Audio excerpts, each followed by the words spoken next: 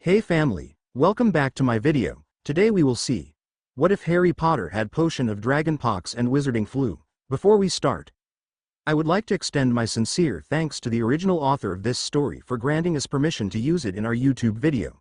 Your generosity is greatly appreciated. The author's creation and the original story's link in the descriptions. Please do check that first. Now enjoy the video. Come on, people. Hustle. We have a deadline. The head healer roared at St. Mungo's potion lab, where a massive amount of potions is currently being produced and prepared for shipment for the oncoming cold and flu season. One brown-haired Medi witch rolled her eyes as she started bottling a set of potions. Slave driver, she grumbled. Another young Medi witch with black hair set a box down next to her friend and smirked. Yeah, seriously. Hey, did you see that hot Quidditch player come in? The first Medi witch stopped bottling, leaving several vials open just waiting to be filled. Oh, I know. I so want to search for his snitch.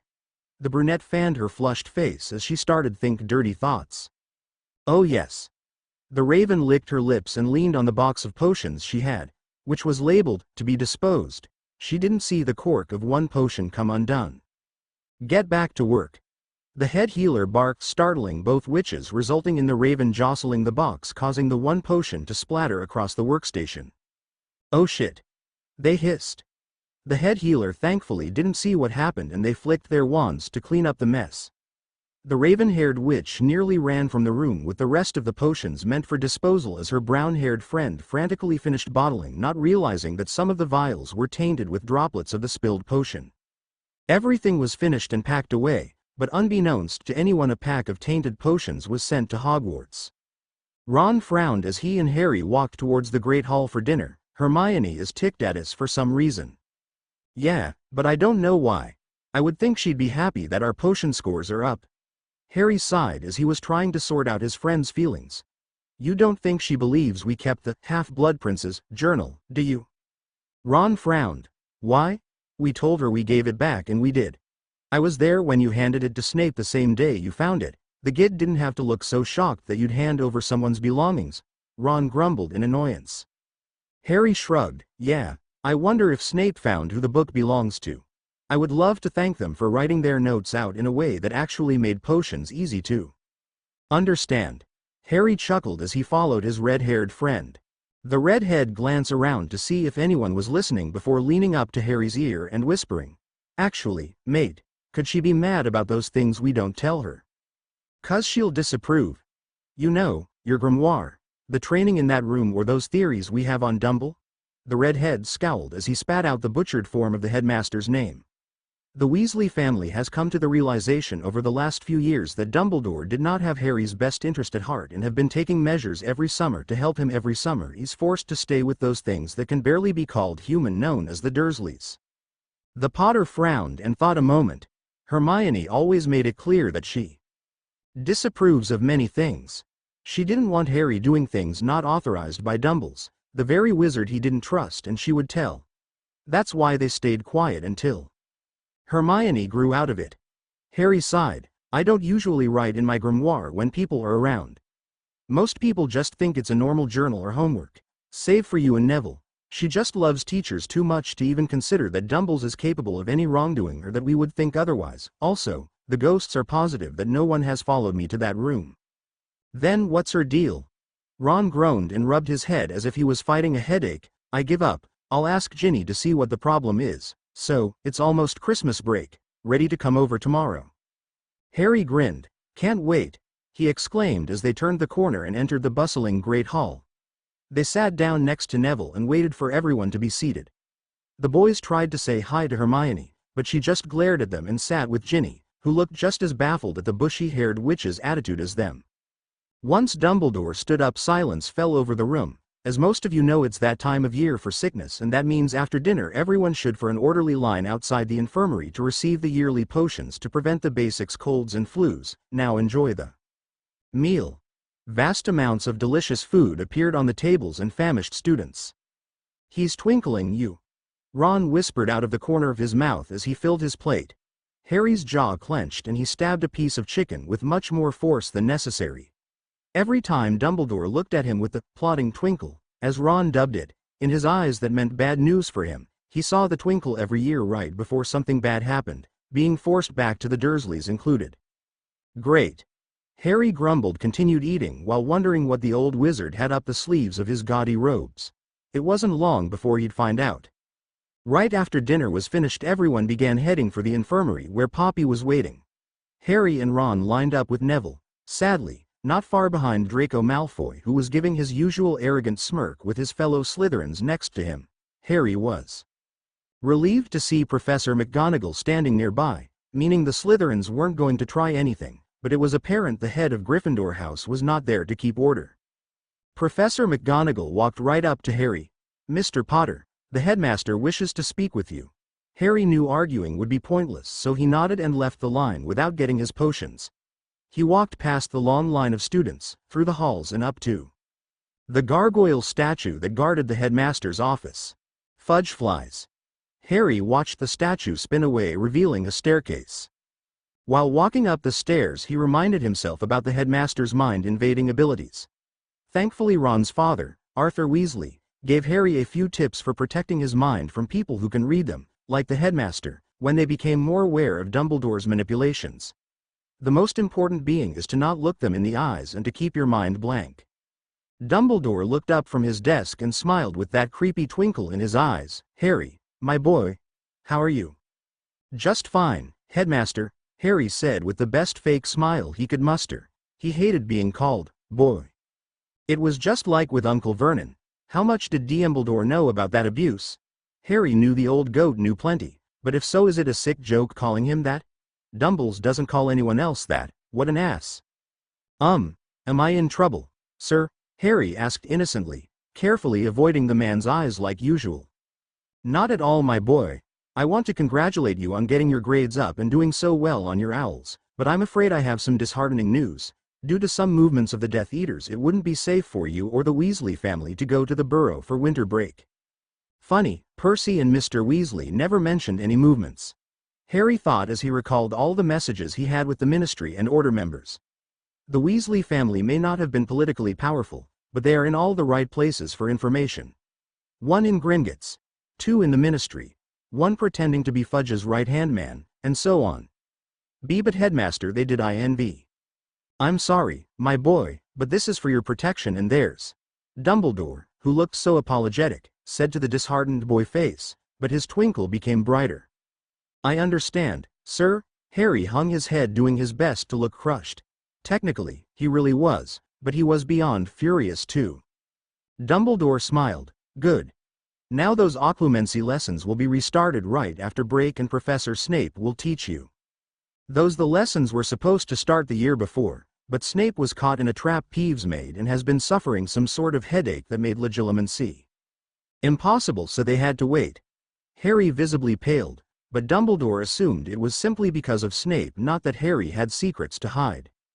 Harry only had a few simple tips to stop Dumbledore from just reading his thoughts, but he can't stop someone from invading his mind. "Why, yes, sir. Can I go now, headmaster? I need to get those potions." "Oh yes, of course. You be on your way, my boy. Oh, and Professor Snape has agreed to take you for his newt class even though you only got an E on your potions owl, and even though it's the middle of the year, so no worries. You can be an Auror like your father." The twinkling headmaster exclaimed cheerily as Harry smiled and quickly retreated.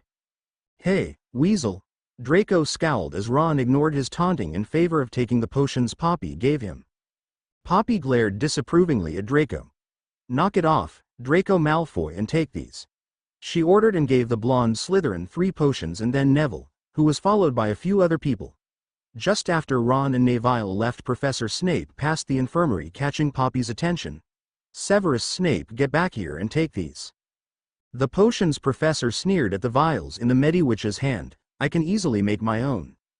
Poppy raised an eyebrow. "Oh, and when in your busy schedule will you be able to do that?" Poppy asked pointedly, making Severus twitch.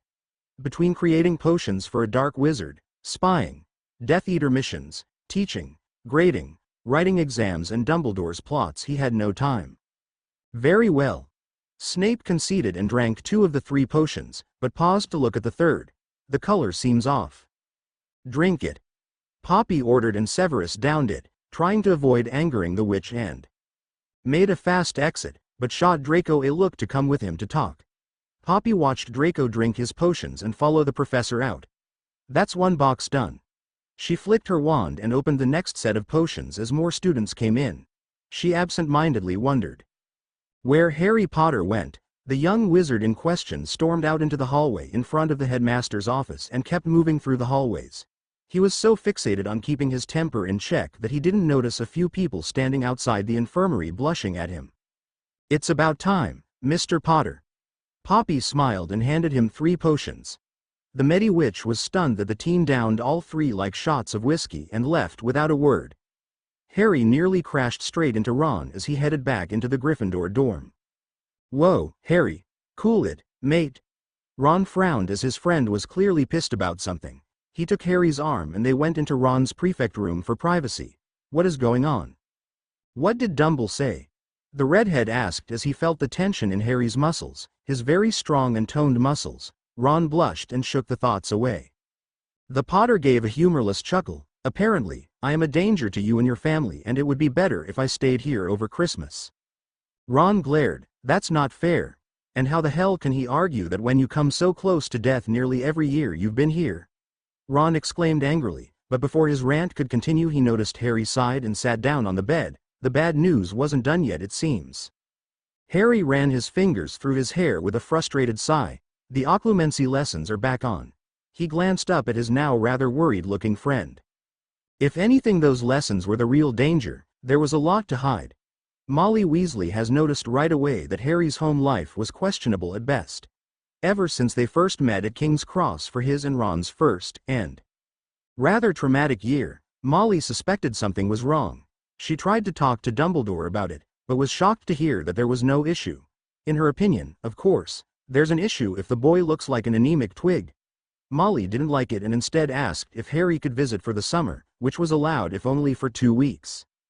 It was perfect timing. The famous 11-year-old arrived at the burrow with a black eye. The Weasleys all saw red. They decided to help Harry the best they could and get plenty of information before going to Dumbledore for further help and advice. A life-saving decision really for each thing Arthur and Molly learned, as they watched the boy play with their own kids over that summer, made them wonder. The boy had been scared at the strangest things, far too skinny, badly scarred from Merlin knows what, and almost went to sleep in the cupboard instead of Ron's room.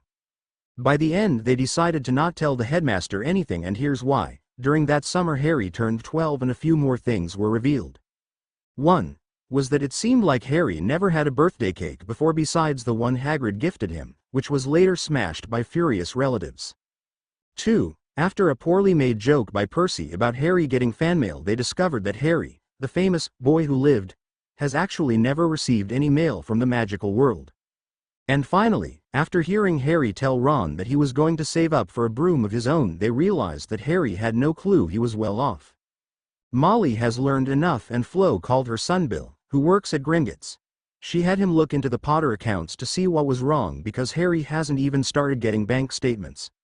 When Bill arrived the next morning, they found out that Harry's accounts are under Dumbledore's control as Harry's magical guardian, and the eldest son said that there was something redirecting Harry's mail. He suspected that it was Dumbledore too. As an added bonus, the Dursleys and Ms. Fig were being paid to care for Harry, but Dumbledore never came to see him.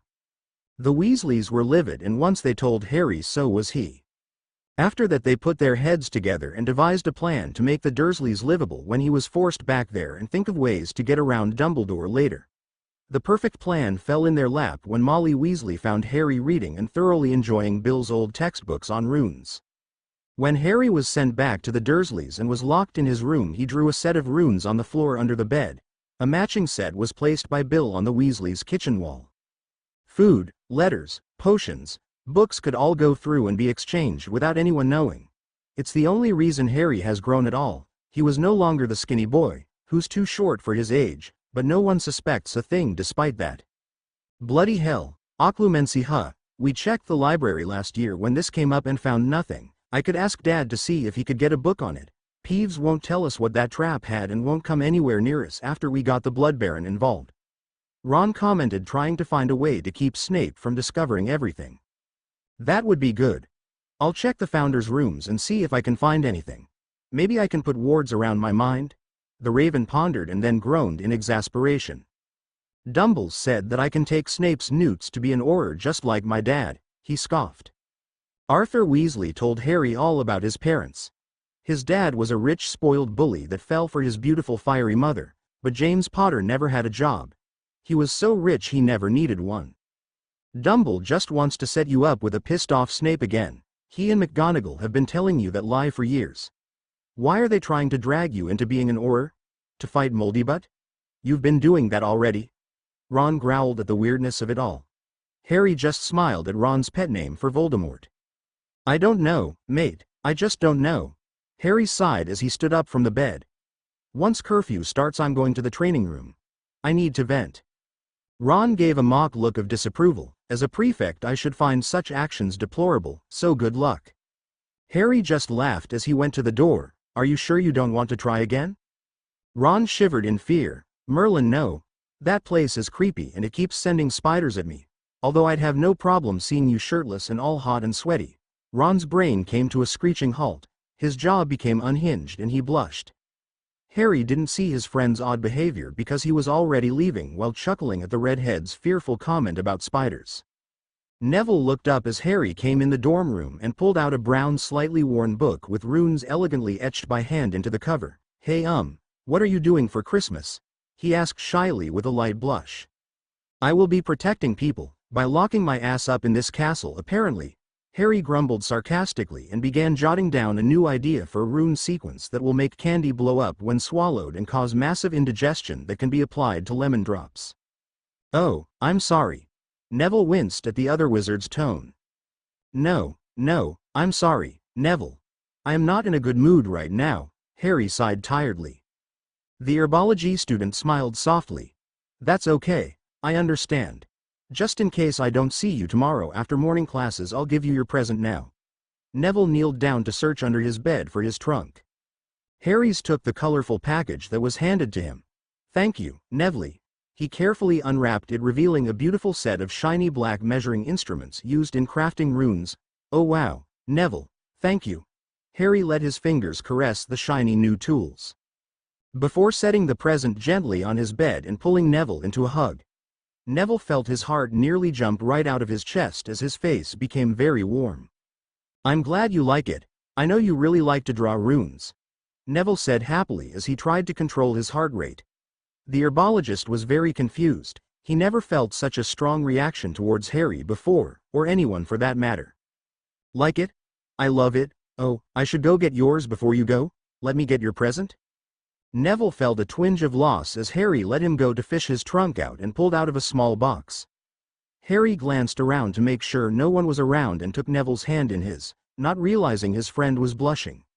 Harry guided Neville's fingers over the runes on the box and the box became several times larger. I found these in the black vaults and wanted you to have them. Thankfully, Bill told him about Sirius's will or he would not have been able to claim it. Neville gave Harry a sad smile at the mention of Harry's late godfather and opened the enlarged box. Oh Merlin, and awestruck Neville's jaw dropped as he saw several compartments filled with rare to extinct seeds and several different tools used to care for them. Oh, Harry, thank you. He closed the lid and touched the runes to shrink it back to a pocket-sized container, and couldn't stop himself from hugging Harry again. No problem, I'm glad you like it. It's getting late, I'm going to get ready for bed. Harry pulled off his shirt revealing his ripped abs too, not only a blushing Neville, but the other Gryffindors that came into the room to go to bed. Seamus's jaw dropped. Bloody hell, Harry. When did you get a six-pack? Harry just chuckled, but didn't respond as he put his book and his new tools from Neville away and pulled out some pajamas. An hour later when everyone was asleep Harry slipped out of bed. His bare feet touched the cool floor and he silently ran his fingers along the frames of his glasses as he put the spectacles on. Unseen runes on the black frames were activated, unsealing a pair of black gloves, black shoes and a dark gray robe similar to his uniform robe. Quickly and silently he put them on. A second set of runes were activated when he tapped his fingertips together. Suddenly, Harry turned completely invisible. His shadow vanished. Any sound he made was completely silenced and after grabbing his wand he left the dorm without anyone seeing. He preferred this outfit. He made himself over the invisibility cloak, which could leave someone exposed easily, and he suspected Dumbles could see through the cloak. The fat lady never realized her portrait being moved with the door to Gryffindor as it swung open. It definitely helped that she was asleep. Harry shut the door and slipped out into the hall. Nearly headless Nick was floating on the stairs with a smile. Even Nick couldn't see Harry, but it's easy to figure out when a door randomly opens and no one's there. The Spectre would watch the Gryffindor entrance for a while to be sure no else came out, so Harry had some peace of mind there as he went down towards the dungeons. Down and down he went, far past the Slytherin dorms, all the way to an unused segment of the dungeons.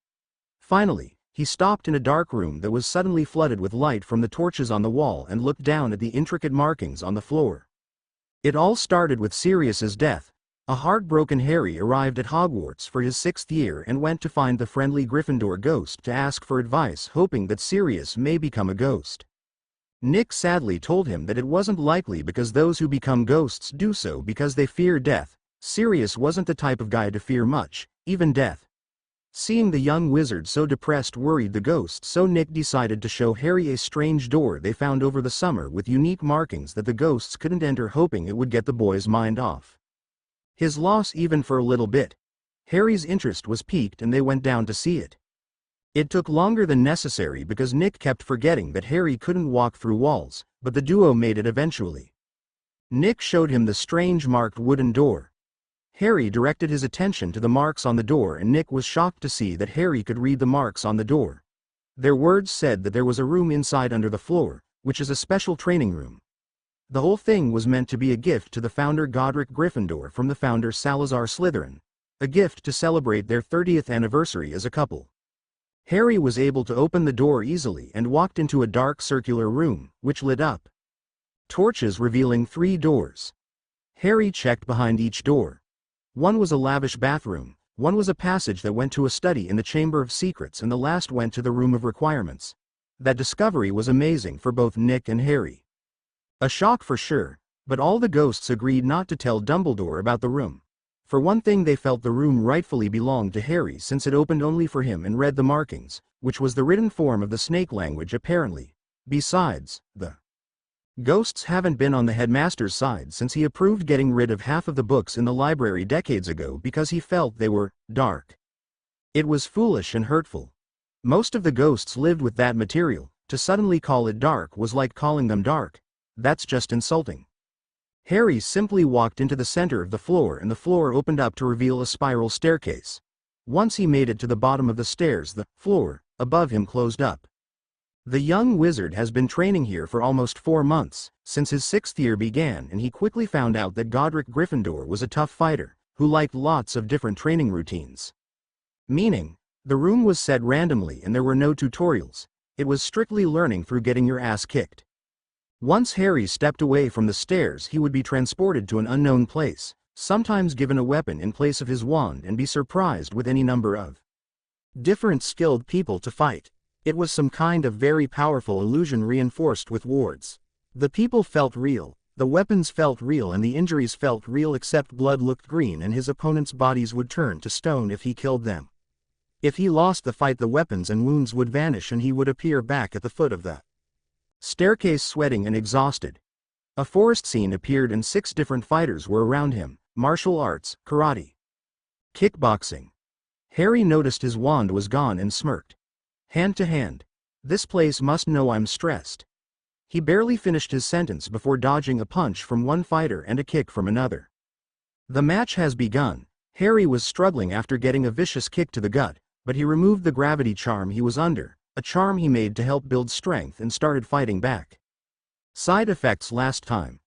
Harry was struggling after getting a vicious kick to the gut, but he removed the gravity charm he was under, a charm he made to help build strength, and started fighting back.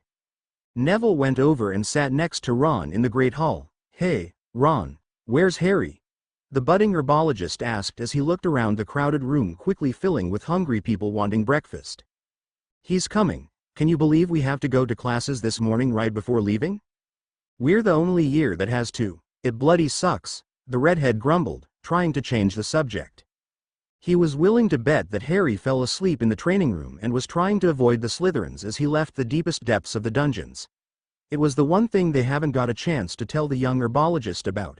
Neville guessed about all on his own and knew something was going, but knew they would tell him like always once they got the chance. Not a moment later he saw Harry running past a startled Draco and heading towards them. Yeah, but it makes sense. We are the year working on passing our newts. I think it's only for our year though. The 7th years get a break since they are taking it. At least, it's only half classes. Neville, who smiled as Harry sat down with them, said, trying to focus on the silver lining. Harry panted slightly out of breath. Hey guys, ready for classes? Yeah, are you okay? You look like you just ran a dozen laps around the Quidditch field. Neville asked. He was tempted to check for a fever. More like up 10 flights of dungeons. Harry thought in exhaustion. He was glad he kept a spare uniform in the lavish bathroom above the training room. Had to take a few detours to safely get past Draco and his goons. Ook, Hermione is clearly still mad. Harry winced as the bushy-haired girl shot him a glare from her spot at the table. Ron frowned. Yeah, about that. Ginny thinks it has something to do with potions, but she doesn't know anything beyond that. Guess we'll find out. Oh, I checked Salazar's study before coming here. Nothing specifically on Occlumency. Harry whispered in the redhead's ear, unintentionally making Ron shiver. Breakfast was a little awkward. Harry could feel Hermione's eyes boring into his head as if trying to set him on fire, and Ron was feeling it too. They quickly finished their meals and went through their shortened classes. The Dada class with Professor Snape was a little scary. Snape was staring at him most of the time. He was sure the professor was beyond pissed about having to take Harry into his newts class and teaching Occlumency. It wasn't his fault. He wanted to jump up and say, I'm sorry, okay. Dumble is making me take your class. Don't snarl at me. But that probably wouldn't be wise. Professor Slughorn's potions class was the last class and it was great. The wizard explained some guidelines to help study and prepare for the newts like the other classes, but explained that Professor Snape would be teaching those in conjunction with the Dada classes. It was also revealed that Harry just barely edged out Hermione for the best potion that was brewed that day, earning a small prize in the form of a box of cauldron cakes. Harry was proud of himself for doing so well and gladly accepted the treat. Victory is sweet. Unfortunately, Harry noticed a certain witch wasn't happy about this. This is ridiculous. I'm going to talk to her, Harry said as he saw Hermione storm out of the classroom the second class was over. Ron noticed. Yeah, we should clear the air before the holidays, and since she won't calm down and talk to us, we better start it. Meet you in a second, mate. Ron called over his shoulder as Harry took off after Hermione. The redhead took a second to steady his heart rate before collecting all of his things. He didn't know why, but he just can't focus on anything other than his friend's big strong hands. It was so strange. Smack, a loud smack followed by horrified shrieks and gasps coming from out in the hall attracted not just Ron, but Professor Slughorn too, and they went to see what was going on. Ms. Granger. Harry. Severus was sitting back in his chair in his Dada classroom. The last class before lunch had just finished, though he was relieved he couldn't shake the feeling that he missed having Harry Potter in his class, and to his surprise he felt no anger towards Albus for forcing him to take Harry into his newt classes. Before he could ponder the odd feelings or why he started thinking of Harry as Harry and not Potter or James's spawn, Slughorn poked his head in the room. I'm glad I found you, Professor Snape. Could you please come to the potions class? There seems to be a problem that only you can resolve involving Mr. Potter and Ms. Granger. Slughorn asked almost pleadingly. Very well. Snape said a little more eagerly than he intended, but ignored it and followed Slughorn to the potions classroom. He was met with the puzzling sight of Harry sitting in a chair clutching his cheek and staring across the room at Ms. Granger, who didn't seem concerned even though Ron Weasley was glaring at her from his spot next to Harry. Explain, Snape ordered. Hermione shot the two boys with her patented high and mighty look. These two could never get the grades they do in potions without cheating, Professor Snape. You see, these two went looking in the back of the library where old textbooks are, and they found a journal belonging to the Half-Blood Prince. The book contained potion tips, recipes and spells.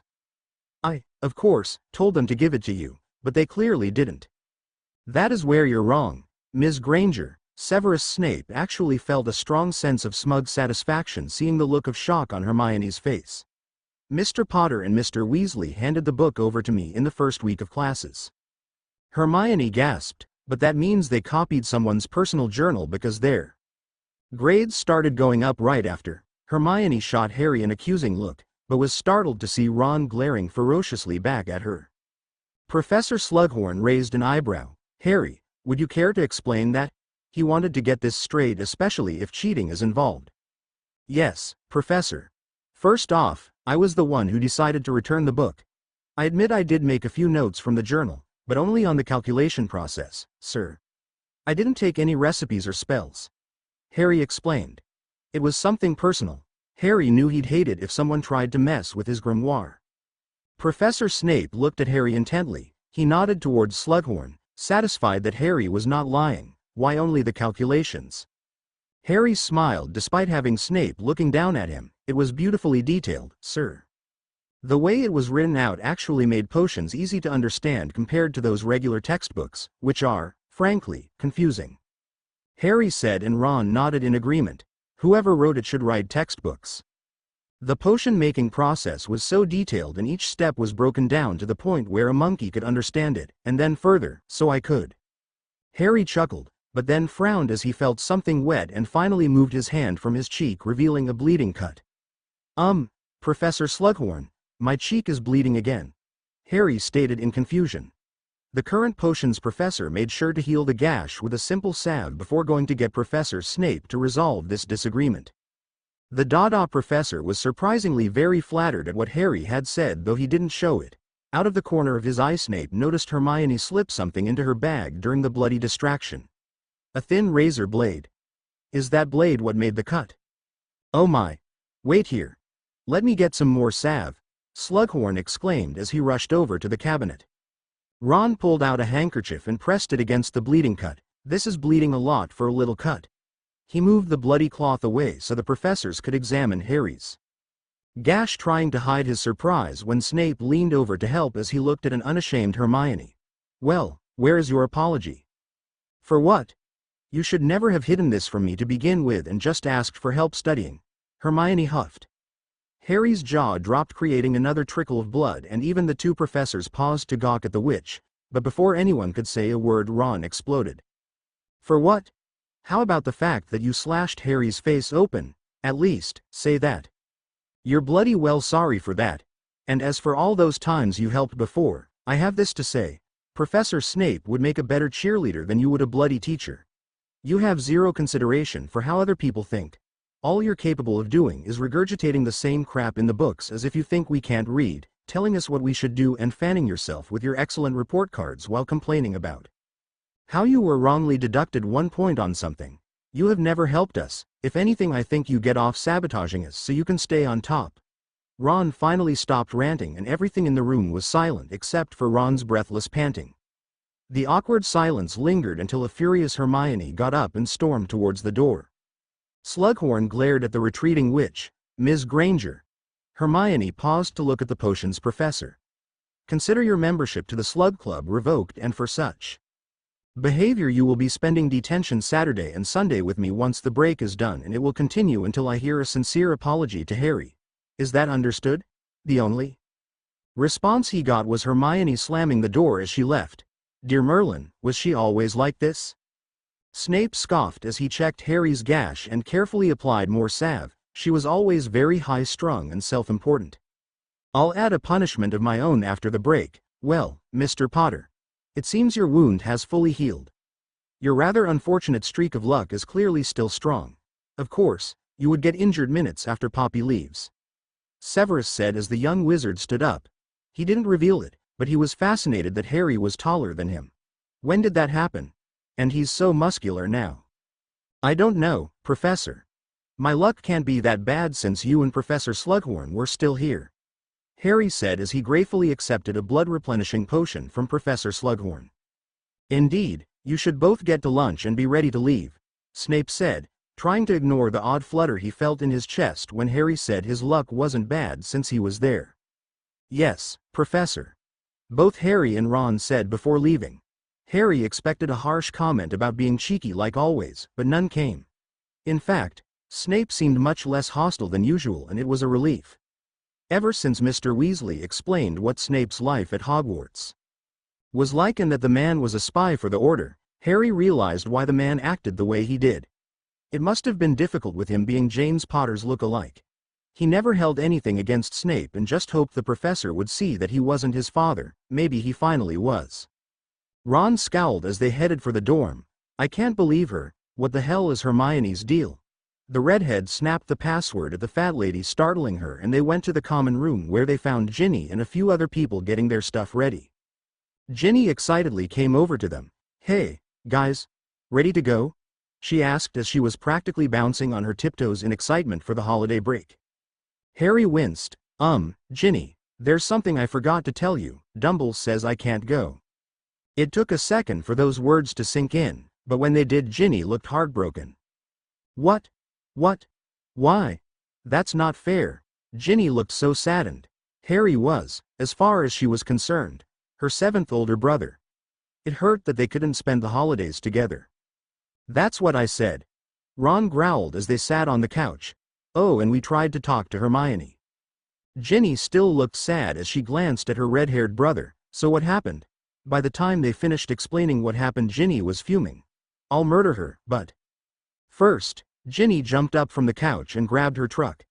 The two wizards blinked as she pulled out a colorful package with Hermione's name on it and chucked it into the fire. Ron chuckled nervously as he watched his sister poke the charring package with a fire poker with a sadistic smirk as the present crumbled away. Ook, we better go get lunch.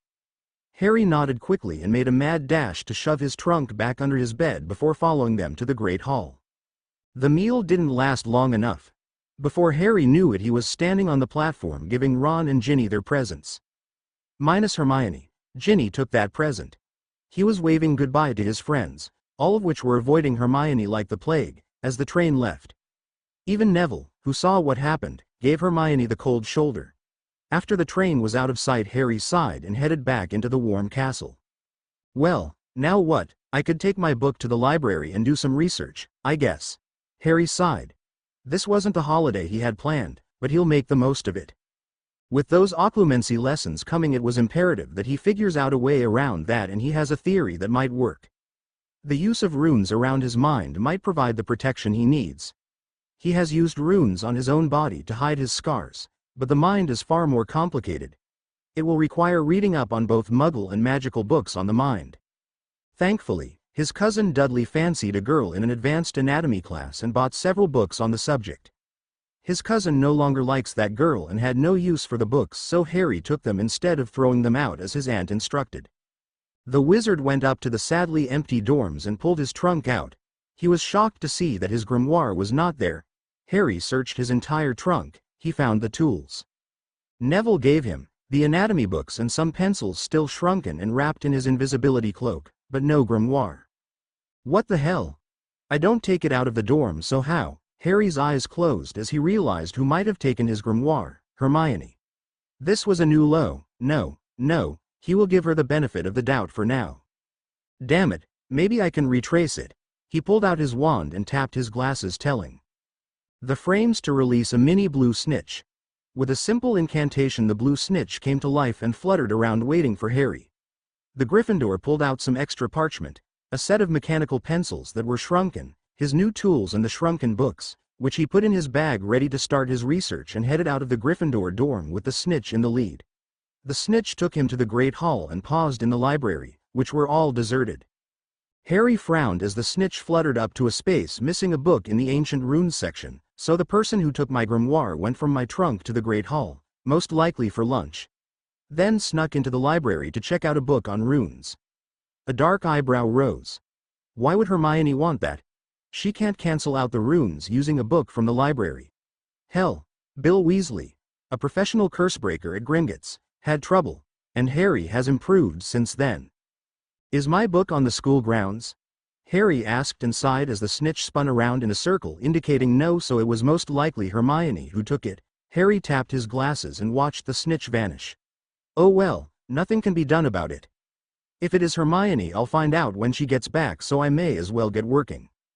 After finding a table in the section closest to the somewhat useful magical books on the mind, he went about unshrinking his things and pulling out his new tools. As he suspected, the magical books weren't all that helpful. He couldn't help but wonder why there are no books on occlumency here. Salazar's study he understood. The wizard's passion was potions, but still there was more information there than in this library, even if it was in the form of tiny references. The anatomy books were much more helpful. He even found a caption that talked about deep meditation as a means of reaching the deepest parts of one's mind and things like hypnosis. If he could reach that state of his mind, maybe he could set up barriers that will keep certain parts of his mind safe without it looking too suspicious to Professor Snape. All he had to do was focus on the complex functions of the brain and devise the runes that won't conflict with them. Just as Harry felt he was onto something, someone sat down at his table. It was Draco and Blaise, and it seems Goyle was right behind him, keeping him from getting up to leave. This suddenly got awkward. "Can I help you?" Harry asked, trying to look for an exit that didn't require threatening Goyle with one of the hidden daggers in his sleeve that he took from the room of requirements. "Why are you here, Potter?" Draco demanded without the usual arrogant tone. He seemed to be just curious. Harry sighed. He never started any fights with them, and he refuses to start now. An unexpected change of plans has kept me here for the holidays. Draco glanced at Blaise before looking back at Harry. "And what would that be?" Harry clutched his chest in mock hurt. "Why? So you can fix it and get rid of me? Does spending Christmas with me really sound so bad that you want to know all the dirty details of my life and fix my problems? I'm hurt." A snarl or sarcastic comment should any minute. Now, any second now, or not? Harry raised an eyebrow. The Slytherins actually seemed unsure how to respond. Were they really just curious? Harry blinked. "To answer your question, I've been labeled a danger to those around me and told to stay here for protection," he said as he casually went back to reading his books and subtly watched their reactions. "What? How does that make any sense? You have been nearly killed every year here. You'd be better off sleeping in Gringotts," Blaise scoffed. Harry couldn't resist a short laugh at the thought of the goblins' faces if he tried that. As hilarious as that would be, "I'm stuck here. Headmaster's orders." Harry flinched as he realized that he revealed too much, not in what he said, but how he said it, as in the contempt in his tone when he said, "Headmaster's orders," but it was too late. The observant Slytherins heard. Even Goyle seemed to notice. "Ook, well, I better go." Goyle placed a hand on Harry's shoulder and forced him back down. Then again, staying seated sounds like a great idea. "Glad to see you're looking out for me, Greg." Harry mentally snickered at the flustered look on Goyle's face when Harry used his actual name instead of Goyle like everyone else. Draco crossed his arms over his chest. "We aren't done here, Potter." The green-eyed wizard pretended not to notice the little slip, "So I gathered. What happened back at the potions classroom after Granger mutilated you?" Blaise nearly growled, startling Harry. This entire situation was making Harry's head spin. They really seemed concerned. Did he fall into another world or something? Oh well, as long as they weren't giving him a hard time, he won't question it. The green-eyed wizard shrugged. "Professor Slughorn healed my cheek, went to get Professor Snape to help clear up a few things." "You mean about the Half-Blood Prince's journal?" Draco quickly concluded. The only reason the blonde knew was because Severus Snape was his godfather, not that Harry knew that little fact. Yeah. Harry mentally rolled his eyes. Of course they would know. Slytherins talk. "Hermione claimed that Ron and I never gave it to Professor Snape. Once the professor told her we did, she still claimed that we were cheating. I explained that potions became easier when I saw the calculations written out, and that was it. Well, I needed to be healed again." Blaise held up a finger silently, telling Harry to be quiet. "Hold it. What was Granger's punishment? You didn't that she when she apologized." "And what do you mean you had to be healed again?" a horrified Draco demanded. Harry winced at the Slytherins' tones. They weren't pleased, and they will most likely not like what he was going to say next. Hermione got detention with Slughorn and she was kicked out of the Slug Club." "And with Professor Snape?" Draco asked. "Well, Professor Snape didn't give her punishment at the time. He seemed more focused on applying a salve to my cheek since the gash Hermione made when she slapped me reopened and was bleeding pretty badly," Harry said with a shrug, hoping that this will be the end of the questions. Draco scowled. "Sounds like she hit you with something that was dipped in a potion to mess with the healing process. That's the only reason the wound would have opened up again. Professor Snape won't let that go without a punishment." "You didn't answer Blaise's question." Did she apologize? Not that it should make a difference. The bitter laugh that escaped Harry's lips startled the Slytherins. Trust me, Draco, what she said made a big difference. Her apology was her simply saying that it was my and Ron's fault for not telling her everything. She wasn't sorry in the least. It was obvious the Slytherins were fuming at this. But why? Not long ago Draco would have been cheering Hermione on. Blaise would have ignored it and Goyle cheering with Draco, so what's with the sudden change of heart? Before Harry could ponder the issue further, the awkward silence was broken. I don't remember seeing books about the complex neural pathways of the brain in the library. These look like Muggle books.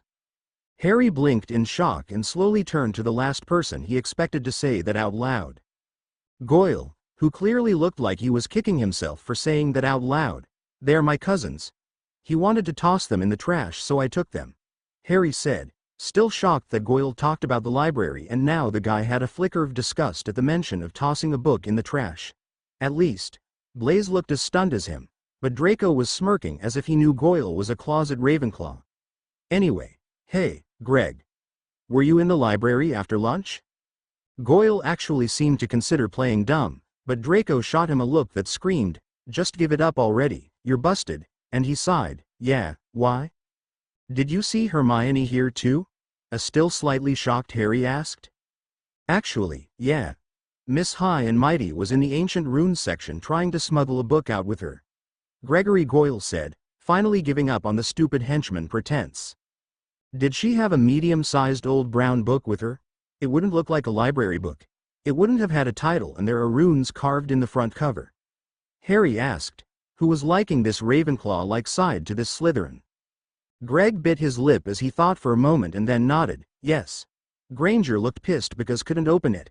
Guess that's why she took the ancient runes book, which I doubt will help. Books on runes only go over the rune symbols and simple chains, but if the person was creative then a book won't have the answer written there. That's a field that requires experience to break complex or creative rune chains. Why do you want to know? No reason. Harry said enough, though it was obvious that he was beyond pissed with the news. Excuse me.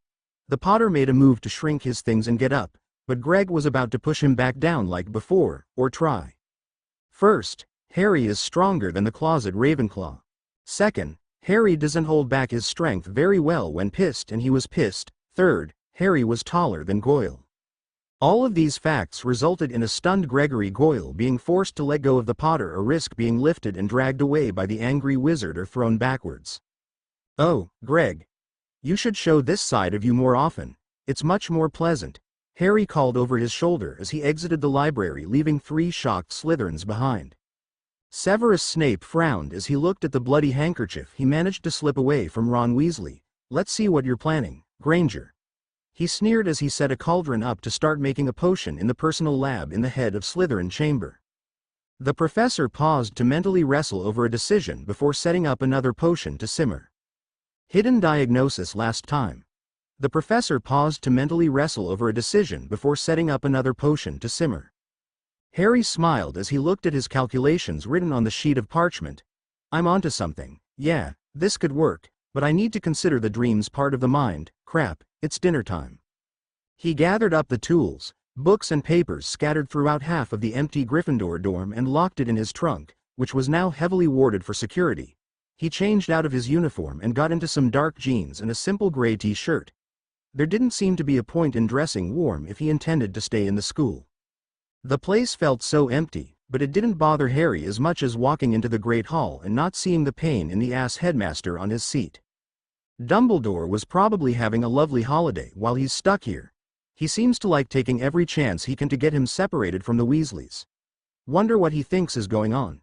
The runes under his bed at the Dursleys were still intact every time he went there, and Dumbledore never made him live elsewhere, so if he didn't know, what is this all about? And where was Professor Snape? He is the only one who stays to watch the students who stay for the holidays, but the professor's seat was empty. Potter, come sit. Harry raised an eyebrow as he spotted the 3 Slytherins from before and remembered the almost unbelievable conversation that occurred just a few hours ago. His head was still trying to wrap itself around it. Okay. But why are you guys acting like this? Most of the time you're picking fights, Harry commented curiously as he sat down next to Draco and across from Blaise. Draco rolled his eyes. You're no better. The Potter raised an eyebrow. How so? I never started any fights. Ron and I try to ignore you when you're in your moody time of the month. Blaise and Greg tried, but failed epically in stopping their snickers, making Draco blush in anger and a little embarrassment. What do you mean? You started that fight? Draco paused, trying to think of an example. Greg cringed. He's right, Draco. It's always either you or Granger. Yeah, I only step in when things go too far. Hermione is showing more issues the longer we know her. Harry grumbled.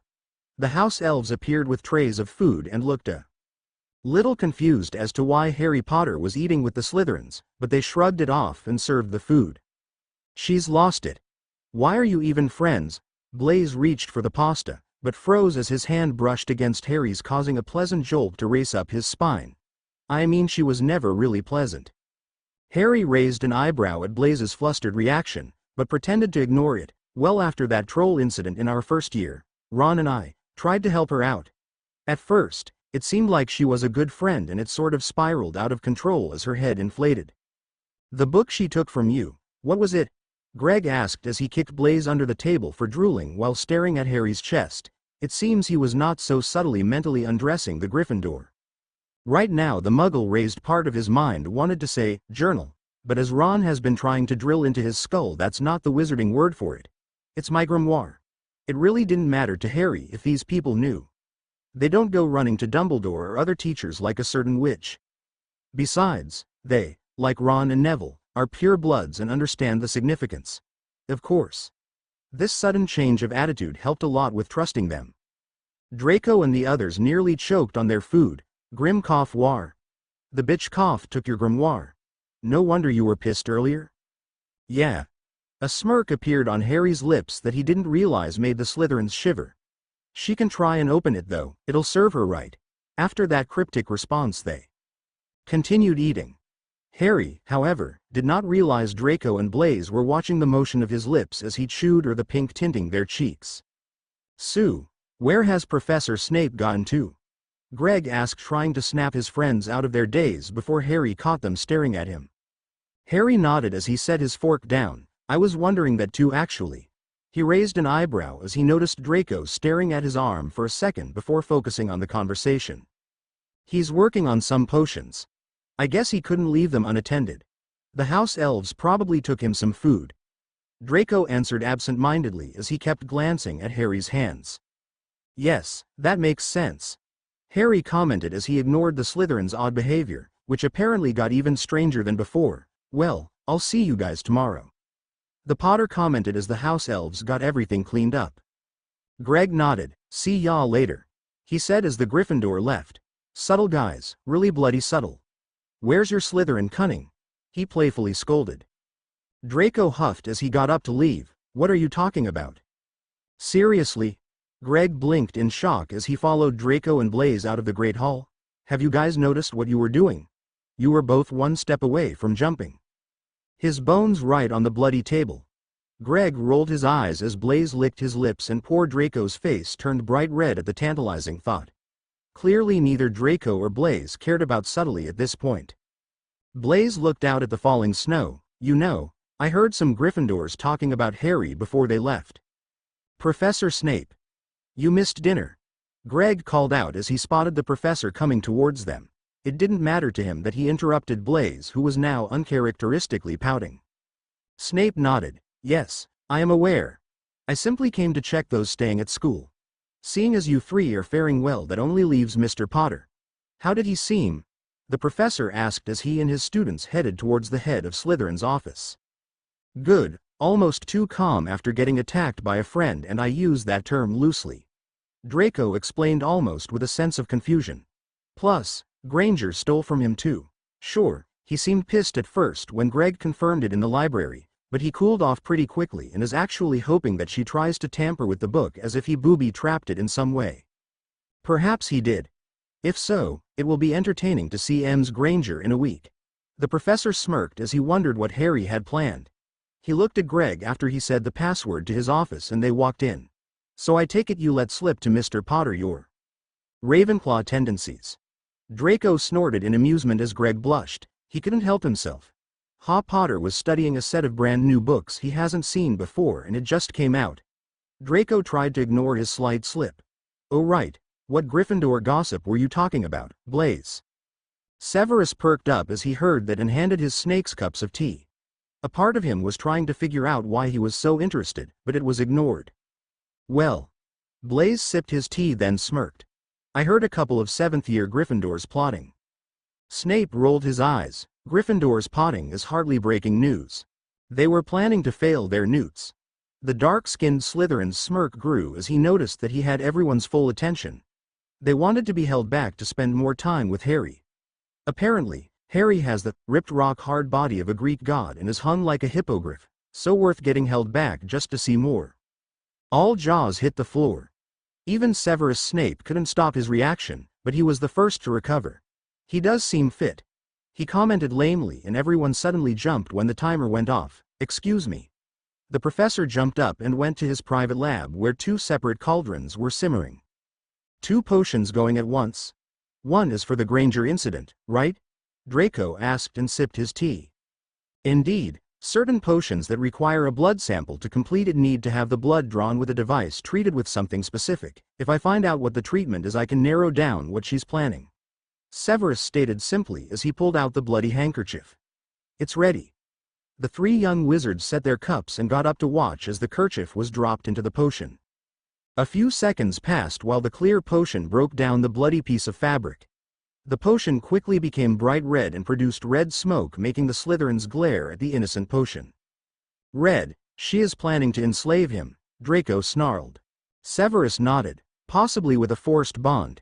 If we can't stop her before she enchants him it can be reversed, but we need to wait and see which specific potion or ritual of the many enslavement options she uses. If we use the wrong cure to help him we could easily hurt him. We'll have to watch Mr. Potter carefully. Greg raised an eyebrow as his 3 fellow Slytherins all seemed too eager to agree to watching Harry. I'll try to keep them under control for Harry, but I doubt I can keep it up for long now that the professor is on whatever crazy train the others are riding too. Admittedly, Greg found the whole thing funny and surprising. Surprising, because it was a sudden change that came out of nowhere. Funny, because despite their attitude change being an unexpected surprise, he always suspected that they actually liked Harry deep down and just tried to hide it, but they can't seem to hide it anymore. Only a few minutes later the young snakes left and Severus disposed of the potion. However, when that was done he looked at the other still brewing potion in irritation. What kind of potion would make the potion master so impatient? Molly Weasley hummed happily as she cooked. Bill and Charlie should be here any minute. Percy, could you help set the table? Sure, Mom. The train should be pulling in any minute too. Percy chuckled and rolled his eyes as Fred and George were making a ruckus upstairs while creating something new for their store. I'm glad their store is hitting it off, but do they have to invent in the house? Stay out of my room, you troublemakers, he shouted with a fond smile as he heard snickers. I know, I'm proud of them. I wish they finished school, but proud nonetheless, and of you too, Percy. I know you don't like the minister, but any extra help is good for everyone including Harry, she said happily as she set a platter of meats on the table. Percy shrugged as he placed 3 more plates and utensils in place. Fudge is a fool, but I doubt he'll last, and it did help with that Umbridge woman. The spy smirked. The red-haired mother chuckled. That was a very clever move, switching the mail and paperwork so a different person went instead of that heartless woman. I will never regret that. Can you imagine my baby sister and brother and Harry at Dolores Umbridge's mercy? That witch uses blood quills. Percy sneered in disgust at the thought of the sadistic woman. I am happy my little paperwork mishap sent her to Alaska. The ministry ended up sending a dull worker who slept most of the time and made it clear he hated teaching, so the Dada classes weren't productive, but it was the better option. I just wish I could have helped Sirius. Molly hugged Percy soothingly. You did everything you could without being discovered. You did save a lot of people by subtly changing the patrol times so those Death Eaters were discovered faster, and you figured out Harry was being sent false visions. It's not your fault. Sirius found out that Harry took a few friends to the ministry to act as bait and rushed in with those order members. He didn't know Harry and the others had porkies to get them out safely. Nothing could have been done. You're right as usual. Percy chuckled. That's right, now stop dwelling, Bill. A rush of green flames revealed the cursebreaker standing in the fireplace, and soon after Charlie appeared. Once the table was set, Ron, Ginny and Arthur walked in. "Oh, it's good to see you all. I missed you." She hugged her children, but looked around for her unofficial green-eyed son. "Where's Harry? Is he bringing things from the car?" Arthur looked both serious and nervous at the same time. "Maybe you should take a calming potion." "Where is Harry?" The red-haired mother placed her hands on her hips and stared her frightened husband down. Ginny clenched her teeth. That jerk Dumbles forced Harry to stay at Hogwarts even though Harry was supposed to come here. There was a deadly silence that lasted a few seconds before, "What? I'll murder that meddling old goat." Harry shivered slightly as he walked down the halls. "I can tell from here Mrs. Weasley is mad." He smirked as he imagined Dumble running into his mother figure about right now. It would be a bloodbath. Hilarious homicidal images aside, Harry headed towards his dorm to find out if the wards will work. Before he got there, he heard voices and ducked down to avoid being seen on the moving stairs. He couldn't tell what they were saying with all the portraits chatting, but it was definitely Dumbledore and McGonagall talking. Once they rounded the corner, he followed after them, but not too far. In the first private hall that had no painted spies hanging on the walls, he threw on his special robes, boots and gloves. One tap of those fingertips and Harry Potter vanished from the visible eye. "Let's see what that old goat is planning," he said without fear of being overheard. He tested his ward system many times. If several creatures in the Forbidden Forest couldn't hear him walk right up to them through old leaves and sticks or even scream, then he was safe to speak. So he swiftly moved out of his hiding spot and walked right up to the two members of the Hogwarts staff. "Are you sure, Albus? 6 horcruxes?" Minerva hissed in a horrified, shocked tone. Harry stayed just steps behind them, listening carefully. "I'm afraid it's technically 7. Voldemort split his soul 6 intentional times, and when he attacked Harry as a child he tore his soul again. That 7th fragment is in Harry." "Fudge flies." The headmaster stood with the Transfiguration teacher as the stone statue guarding his office revealed the stairs, completely unaware of the stunned and furious teen behind them.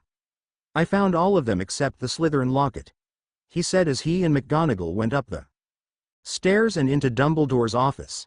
Harry quickly moved through the opening before it shut and stood near the snoring Sorting Hat. "Are you going to destroy them?" Minerva asked. No, of course not. You remember what the prophecy says about Harry. Only Harry can kill Voldemort, so I'm going to start showing Harry a few memories of Tom Riddle's past to start him hunting them. It should be fine since he already found one and destroyed it with a basilisk fang," Dumbledore said nonchalantly before popping a lemon drop into his mouth, unaware of Harry glaring at him. Minerva nodded. "I see, you mean that diary in the 2nd year?" "Yep.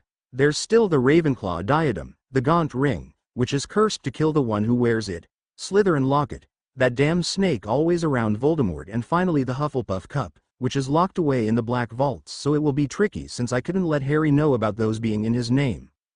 Dumbledore shivered suddenly as he felt like someone was within inches of trying to strangle him. Harry decided to calm down and instead dropped a few drops of an experimental potion Fred and George wanted to test over the bowl of lemon drops. They asked him to slip into the drink of the first person who gave him a hard time since they weren't there, so this is the perfect chance. "Yes, if we want Harry to fulfill the prophecy he has to be controlled, and we can't have him messing with the Order's headquarters at 12 Grimmauld, but the prophecy stated that both Harry and Voldemort must die. Harry is a horcrux, meaning he has to die or Voldemort will live on. Will Harry kill himself?" Minerva asked. The fact that she spoke so casually about his death unnerved Harry a great deal. Dumbledore reached over to grab another lemon drop and sucked on it. "I believe he will. I'm trying to keep him from the overprotective Weasleys so they won't try to interfere, but just in case I will slip him a few loyalty potions, which I have here. I wanted to get a house elf to set that up before we leave Aga Hiccup." Dumbledore clapped a hand to his mouth and Harry burst out laughing as the next hiccup turned the headmaster's skin green and the next turned his hair bright pink. Each violent hiccup after that made his beard create pink bows and start floating. It was funny. "Oh my, Albus, what's wrong?" When Minerva didn't get anything but hiccups as a response, she actually looked worried.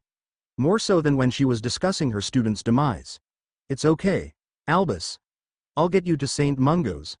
Go to the flow."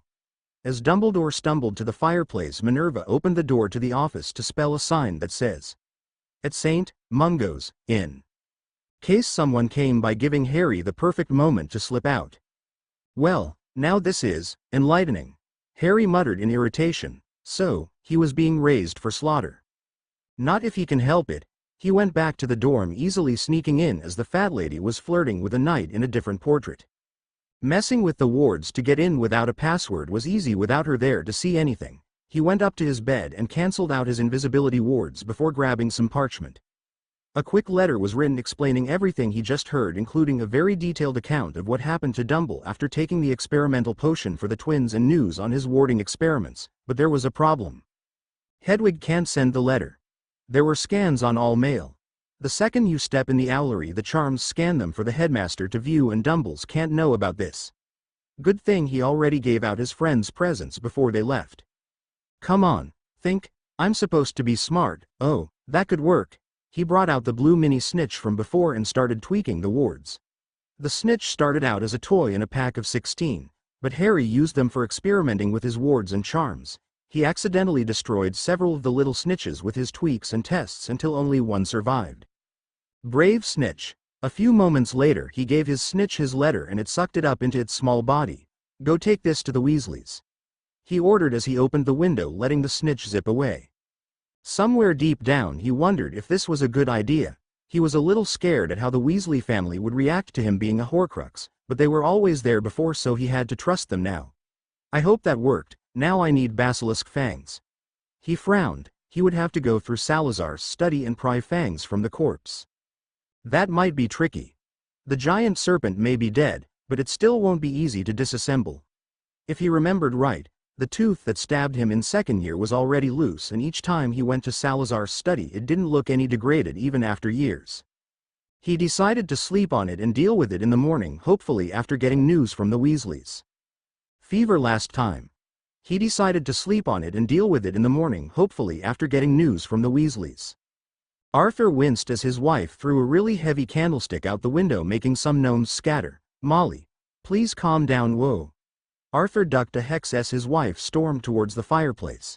"Someone grabbed that flow powder." Charlie bravely nabbed the bag before his mother could get to it and threw it to the twins, who bolted up the stairs with it. "Get back here with that," Molly shouted. Her rather impressive magic flared. No one messes with her children, and Harry was one. Percy smiled nervously as he and Bill blocked the fireplace. "Mom, you have to calm down before you do something stupid." The Weasley matriarch growled. The man should be skinned for what he does to Harry. Ron sighed in relief as his mother visibly calmed down a little, but he knew this wasn't over yet. "We know, Mom, but the manipulative old fool worded it said that, yet again. It sounds like he only has Harry's best interest in mind. If we try anything he could sever us from Harry completely." He noticed Ginny pouting and that she made no attempt to stop her mother. Instead she was looking up at the bag of flow powder in the twins' hands. "It's true. He is making it so that if we try something he could send us to Azkaban. We won't be much help to him there. We need to calm down and play by his rules. For now," said Arthur cautiously. No one moved until Ginny stopped looking at the flow powder and Molly sat down at her table. Molly nodded sadly. "You're right. I just hate the fact that Dumbledore is trying to isolate Harry. What does that goat want? Hasn't Harry been through enough?" "I don't know, but unlike his relatives, Dumbledore can't try to starve Harry there. The house elves like Harry too much, and I doubt Severus will let that fly on his watch, even with the personal issues he has with Harry's father," Bill pointed out as he and Percy slowly moved away from the fireplace. The red-haired family settled down to eat. It was a rather somber mood, but how could it not be when a member of their family was missing for the holidays? However, a clicking sound caught their attention and everyone glanced around looking for the source. There, tapping at the window, was a mini blue snitch fluttering around outside. "That's Harry's snitch," Ginny yelled excitedly and opened the window, letting it inside. It fluttered up to her and let the letter slowly leave through the bottom of its body, but not completely. The letter was dangling by one corner, waiting for someone to take it. So cool, she snatched the letter and opened it. "Come on, Ginny. What does it say?" the twins asked in perfect sync, but everyone became worried as Ginny started to tear up.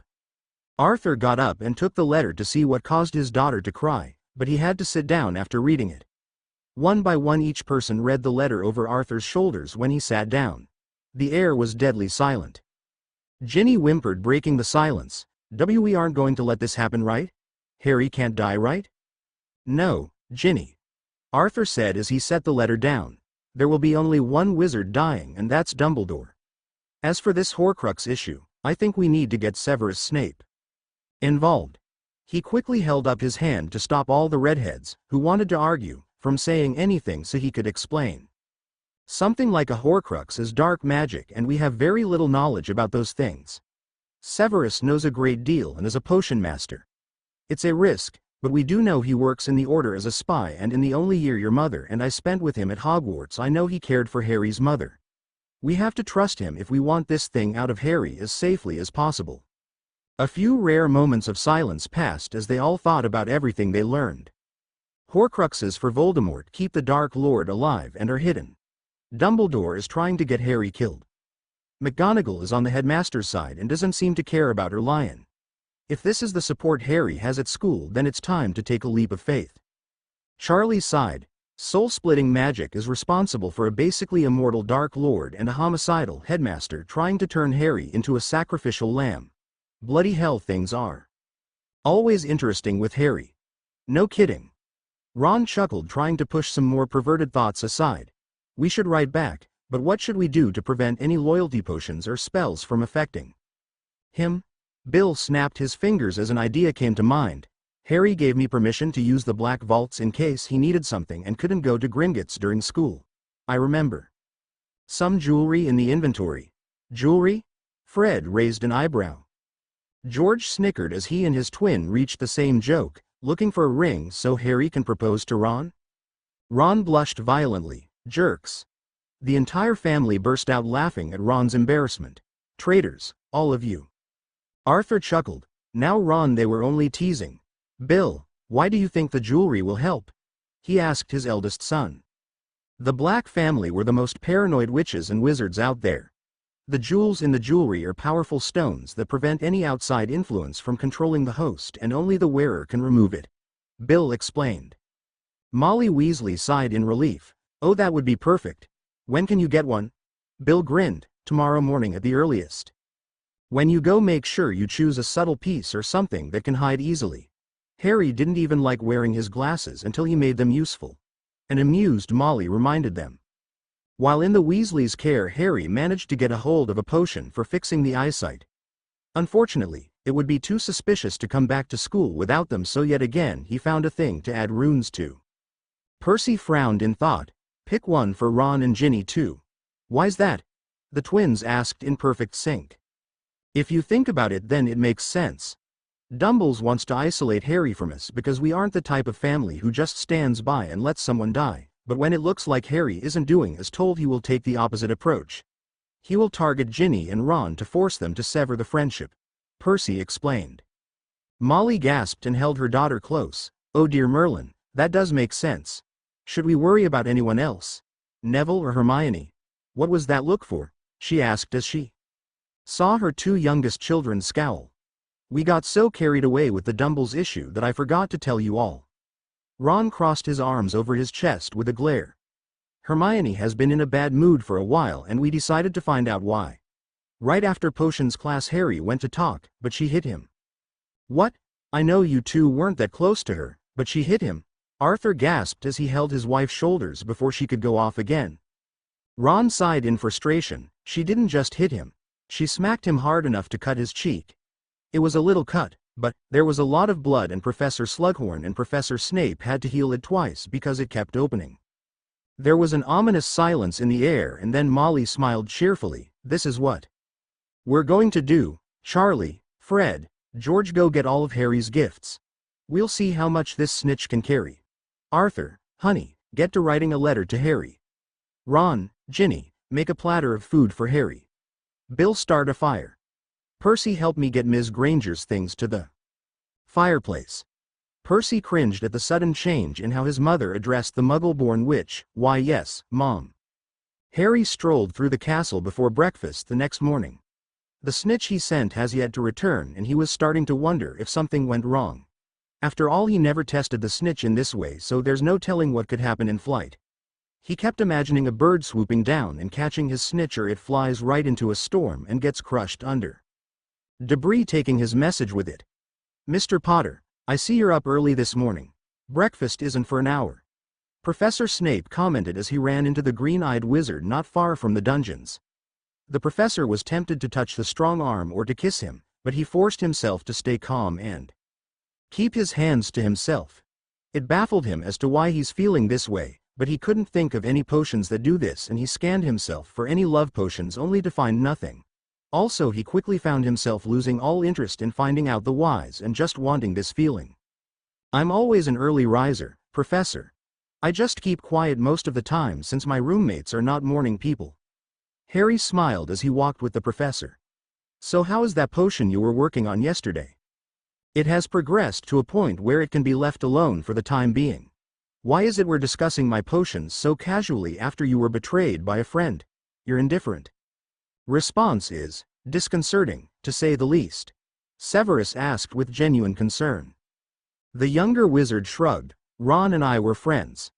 We tried to be friends with Hermione, but we were not as close. She always had to be right, and she believed certain things that were off-putting. We both tried to get her to realize she was wrong, and there were good moments, but we didn't confide in her for a lot. It was more us tolerating her most of the time.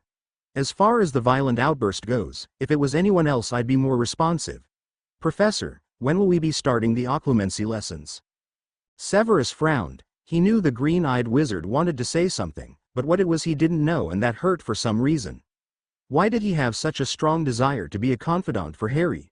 I was thinking of starting just before everyone returns. It may be beneficial to start with a minimum number of possible interruptions, so we can be alone together. The stray thought caught Severus completely off guard, and he blushed. Harry raised an eyebrow as the potion's master turned slightly red. Are you okay, Professor? He asked before gently touching the man's neck to see if he had a fever. I am quite fine, Harry. Severus stated, not sure if he was more annoyed with himself for letting himself get so easily flustered or with Harry for being dense. Oh, that hand felt so good on his skin, though. I'm supposed to be looking after you, not the other way around. What? He raised an eyebrow as Harry stared at him. Harry simply smiled. You never used my first name before. The potion's master was speechless. He had no idea that he had slipped that much. Indeed, it's time for breakfast, Severus said quickly, and Harry finally moved his hand from the man's neck, not realizing that the contact was desired. Going back to the subject of Ms.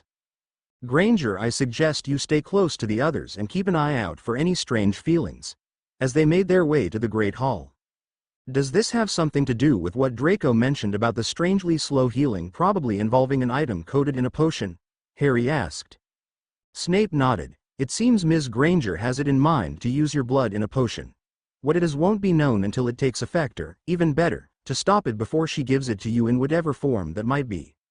Don't accept food or anything wearable or can be inhaled. I know, Professor. I actually do pay attention in class, even if I didn't understand it very well until recently. Harry nodded seriously, and a thought occurred to him. Now this makes sense. Hermione never did give me a present after I said I was staying. He sighed as he removed his glasses to pinch the bridge of his nose in a sad attempt to ease the oncoming headache. He was regretting trying to be friends with the witch. A scowl appeared on the professor's face. Then that may be her plan.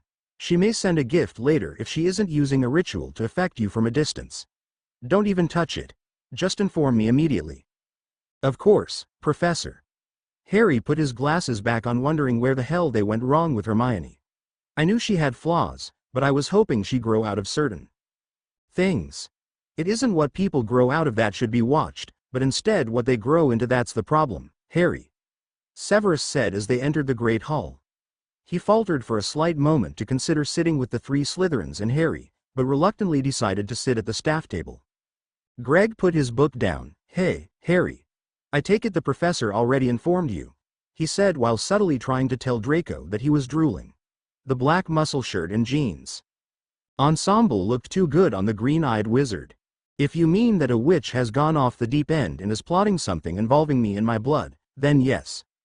Ron is going to go mental when I tell him. Harry frowned as he thought of his friend's reaction. Ron is more like his mother than he likes to admit. Blaise smirked. I'm more interested in what his brothers will do. The twins were always great at retaliation. Draco stunned Harry with a not very Draco-like pout. Don't remind me. It was luck that Greg could reverse the spell to turn my hair back before breakfast. He blushed slightly as Harry chuckled. That was third year if I remember correctly, Harry commented as the food appeared. How do you know? Draco exclaimed. Harry shrugged. They were telling me and Ron about it before coming to breakfast. Apparently, your hair was supposed to be pink spikes with gold tips or something like that. Harry chuckled as he added some fruit to his plate. They were pretty disappointed when you didn't appear with their chosen hairdo, he said before eating his meal with the others. They don't know I removed it, right? Greg chuckled nervously. No one wanted to be on the twins' shit list. Severus rolled his eyes. Mr. Goyle, you fooled the entire school into believing you can't read.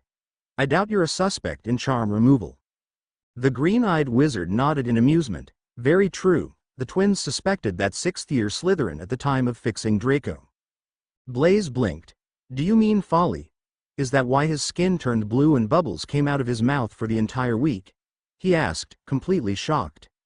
Yeah, but I didn't know until a week after. Harry admitted, making sure to point out that he had nothing to do with the actual prank. Not that it would have mattered if he did. Folly was an ass that no one liked. He thrived at being the best, not unlike Hermione. The bubbles he was spewing that week were the only good thing about him, and due to Folly's excessive use of the word mudblood, Severus wouldn't have given a punishment even if the prankster was found.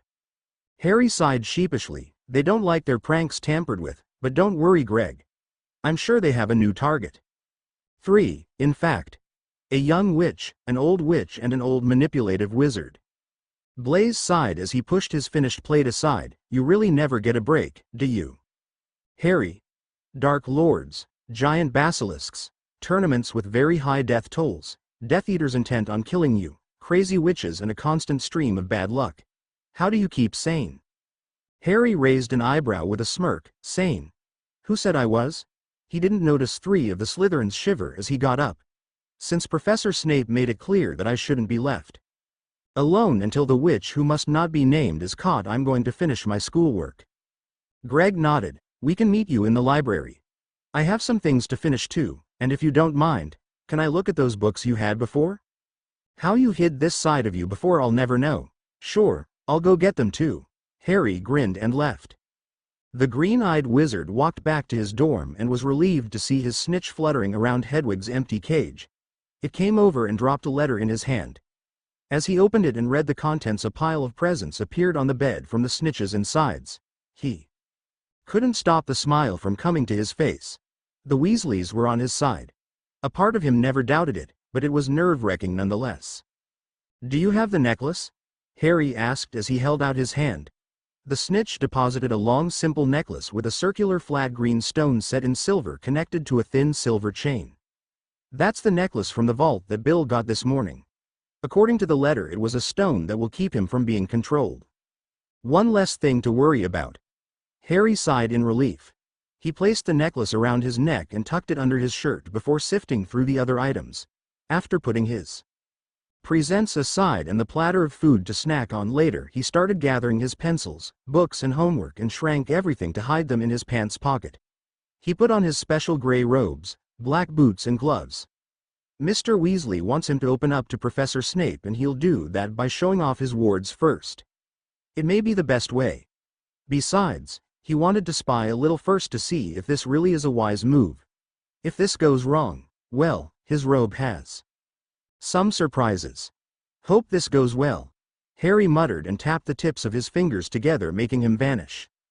With his body no longer visible and his sounds silenced, he slipped out of the dorm. He traveled through the halls towards the library to see if they were there already, but strangely enough they weren't. Shrugging it off, he headed for the Slytherin dorms to see if he would catch them on the way to the meeting spot.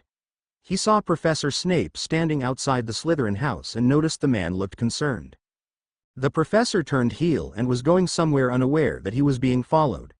A sharp scream of pain ripped through the air and 2 wizards took off running towards the bathroom. Draco saw Harry leave the Great Hall and sighed. We should get our work too. Yeah. Greg frowned at his blonde friend's sudden change in demeanor and glanced at Severus. Draco was forced to bear the death mark over the summer. Blaise didn't remember that when he was talking to Harry. The mention of Death Eaters hit a sore spot. Draco left ahead of them and went to be alone for a little bit in the bathroom. Blaise winced as he realized why Draco left. Damn, I completely forgot, I'll go talk to him. The professor shook his head. No, let him be for a moment, he said, but as they entered the dorms and gathered the homework they have yet to finish, Draco still had not returned. You two go talk to him. I'll follow in a minute. Greg and Blaise left the Slytherin house to find Draco. The professor went to check his potion in his office and waited in the hall for them. He knew Draco was having a tough time, but something seemed wrong and walked through the halls to the boys' bathroom. A scream sent him running. Draco was crying over a sink in the boys' bathroom. I don't want to do this. I don't want this. He sobbed. A fresh set of tears poured from his eyes as he looked at his left forearm. Where? Hidden under the sleeve, the disgusting mark marred his skin. What would Harry think if he saw this thing on his arm? It was a miracle that the Gryffindor is even talking with them after everything, but this mark will surely disgust him. It's an honor to carry that mark. Draco's head snapped up and saw Greyback's form in the mirror pointing his wand at him. The blonde slowly turned to face the werewolf. Drop your wand. Without any choice he tossed his wand over, hoping this won't end badly for his parents, who went missing the same day his Aunt Bellatrix spoke to him about getting the mark. She cruelly implied that if he didn't do as told he wouldn't see them again. Unfortunately, it wasn't going to go smoothly. Draco? You okay? Greg and Blaise walked in and saw the werewolf. Blaise was hit with a stunning hex before he had the chance to react, but Greg dove behind a sink and was able to fire off 2 curses. The werewolf dodged both and grabbed Draco, using the blonde as a shield. Greg hesitated for a split second and Greyback used it to his advantage. Come out and place your wand on the ground, Greyback growled, as he pressed the tip of his wand against Draco's neck. Draco paled as his friend emerged from his hiding spot. Greg, don't! He hissed in pain as the wand burned his skin. The Ravenclaw-like snake dropped his wand as instructed and was hit with the torture curse. Draco watched his friend fall to the floor next to Blaise, screaming in agony, unable to break out of the werewolf's powerful grip. Greyback didn't stop the curse until Snape rushed into the tiled room, where he quickly pressed the wand back against his hostage's neck. What are you doing here, Greyback? Severus snapped harshly as he pointed his wand at the wolf who was holding his godson as a shield. He never took his eyes away from the werewolf as he checked Gregory and Blaise, who were motionless on the floor. They will both be all right once this was over. I have been sent to give the newbie a mission. He gets the honor of killing Dumbledore. The werewolf paused to sniff the air. A sick grin spread across his lips. On second thought, why don't we bring him Potter instead? Come out, Potter. I can smell you. Viral last time. I have been sent to give the newbie a mission. He gets the honor of killing Dumbledore. The werewolf paused to sniff the air. A sick grin spread across his lips. On second thought, why don't we bring him Potter instead? Come out, Potter. I can smell you. Harry smirked as he touched the tiled wall next to a sink to leave a small scent marker before he linked his fingers together to snap the scent-blocking ward back in place. He diligently worked on every aspect of his robes, including hiding his own scent. The 3-headed dog, Fluffy, helped him get it right. The lovable beast always knew when he was near, and Harry wanted to disappear completely, so once Fluffy stopped jumping up to lick him months and many treats later, he knew he got it. Once his robes were Fluffy approved, he went to the Forbidden Forest to test the rest. He can control what sounds and smells escape his wards, so once the ward is locked he could walk towards the werewolf without any trouble. Come out of what? The closet. Very well, I admit it, I'm gay. I didn't know you cared. Greyback. Is there something I should know? Harry said mockingly, letting his wards project his voice around the room. No, I meant come out of hiding, you prick, the werewolf snarled. And why would I do that? The voice of the Potter seemed to echo throughout the room. Greyback snarled and pressed the wand roughly against Draco's neck. Shut it, golden boy. We both know you won't let this brat die. The werewolf smirked as he narrowed in on the spot where Harry's scent was coming from, which was around a sink near the 2 hurt Slytherin students. Greyback prepared to attack, not realizing that Harry was nowhere near that spot, but was actually directly behind him. Why do people keep calling me that? I'm not perfect. I've broken many rules, thus detentions. Those were usually with Professor Snape actually, and what about those people I killed like Professor Quirrell, or did everyone forget about him? Severus blinked as the werewolf gave a blank look. They did forget the man. The potion master didn't dwell very long on it since Greg and Blaise were starting to recover. Sheesh, I almost feel sorry for the guy. Harry watched as the professor checked the two Slytherins again to make sure they were okay without taking his eyes and wand off the werewolf holding Draco hostage. The werewolf snarled and tightened his hold on the blonde to the point of being very painful, making Draco hiss in pain. So what? You can't kill me and you're trapped, so come out. Well, actually I could kill you, but that would raise questions. Oh, you know, you did attack students, so one person has every right to kill you. I only need to steal your hostage. I'm sure Draco would prefer me anyway. The disembodied voice of one Harry Potter was heard echoing throughout the room. Draco's lips twitched into a smile despite the pain from the vice-like grip on his arm. No complaints there. Shut it, bitch. Greyback dug his nails into Draco's skin, drawing blood. As if you can take this slut from me. Draco felt sick, both at the smell of the werewolf's breath and at being called a slut. Do you want to know a secret, Greyback? Harry let his runes carry his voice and the eerie chuckle after that as he held Draco's free hand. The blonde closed his fingers around the unseen hand, a little startled that someone was right there. Draco silently shot Severus a look and the professor instantly understood, but even still the potion master was surprised to see Harry appear right behind Greyback. I was meant to be in Slytherin, Harry said with his voice unfiltered. Everything happened so quickly. Greyback's eyes widened as he heard the voice behind him, but as he tried to turn to see, his grip loosened in his shock. Harry took advantage of that and stepped to the side as he pulled Draco hard and dragged him away from the werewolf. Severus snapped back to his senses and cast a cutting curse that sliced through the werewolf's flesh before he could dodge. Greyback just stood there as his wounds gushed blood, almost stunned that happened, but after a second he stumbled backwards and fell into the bath where he laid there motionless. Greg winced as he got up. Is he? The secret Ravenclaw let the rest of his question fall away as a wave of queasiness hit him. The sight of the water in the bath quickly turning red with blood was quite disturbing. Blaise, Greg and Draco were doing their best not to look, whereas Harry and Severus seemed indifferent to the gory sight. Dead? Yes, Mr. Goyle, he's dead. I will go report this right away after I take you to my quarters and heal you three. Harry, you should go to your dorm since I'm assuming there are no witnesses that saw you leave your dorm. Severus instructed as he looked at the gray robes and black gloves Harry was wearing. The Gryffindor was even wearing different shoes, but what was this attire and what was Harry hiding? No, one saw or heard me as I came this way. You okay, Draco? Harry asked in concern as he felt the blonde lean heavily on him. Yeah, I'm fine, Draco said as he took advantage of this event and subtly cuddled closer to the Gryffindor under the guise of having trouble standing. My neck just hurts. Severus twitched when he saw Draco shiver as the Gryffindor's gloved fingers gently caressed the blonde's neck. He knew what the Slytherin was doing. I'll take care of those burns. You should go, Harry, he said, and Harry quickly vanished with the only evidence that he was still there being that Draco still looked like he was leaning on something. Draco, you actually have to let him go. Greg chuckled even though the blonde shot him a glare. A couple seconds passed before Draco finally let him go and Harry slipped out the door. Blaise huffed. Took you long enough, he said while shooting the blonde a glare. Oh, how he wished he had that chance. Draco just smirked shamelessly, not caring at all.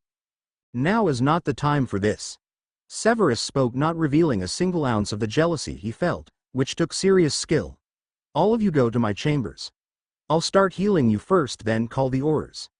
The group of Slytherins left the bathroom with Blaise helping Greg stand and Severus helping Draco.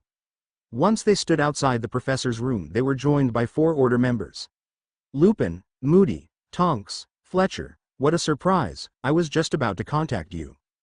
Moody scoffed. Yes. About what? A wave of suspicion hit Severus. Why were they here? Why did Moody already seem to know what this was about? None of this was right, but he put up his mask of indifference and chose his words carefully. I will report to you in a moment. As you can see, I have injured students to tend to. I will return momentarily.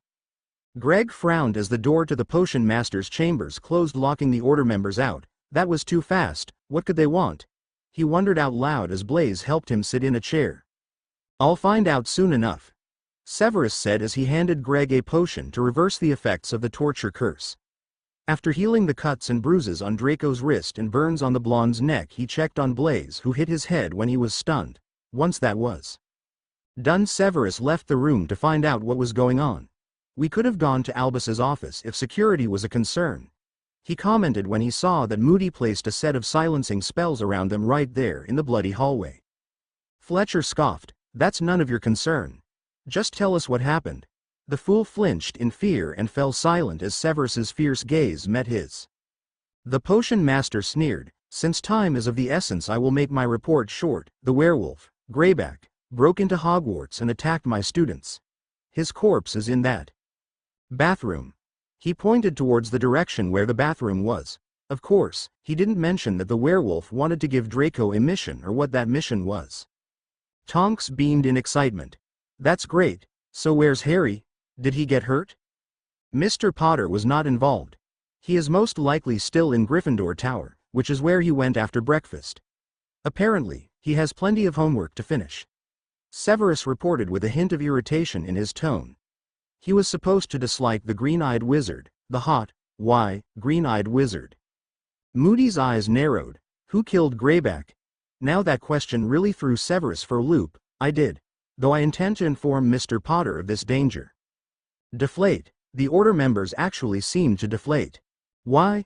Did these fools actually expect a boy, who was just months away from being legal, to take on and kill a full-grown werewolf? That's ludicrous. Harry clearly has skill, but he bet they didn't know that. For all they knew, Harry could have been killed. If that wasn't infuriating enough, they actually left after that. Just up and left. They didn't even pretend to care about Harry at all. Severus never felt so pissed with someone before, and he immediately stormed off to the Gryffindor Tower. The fat lady, who was flirting with a knight in a different frame, noticed the furious potion master and rushed back to her frame, not wanting to anger him further by making him wait. Let me in, Severus growled, enjoying the squeak of fear he heard from the painting before the door swung open. 2 steps in the door shut and only 2 more brought him face to face with Harry, who was seated in the common room without the gray robes and gloves from before. Some order members arrived before I even got the others out of the bathroom. They seemed disappointed that it wasn't you who killed Greyback, who, by the way, is still enjoying his bath, Severus said sarcastically. Harry looked at the professor curiously. And why are you telling me this? Aren't I to be kept out of the order meetings and all that? The potion master scoffed. That's what Dumbledore has declared, but it seems you're more informed than these dunderheads playing hero. Severus hissed, making Harry chuckle. The chuckle from Harry sent a shiver up his spine. Each step Harry took towards the professor made Severus feel weak in the knees. It was taking everything in him to not kiss Harry when the younger wizard stopped in front of him. Well, that is true to some extent, but if I'm going to tell you, I may as well tell Draco too, since he seems to be involved. First, let's deal with Greyback, since I think we have a problem with how he got in Hogwarts, Harry said as he tapped his thick glasses, making the gray robes reappear with the gloves and boots, much to Severus's surprise. An interesting use for your glasses, the potion master stated as he pondered what Harry was hiding under those clothes before suddenly forcing the perverted thoughts away. What do you mean? They seemed to have this planned, so they must have let the werewolf through. The wards. Harry shook his head as he dressed. Not exactly. You see, the wards around Hogwarts aren't meant to keep out dark creatures. Remus never had a problem, remember? They are meant to keep people from apparating and suppresses the magic of certain students so they don't let their magic out of control. Though Dumbles does get a little ping when a living person or creature enters the grounds normally, which Greyback didn't. How do you know this? Severus blinked, clearly surprised at the boy's knowledge on the subject. I really like runes. I spend my time studying the wards around the school and learned a lot from them. There's a big difference between wards from today and those from the Hogwarts founders' days, Harry commented, and was about to become invisible. Severus raised an eyebrow. We'll discuss why you aren't taking ancient runes later, but if what you said was true, then that's why Lupin came with the other fools. The green-eyed wizard froze. Remus was here? Did he say anything? No, he didn't. He was oddly quiet actually, but then I have not seen him during order meetings for months, so I can't say what's wrong. Severus felt a pang of worry as Harry clearly seemed hurt by the news, but before he could discuss it further, Harry suddenly vanished. With a sigh, he went to the door and pressed it open. As he walked out, he felt a hand touch his and had to bite his cheek to keep from moaning. The feeling of the cool gloves against his skin was better than he expected. What was happening to him? Whatever it was, he didn't care and hoped it would consume him. As they continued down the halls, Harry wondered about Remus. The werewolf was very close to Harry since they met in his third year of school. After his secret of being a werewolf was exposed and was ultimately fired, they kept in touch. Remus was even invited to the Weasleys while Harry was there. Of course, the man was heartbroken when Sirius died, so was Harry, which is why Harry wasn't surprised when the first letters he sent went unanswered. However, Remus still never contacted him, and it has been months. It didn't make any sense to him that Remus would say nothing about the werewolf who turned him being killed. Even if he was still broken up over Sirius's death, he should have said something. Harry? The young wizard snapped out of his thoughts and realized they were in the bathroom. He dropped the wards to face his professor. It seems we have a mess to clean up, but how did he get in here? Severus wondered out loud as he stared at the werewolf's bloody body, which was laying just as it was a few minutes ago, with his head and torso floating in the bloody water and his feet dangling out of the bath. Harry stepped up to the bloody corpse in the bath and examined the man's boot, which had some familiar slime in the tread, a place that cleaning spells don't usually reach. He came through the Chamber of Secrets. Voldy must have told him how to get in through the Forbidden Forest so the wards wouldn't detect and inform Dumbledore, not that he will know right away. Since he's in St. Mungo's and their wards delay transmissions like that so the patients won't stress over it. Harry said with a frown. He would have to trip the wards quickly before Dumbledore leaves St. Mungo's, so the old fool won't realize that there are undetectable means of entering the castle. You see, when someone trips Hogwarts wards, Dumbledore feels a ping. If he wasn't in St. Mungo's, he would feel 1 ping for Greyback, then 4 pings for the order members even if they flowed in. However, the headmaster is in St. Mungo's, he would get 5 delayed pings once he leaves. At least that's what he'd expect, but if Harry didn't make that 5th ping, Dumbledore would know something was off. Severus frowned. There are other ways into the chamber? Dumbledore put wards around. One, I know that, but then, what? Severus felt nervous as Harry suddenly started looking at him intently. Professor, did you tell them that you killed Greyback? Harry asked, suddenly feeling worried. The Order's plan fell through, meaning they will try something else and get rid of the person who screwed it up. He doubted they'd do anything to their spy, but something was really making him concerned. Dumbledore said that he would slip Harry loyalty potions. Did he do that to Remus? Would he do that to Professor Snape, or worse, use this death as blackmail? Yes. Why? Severus knew he was missing something. Harry quickly tapped his glasses, releasing the mini blue snitch. The snitch had just enough room inside to absorb the body and most of the bath water. Dump him near the outskirts of the forest where Aragog is. The snitch zipped away at extremely fast speeds that made it hard to see with the naked eye. We need to talk, Professor, and I think the others should hear this since they may be involved. The potion master followed the green-eyed wizard out of the bathroom. With the lack of spying portraits in this hall, there was no worry of Harry being seen. But what was with the urgency? Harry, wait. Involved with what? What is going on? You need a password. Severus's jaw dropped as Harry did some motion with his hands and the hidden door to his living quarters swung open. Or not. How did you do that? He asked as the other Slytherins looked up in shock as Harry and Severus stormed in. Once the door closed, Harry sighed. Like I said, I studied the wards all over the castle. Breaking in without passwords is easy, but this isn't the point. I'm assuming everyone here, dark marks or not, wants Voldy dead, right? Draco snorted at the butchered version of the Dark Wizard's name. Of course, he said firmly as Blaise and Greg nodded in agreement. Good to know, but does anyone care if I make it through this war? Harry asked bluntly. Blaise and Draco suddenly jumped up and glared at Harry.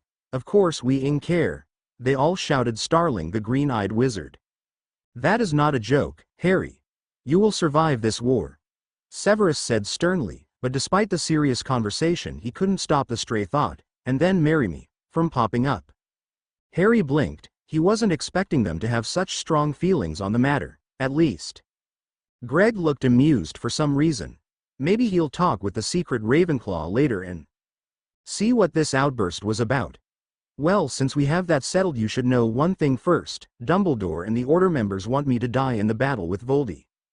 Severus looked more horrified than ever. What? Harry R. Does anyone here have access to a pensieve? Harry asked, ignoring the clear confusion on the Slytherins' faces. The dazed potion shook his head. Dumbledore has one. Can't use that. My glasses should do for now, Harry commented, not paying the baffled looks any mind. He took off his glasses and twisted them inwards. In any other pair of glasses they would have snapped, but not these.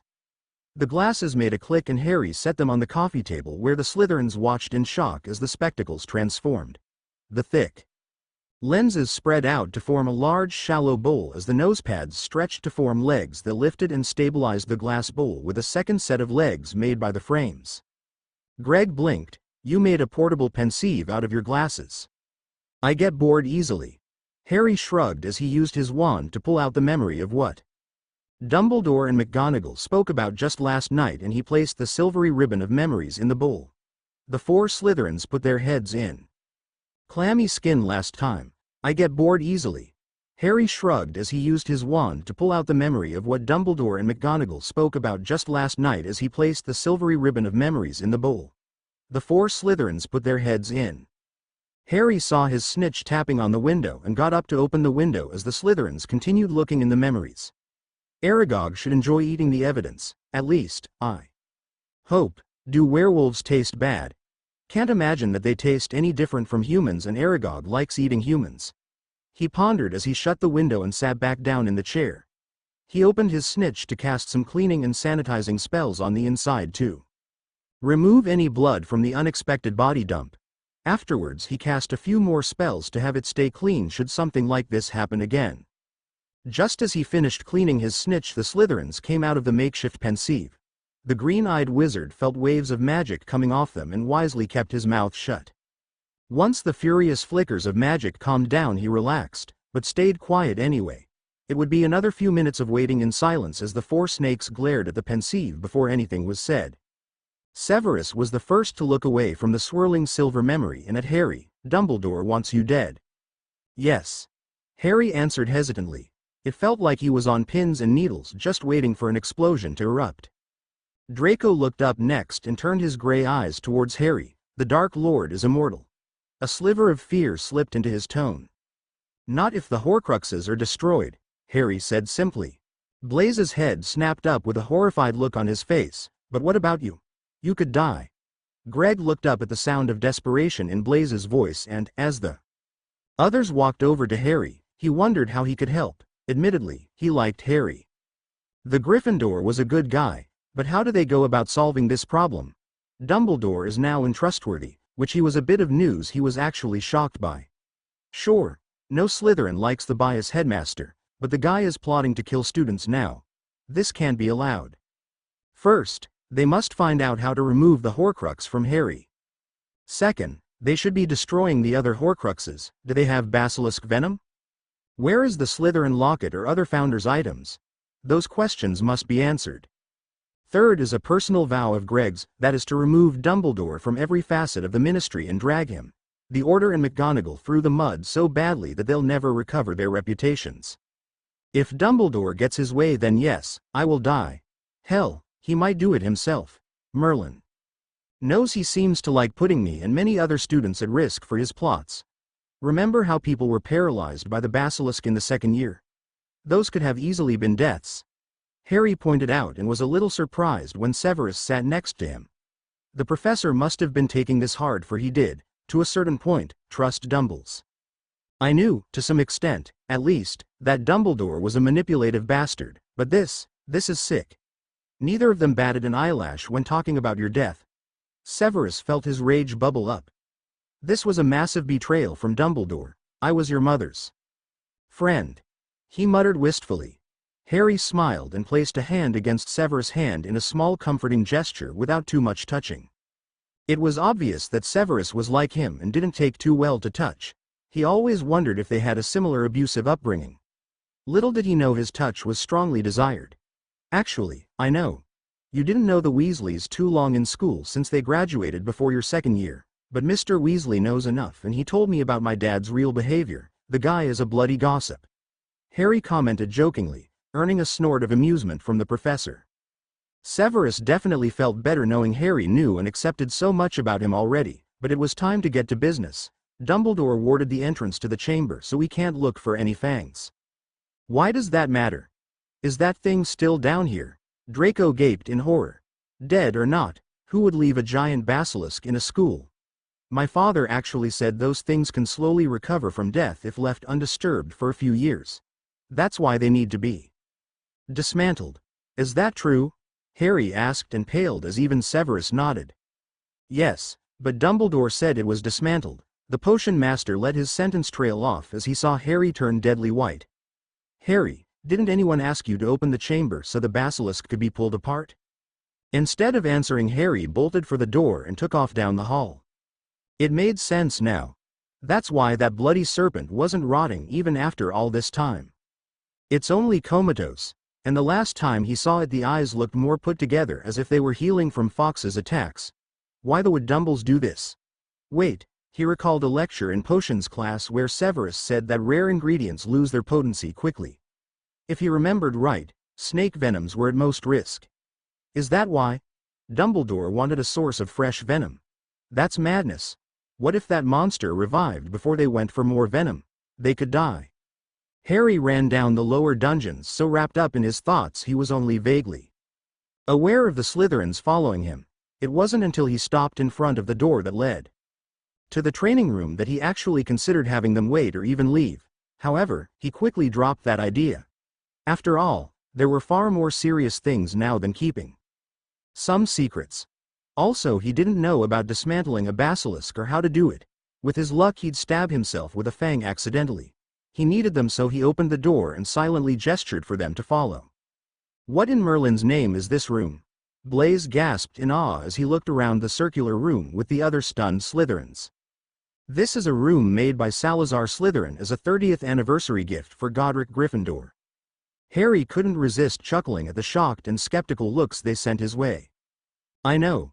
We were taught that Slytherins and Gryffindors were always enemies, but according to the founder's old journals, people only got that idea because of some fiery lover spats. Salazar even gave the wrong impression of his opinions on Muggle-borns because he was furious at Godric and said some hurtful things out of spite. It hit home because Godric was actually a Muggle-born, Harry said, stunning the Slytherins further. Greg's eyes lit up. Journals? Can I see? Harry twitched as Blaise, Draco and Severus rolled their eyes. We better go before our feathered snake goes into book withdrawal. Greg flushed as the others snickered at the obvious jab at his Ravenclaw tendencies. Harry went to the farthest door and opened it. The other doors go to the bathroom and the room of requirement. The floor drops down to a training room, but this door goes to Salazar's personal study that's connected to the Chamber of Secrets. Descending the stairs was easy, and in a rather short amount of time they walked straight into a huge room. The room was automatically lit up by the light coming from the sconces adorning the walls. The light revealed a lavish sitting room with dark green furniture and walls painted in a soft red, with dark rich brown tones of the several huge wooden bookshelves, grandfather clock and desk. It was a very warm, inviting room that no one today would believe was Salazar's study. Draco looked around in awe at the items on the founder's carved desk, which included an old statue of a serpent and a compass. This place is amazing. Wait, Harry, don't you need your glasses? The blonde gasped as he noticed Harry's glasses weren't on his face. They must have been left in Severus's living quarters in the pensive form. I'm fine. My eyes were healed with a potion years ago. It was a Christmas present from Percy when I was 12. Harry said as he went to the grandfather clock and hissed Parseltongue to the snake carved into the top. A click was heard and the tall wooden clock moved back, revealing that it was actually attached to a hidden door, which swung outward to reveal the cold, dark, damp chamber. The basilisk is this way. That stuffy, rule-bound Weasley gave you an expensive sight-restoring potion? That's hard to believe. Draco huffed as they walked down a few steps and onto the flooded floor. Looking around the place, the Slytherins saw damage from a cave-in, a few intact snake statues, a bust of Salazar, tunnel openings and this massive long lump that was something, but it was far too big to be a basilisk. Not exactly. In fact, there are a lot of misconceptions about the Weasleys, but it isn't my place to talk about that. Harry commented as they walked towards the long smooth lump and around the end. This is it. Shit, the eyes are healing, he said as he turned to the lump.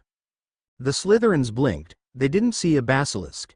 Just a cold cave, but then they look at the lump. What the is this? They screamed as they came face to face with a large set of teeth. The lump they believed was far too big to be the basilisk was actually covered in scales and had a large snake-like mouth filled with fangs. This is the basilisk, looked bigger when I was 12 inches, Harry commented.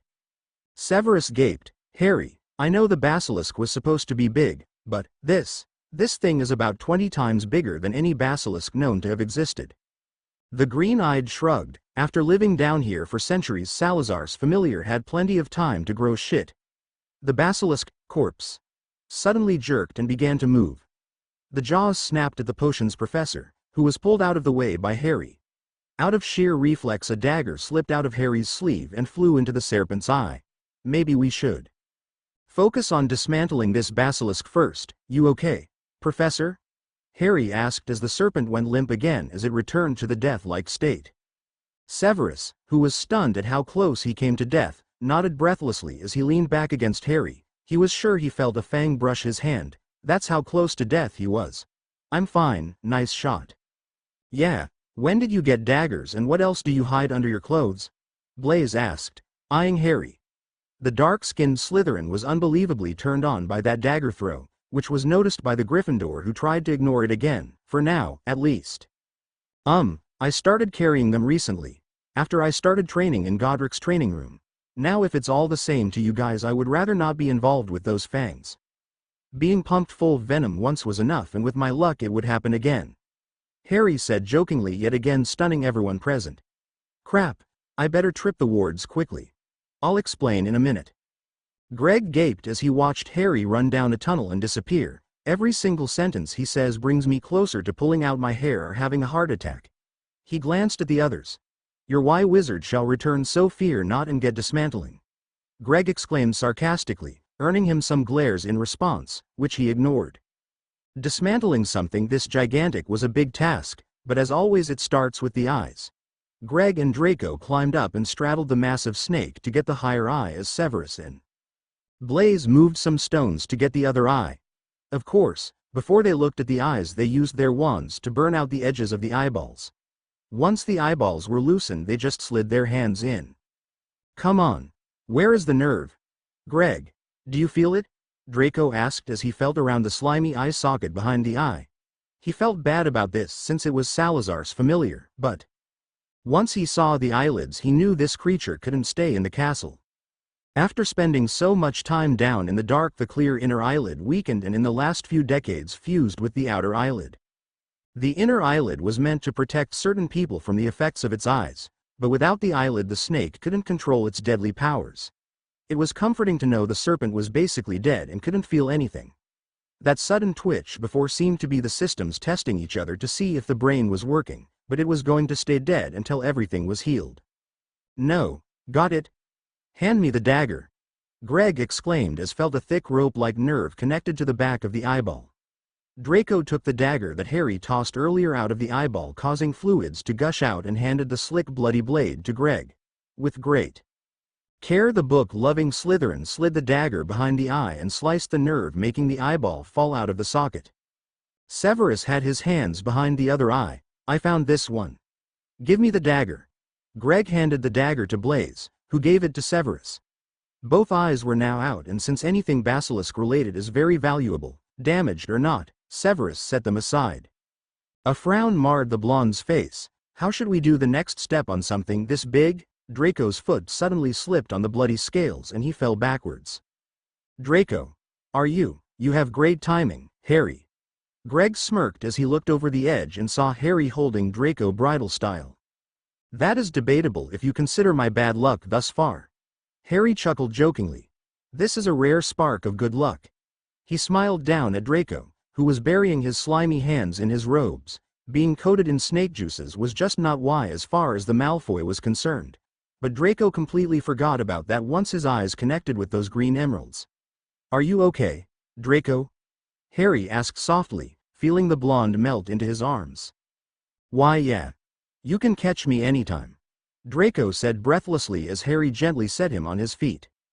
Greg smirked. "That's an odd comment to make considering you, Blaise and the professor all prefer doing the catching in the bedroom." He barely managed to avoid the 3 hexes sent his way by laying flat against the snake. Out of the corner of his eye he saw an amused look cross Harry's lips. Maybe Harry was more Slytherin than anyone thought. If that's true, then it's quite possible the Gryffindor is already aware of the weirdness going on with Draco. Blaise and Severus, not that they're being subtle. "So Harry, what were you doing?" A frown crossed Harry's lips. "I told the professor part of this already. The wards around Hogwarts are connected to the headmaster. There's a ping-like signal for each visitor, but St. Mungo's has a special barrier that delays those signals.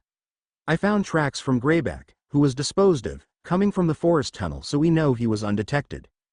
Severus came around to the other side of the serpent. "Yes, you mentioned that before, so you had to create the right number of signals. I never knew about St. Mungo's having such a feature. It does make sense because you don't want a patient being bothered by business, but I had no clue until Mrs. Weasley mentioned it. Did you know she volunteers at St. Mungo's?" Harry said, succeeding yet again in surprising everyone. "No, I didn't," Severus remarked, clearly a bit shocked by that. It seems he didn't know much about the red-haired family. Harry nodded. "Yep, Ron, Ginny and Mrs. Weasley all help. Percy does too when he has time, though usually his free time is spent helping the twins create pranks." "Percy pranking? Are we talking about the same, by the book, Weasley?" Blaise asked in disbelief. "Oh yes. He taught the twins everything and unleashed them on Hogwarts as he cackled manically behind his, by the book, facade." Harry chuckled as he remembered the rare times the twins went to their older brother for advice. The Percy most of Hogwarts knew was not the same Percy that Harry knew. The summers with the Weasleys were always interesting. "That's for sure.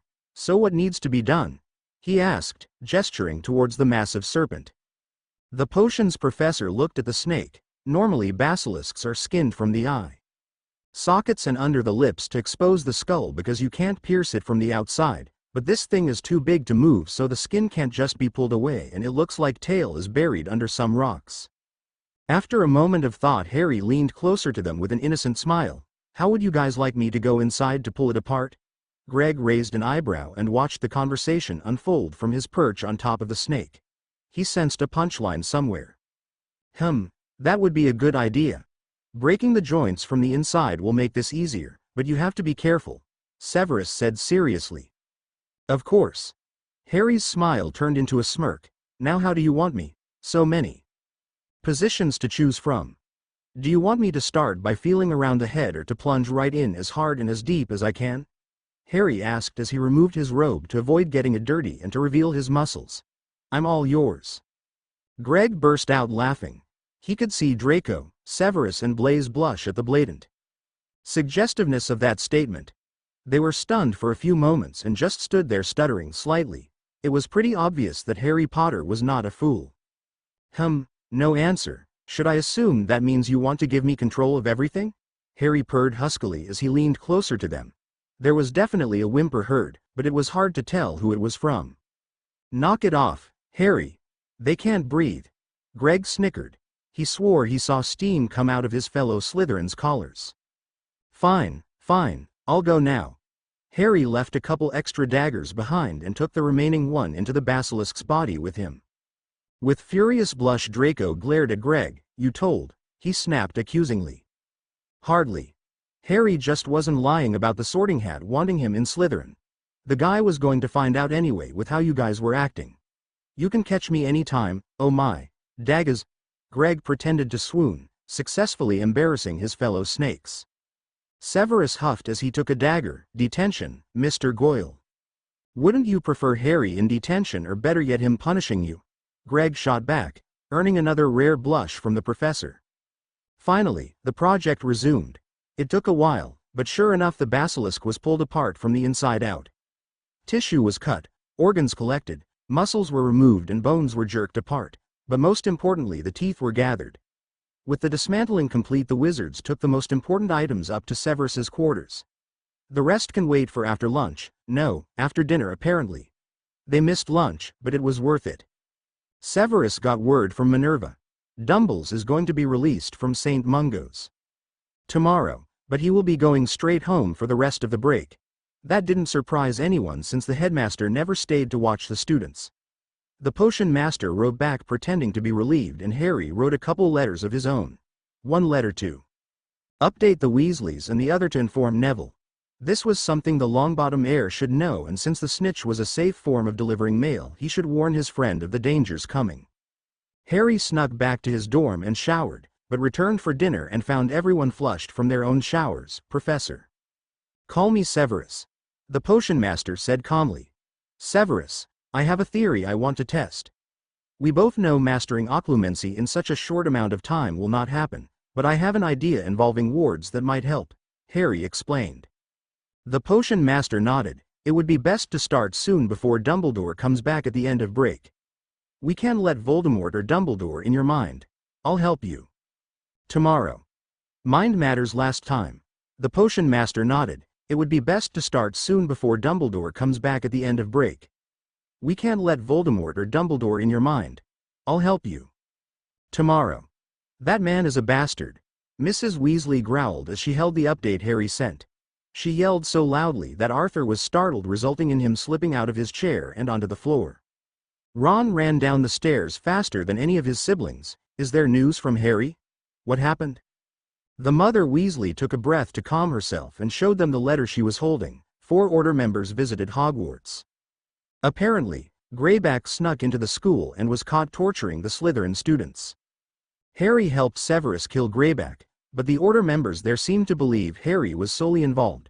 When Severus told them that he killed the werewolf himself and those bastards just left, Harry and Severus suspect that whole deadly scenario was a plot to get Harry to kill Greyback. All by himself. Then there's the issue with the basilisk never being dismantled properly. He has the fangs now, but it was nearly healed and could have killed him.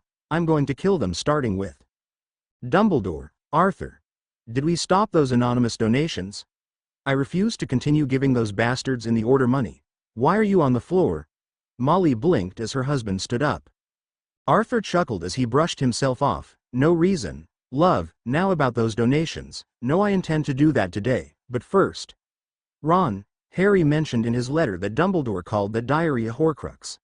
I know nothing about horcruxes, but I might be able to get some information on the owner of the diary, who was the man who became the Dark Lord. It might help. The diary was blank except for the faded inscription, TMR. They seemed to be initials, and he let Ginny call him Tom. Other than the Chamber of Secrets being opened 50 years ago, there's not much else. Ron laid a comforting hand on his little sister's shoulders, who paled at the reminder. It was still a traumatic thing for her to remember. Molly pulled her daughter into a hug. It's okay, honey. It's just a memory now. With quick strokes of a quill, Arthur jotted down what he could on some parchment. Okay. The initials should be just enough. Harry was really lucky to overhear Dumbledore list what the horcruxes were, but we don't know where they are except for the Hufflepuff cup. If we're lucky, they will be in personal places, so a background check will help immensely. Sadly, it sounds like the locket will be the hardest to find. Bill came down the steps quickly. The goblins have records on important pieces of jewelry, so there may be something on its last known location, and since we have the basilisk fangs to destroy them, I'll grab the Hufflepuff cup from Harry's vault. George grinned. Leave it to Harry to make this a busy vacation. Fred finished the sentence with a matching grin. Percy chuckled. Hey, Dad. I can check the ministry if you want to go to Gringotts. That would be better since I'm not in the right department. If someone caught me, it would look odd right away. Arthur agreed and handed his son the notes. Now, what else should we do? He pondered, but decided that that was all and flowed away along with his son. The mini snitch deposited a couple basilisk fangs on the table and Ron picked one up. I'll put some venom in a vial. Did Harry say anything else? The youngest son asked, hoping Harry mentioned him. Only that Granger is apparently trying to enslave him, the bitch, Molly growled. Hermione was getting deeper and deeper in danger, and she has no clue yet. At the moment, Ron was ready to slap her before cursing her into oblivion. The Slytherins are on our side and Severus will be helping him with Occlumency. Of course, he wished us a Merry Christmas Eve too and wishes he could be here. Mrs. Weasley said sadly as she looked the rest of the letter over. They all missed Harry. Severus looked at the set of runes Harry was sketching on a piece of parchment that was laying on the table in the Slytherin's living quarters. I believe we need to discuss why you aren't in ancient runes because this, he pauses to point at the complex array of runes that were effortlessly drawn with the brand new tools, is far beyond what someone your age should be able to accomplish. He praised as he glanced at the glasses on the desk that he hoped Harry wouldn't wear again. The green-eyed wizard was too why without them. I was never allowed to pick my own classes. Harry commented absent-mindedly since he was a little distracted with checking the seals. This should work, but I'll need to shut the wards on my skin down before I try this, he muttered as he finished checking everything. The potion master looked intently at Harry. What do you mean? Dumble's always set my schedule. He made it sound like he was doing me a big favor. That he was helping me to reach my goal of being an Auror just like my father. Don't bother, I already know. Harry chuckled as he stopped Severus before the potion master could even open his mouth to correct him about James Potter's career or lack of one. I had little choice in anything, at least, I had to pretend that I didn't until he can't legally with my life. I'm planning on signing up for the Ancient Runes Nude exam at the Ministry and become a wardsmith. So you never wanted to be an Auror? Severus questioned secretly, quite eager to learn more about Harry, and it was surprising to hear so many rumors were wrong. Harry smiled as he shook his head. Merlin, no, that first year was enough for me to say that I was done with any war. When you think about it, a lot of kids pretend they're a superhero, but once they experience something that real and that terrifying, no one would want to play anymore. It's just someone else who wasn't done playing with me. A frown made its way across Severus's lips. Dumbledore pushed you through each challenge to test you. Why are you so trusting of me when, as far as you know, I could have been completely willing in those schemes? After sitting back in a chair and pondering the question, Harry sighed. That first year was odd. Everyone mentioned my father where you mentioned my mother. Everyone praised my father, but you belittled him, and rather viciously too. Severus flinched slightly as he felt guilty. However, now this didn't really click with me at the time, but when Ron said you may have been the one who cursed my broom and we discovered you were casting the counter-curse to save me even though you clearly hated my father, well, it was enough for me to consider that you were trustworthy later on. Especially when Mr. Weasley started telling things Dumbledore didn't want me to know. I see, young Mr. Weasley discovered that? Granger was the one bragging about it. Severus commented as he got the feeling that the young witch may have always been a self-centered fool. Harry looked a little baffled. That I didn't know. Hermione is smart, but she's purely book smart. Ron may be less book smart, but he had 5 older brothers at the time who were spending summers doing homework, practicing magic, preparing pranks, and his dad is in the Ministry. Also his mother takes him and Ginny to volunteer at St. Mungo's. Ron knows magic, especially what it looks like when someone is cursing someone. A look of contemplation crossed Severus's face. Indeed, that makes sense. She may have had some issues for a while. Perhaps, but she didn't exactly take credit for discovering the creature in second year was a basilisk. That wasn't her, was it? Harry asked with a knowing smile. The professor sighed. How do you know? Hermione would yell at us for putting the ink bottle too close to the books, and you expected us to believe she scribbled the word pipes in a book and ripped out the page. Also Poppy somehow never found it when everyone who has been in that infirmary knows she has the eyes of a hawk. Yeah, that never made sense, and now that I know about Greg and Draco, I think I know what happened. Draco knew right away that Ron and I weren't Greg and Crabbe, even though the polyjuice potion worked. It was my acting as Greg that gave it away, wasn't it? Harry stated in amusement. Severus gave a rare smile. Harry was nothing like the idiot he believed him to be, and it's amazing that it took so long to see that. It was. Draco knows his friend very well. Mr. Goyle did the research and Draco scribbled on the page before stuffing it in Granger's petrified hand. He didn't confess until the summer when I asked him to explain why a book was destroyed. Shall we begin? With a quick nod, the Occlumency training started. Severus lifted his wand and said the spell that sent him flying into Harry's mind. He appeared in the living room of a boring house.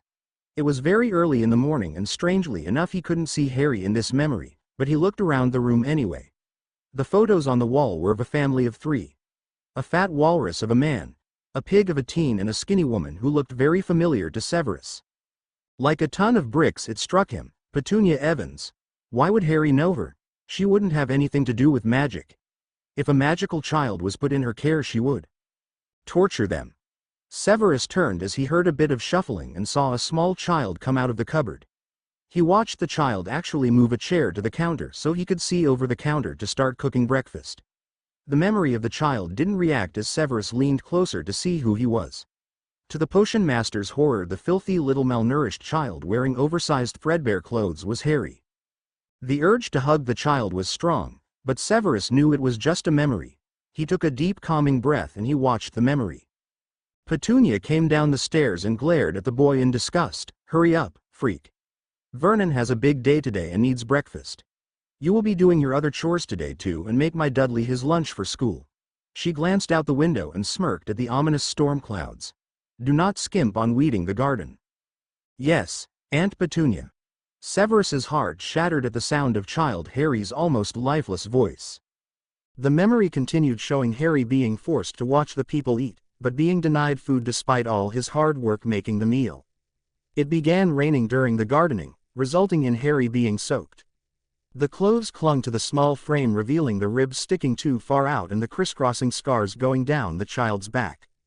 To Severus's horror, he saw Petunia lock the boy out as the storm got worse, and she even smirked as Harry came very close to being hit by lightning. The professor cancelled the spell and was out of Harry's mind. Harry, he trailed off, not sure what to say. Sorry didn't seem like anywhere near enough. It's fine, you didn't know. Harry muttered, clearly a bit shaken by the memory. We should try a few more times? He asked. The plan was to see how likely it would be for Harry to learn Occlumency before the break ends. If he can't, then these visits into his mind will help Severus when they apply the runes. Are you sure? Severus asked softly. When Harry nodded, he cast the spell again. Percy! What are you doing here on your break? Fudge exclaimed as he entered the room to leave his office for the night. Percy sighed as he thumbed through the records. My mother tried to get me to come over for the holidays. It was too awkward, so I left, but I discovered that my sister has a crush and well.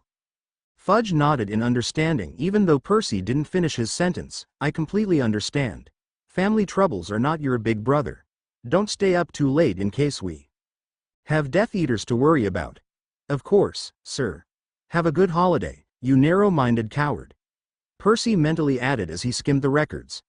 It took a minute, but he finally found the record of someone who fit the bill. Tom Marvolo Riddle, TMR. Perfect, the date is right, and his mother was from the Gaunt family. That explains the use of the ring, but his dad was a muggle.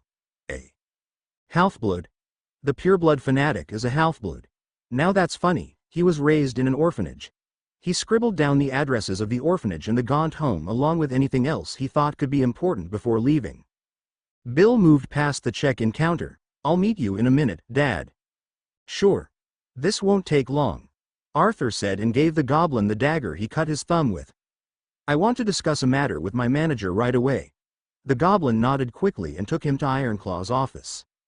How can I assist you, Lord Weasley? Ironclaw asked as the other goblin left, shutting the door behind him.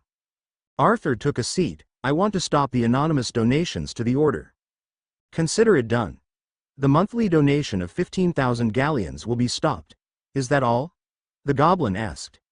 The Weasleys were one of the few families who stuck to the old wizarding ways and didn't flaunt their money. They only used money for health reasons or presents and always try to make the most out of every canute. You won't see them building large lavish mansions because they respect nature like they should. If they wanted to, the Malfoys would find themselves outclassed in no time. No, I want a marriage contract written up for my son, Ronald, but it will be open and protected. If he decides not to enforce it, then break it, but if this goes how I expect, then allow multiple partners.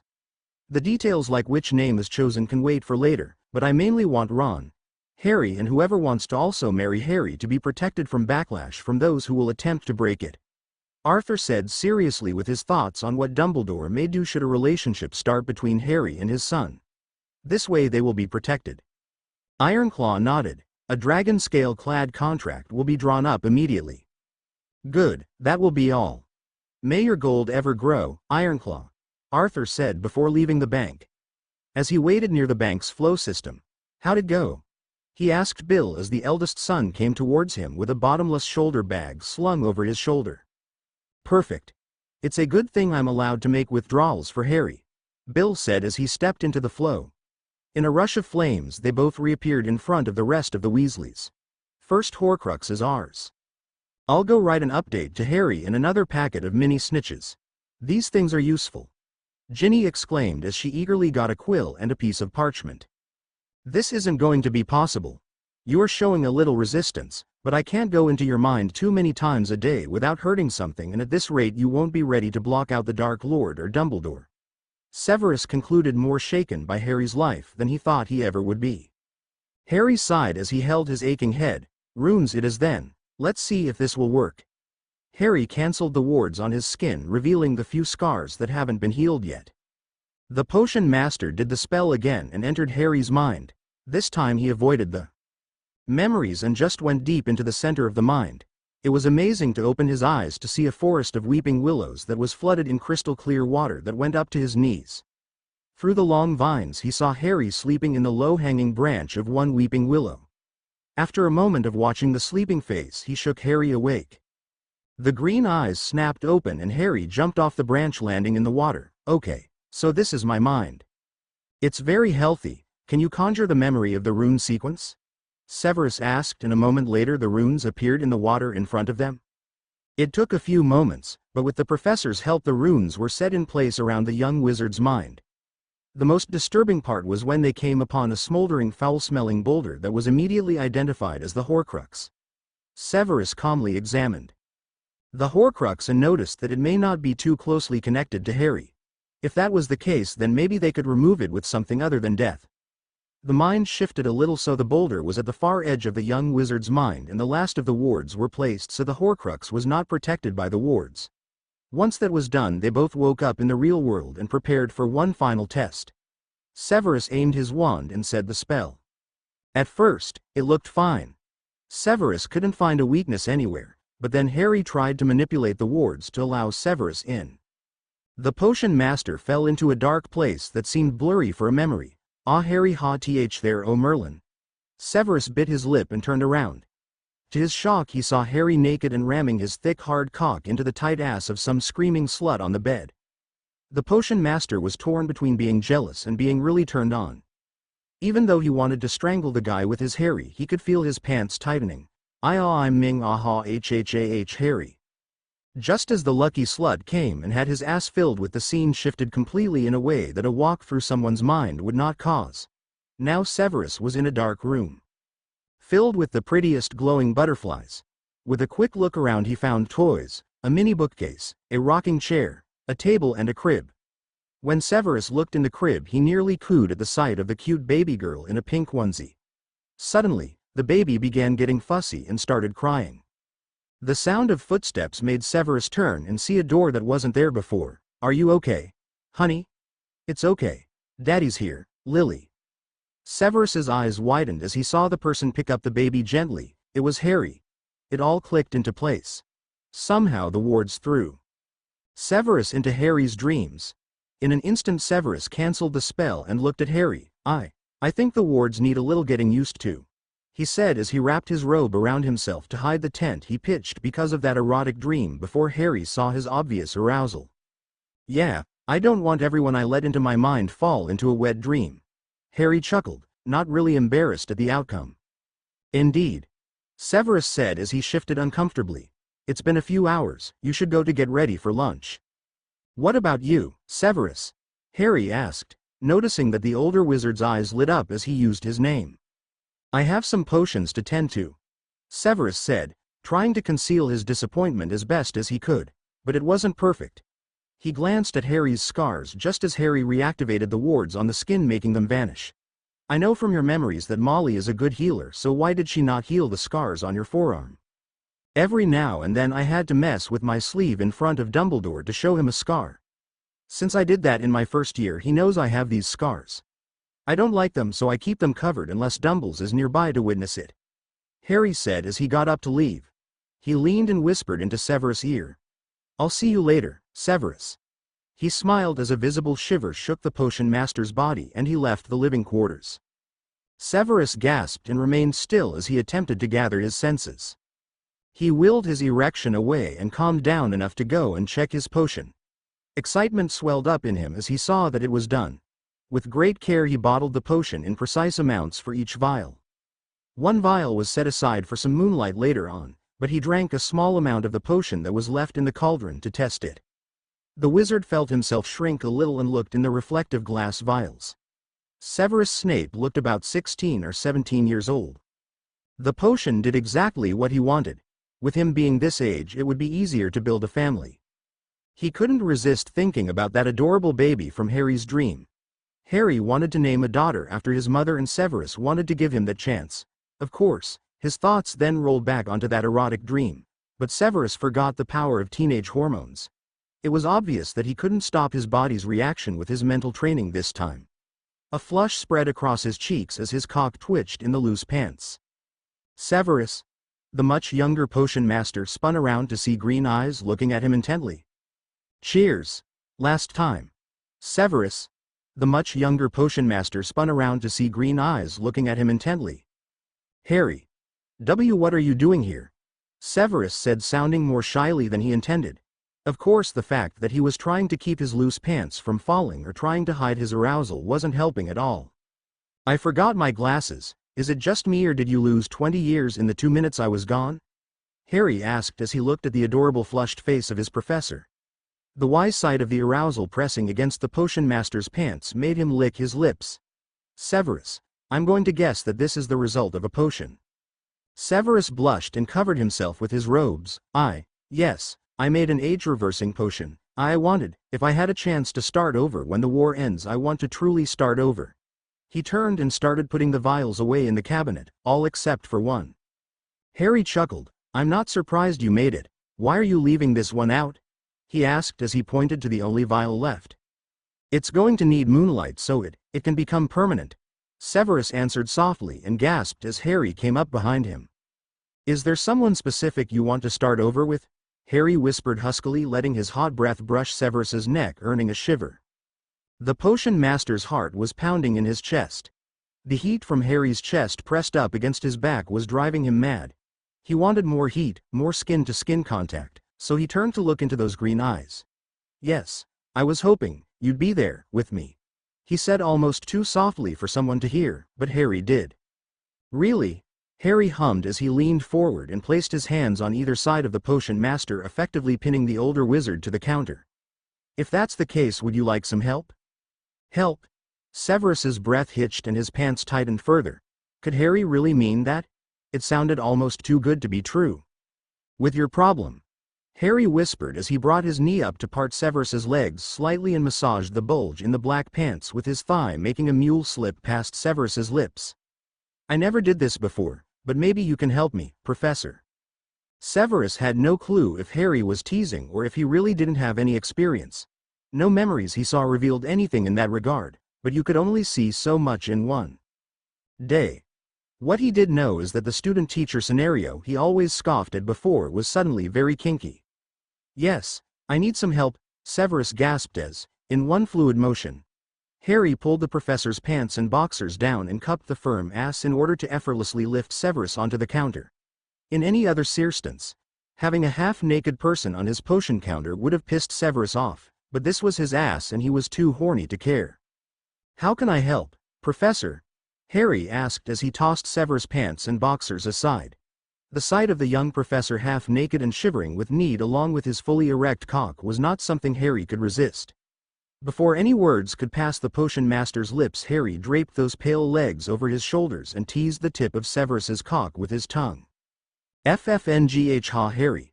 Severus yelped as the teasing tongue slowly ran under his cock and up his length to dip into his slit where the constant flow of pre was licked away. It was hard to tell if Harry was taking his time to get used to this or he knew what he was doing, but Severus didn't care. More no wait not ah. A loud moan was torn from Severus's throat as Harry's strong hands cupped his balls and gave a firm squeeze. If Harry did that again he would. Harry licked his lips as he casually fondled the pale wizard's balls. Severus's hips were bucking wildly against his hand. I think I'm getting this. Is there any other place I should try? N nipples ngh. Severus panted as his mind melted away with pleasure. He was too far gone to think. The funny thing was he couldn't remember ever being so submissive before, but the feeling of Harry's touches was just too good. His hips jerked when Harry nibbled at his hard dripping cock and started unbuttoning the potion master's shirt, but there was a problem. Too many buttons. Damn it. Hurry. Severus snapped, vowing to destroy this button-infected wardrobe the second he got a chance. Green eyes that were darkened with lust watched in amusement, so impatient. You're always the one saying to take things slowly. There, this better? Harry finally got through the absurd amount of buttons and rolled one nipple between his fingers. His long arms made it easy to tease the nipples with his one hand as his mouth and other hand continued messing around between those legs. Yes, so good, ah, Harry, hhhaf. A flushed potion master writhed under the teasing touches. His back arched at a potentially painful degree as Harry started to slowly swallow his cock all the way down to his nest of black hair. Merlin, ah. Severus could feel his release twisting inside him, and it got closer with each hard suck. With one pinch of his nipple, hard suck and squeeze of his balls at the same time, the professor screamed and came so hard he blacked out for a second. At least, he assumed he blacked out because he wasn't sure how he got from the counter to laying back in Harry's lap on the couch. That was a fun lesson, Harry commented with an amused smile as he ran his fingers through Severus's hair, but quickly groaned as the horny professor started rolling his hips in Harry's lap to grind his ass against Harry's hard-clothed cock. Severus suddenly shifted so he was straddling the younger wizard's hips. It doesn't feel like we are done.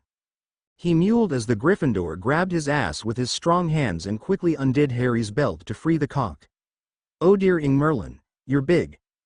The potion master gasped, not able to stop himself from licking his lips as he viewed the pulsing thick manhood. Of all the time to not have lube. We'll have to save the final exam for later, but let's test your stirring capabilities. Severus actually purred playfully and began grinding their cocks together.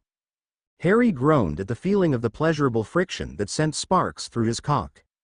Yes, Professor.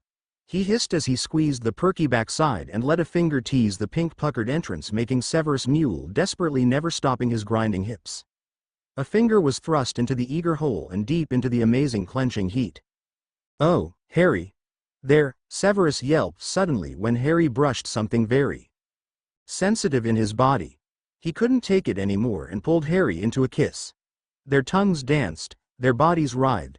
Those fingers stirred the tight slutty Slytherins' insides. The pleasure was building. They both came hard and Severus fell limp on top of Harry, and they just basked in the warmth of each other's afterglow. Severus whimpered as Harry removed his fingers from his ass. We should go. See the others. They probably want to know if the runes wore. Severus froze as he sat up and noticed that the potion had worn off. I'm sorry. He muttered in embarrassment and tried to get out of Harry's lap, though he wanted to savor the feeling of the strong body against him. Before Severus could move, Harry held him close and kissed his neck. I see no reason to rush, he whispered soothingly and kissed Severus on the lips. The potion master felt his heart flutter and stayed where he was for another few minutes, but then they had to redress. Harry put his limp cock back in his pants and enjoyed the view of the professor's butt as went to pick up his boxers and pants. Once fully dressed, they left and went up to the Great Hall. Since it was in the middle of lunch, Draco looked up from his plate. So how did the Occlumency go? We had to resort to the wards Harry developed, which are effective. There was just no way to master Occlumency in such a short amount of time, even though Harry was showing signs of getting the hang of using his mind to push me out. As a bonus, we set the wards to block out the horcrux, which we did find, Severus said as he was about to go to the staff table to eat. Harry had other plans, though. The Gryffindor sat on the bench and grabbed Severus's hand as he passed and succeeded in pulling him onto the bench next to him, making the other Slytherins snicker. Fine, I'll stay. I'm still going to murder your relatives. Severus huffed, trying to sound like his usual dangerous self to hide the blush on his cheeks. It didn't help much. Blaise frowned as he grabbed a roll. Why? What did they do? Greg finally looked up from his book to listen to the conversation. It was clear that Harry's relatives must have done something that was terrible to piss off the professor. Severus sighed and glanced at Harry, who simply shrugged, though he was tense. Apparently, Harry was treated worse than most house elves. I'm ashamed to say that I never realized the first year I met him. What? Your relatives hurt you? But I thought. Draco trailed off as he tried to think back to what Harry looked like that first year. Now that he thinks about it, something was very wrong with Harry. He didn't see it back then, but it was clear Harry was far too small and skinny for any child. Least of all a spoiled Potter. Also, Draco couldn't remember Harry wearing anything that revealed his skin during that year. They did hurt you, didn't they? Harry swallowed the bite of food he was eating and nodded. They feared magic. At some point they decided they could beat it out of me, or they just enjoyed trying. The first summer I visited the Weasleys I had a black eye. They found out everything in only 2 weeks, and Dumbledore's involvement. All the scars, except the ones Dumbledore knows about, are healed. I'm alive because the Weasleys intervened, though they had to stay quiet since Dumbledore is my magical guardian. He said, not really ready to go into detail. Greg's jaw dropped and the others paled except Severus, who already knew from looking through the memories. Magical guardian. Your guardian is orchestrating your death. Is this legal? I don't remember anything saying that any of that is something a magical guardian can do. Magical guardians have very little restrictions as long as they guide their ward through the magical world. Dumbledore did very little, but he could spin it so he wouldn't be in trouble, and as for the abuse, he could claim he didn't know, though that can't be since he saw Harry's scars. Of course, who would believe that Dumbledore is capable of such cruelty? I didn't until that pensive memory. Severus muttered as he made himself a plate of food. Before the conversation could continue, the fluttering of wings could be heard and everyone looked up. It was the small blue snitch. The mail-carrying snitch fluttered over the table and found a spot to land. Once it touched down, it opened its hollow body and out came the base of a gold thing, but as the snitch upwards, the rest of the gold item was revealed, earning a few gasps. That's the Hufflepuff cup. Draco stated and looked at it carefully. This is a horcrux. Why didn't they destroy it? We gave them fangs, so they should have done it. The blonde huffed. Right on cue, the snitch flew over to Harry and dropped a box of mini snitches and 2 letters into his hand. Let's see, he said as he opened the letter and his eyes widened at the content. They wanted to know if Severus could use this one to test for a safe way to remove the one in my head. Greg grinned. That's a good idea, he exclaimed, and Draco and Blaise nodded in agreement. Indeed, I'd prefer to test any theories on this. What of the other horcruxes? Do they have any clues to the locations of the others? Severus asked as he looked at the golden cup with a feeling of determination. That cup was Harry's best chance to survive, and he will take full advantage of it. A few possible theories have occurred to him, so we'll have to see what comes of it. They have some information on Tom Marvolo Riddle, who was the person who became Voldemort. Everything from the Muggle orphanage he was raised in to his connection to the Gaunt family, which is through his mother. Harry said as he skimmed the letter. They're planning to check out some places and they will destroy the ones they find. The green-eyed wizard chuckled in amusement as the snakes all smirked at the news. There was something about the family of redheads all focused on a mission, especially the twins. This was going to be a fast job. Draco glanced at the second letter in Harry's hand. Who is that from? Longbottom. Yeah, I hope Neville isn't freaking out. Harry commented as he opened the letter, but he chuckled sheepishly as he read it. He's pissed. The Slytherins all raised their eyebrows skeptically. He was put in Gryffindor for a reason. Tick him off the right way, you'd only see Severus as a lamb after that. Harry noticed Severus glare at the thought of him being a lamb and shrugged before giving the professor the letter. Severus set his fork down and took the letter, only to look shocked as he read the colorfully worded rant. 20 points from Gryffindor for really foul language. Where did Mr. Longbottom acquire such language? He has quite a dark mind when it comes to describing how to mutilate someone, he said, mentally taking Neville's ideas down for when he confronts Dumbledore. Draco took the letter, clearly not believing them, and after skimming the first paragraph he had to stop reading. It was way too graphic. Harry smirked. Have you met his grandmother? She's responsible. Oh, those points removed seem a touch unfair considering the foul language you were using just a few minutes ago. At first they thought that Harry meant during the Occlumency lessons, but the light pink that came to the potion professor's cheeks. To make exactly what happened perfectly clear, Harry leaned over and kissed Severus's cheek. Greg snickered as Draco and Blaise's jaws dropped and looked as if they were about to sulk. Indeed, 10 points can go back, but it was still a bloody graphic letter. Severus huffed before continuing his meal. The rest of the meal went on in silence with Blaise and Draco shooting a mix of curious and jealous looks at Severus and Harry. It was getting annoying actually, so when the house elves took the finished plates the professor decided to make a comment. Hippogriffs would be jealous, he said with a smirk, making both Draco and Blaise blush and look at Harry, who couldn't help but laugh. He wasn't sure what that meant, but considering how they glanced at his crotch he could guess. Well, I'd hate to disturb this tantalizing gossip, but what should we do about this? Greg asked with a very amused smirk as he tapped the golden cup.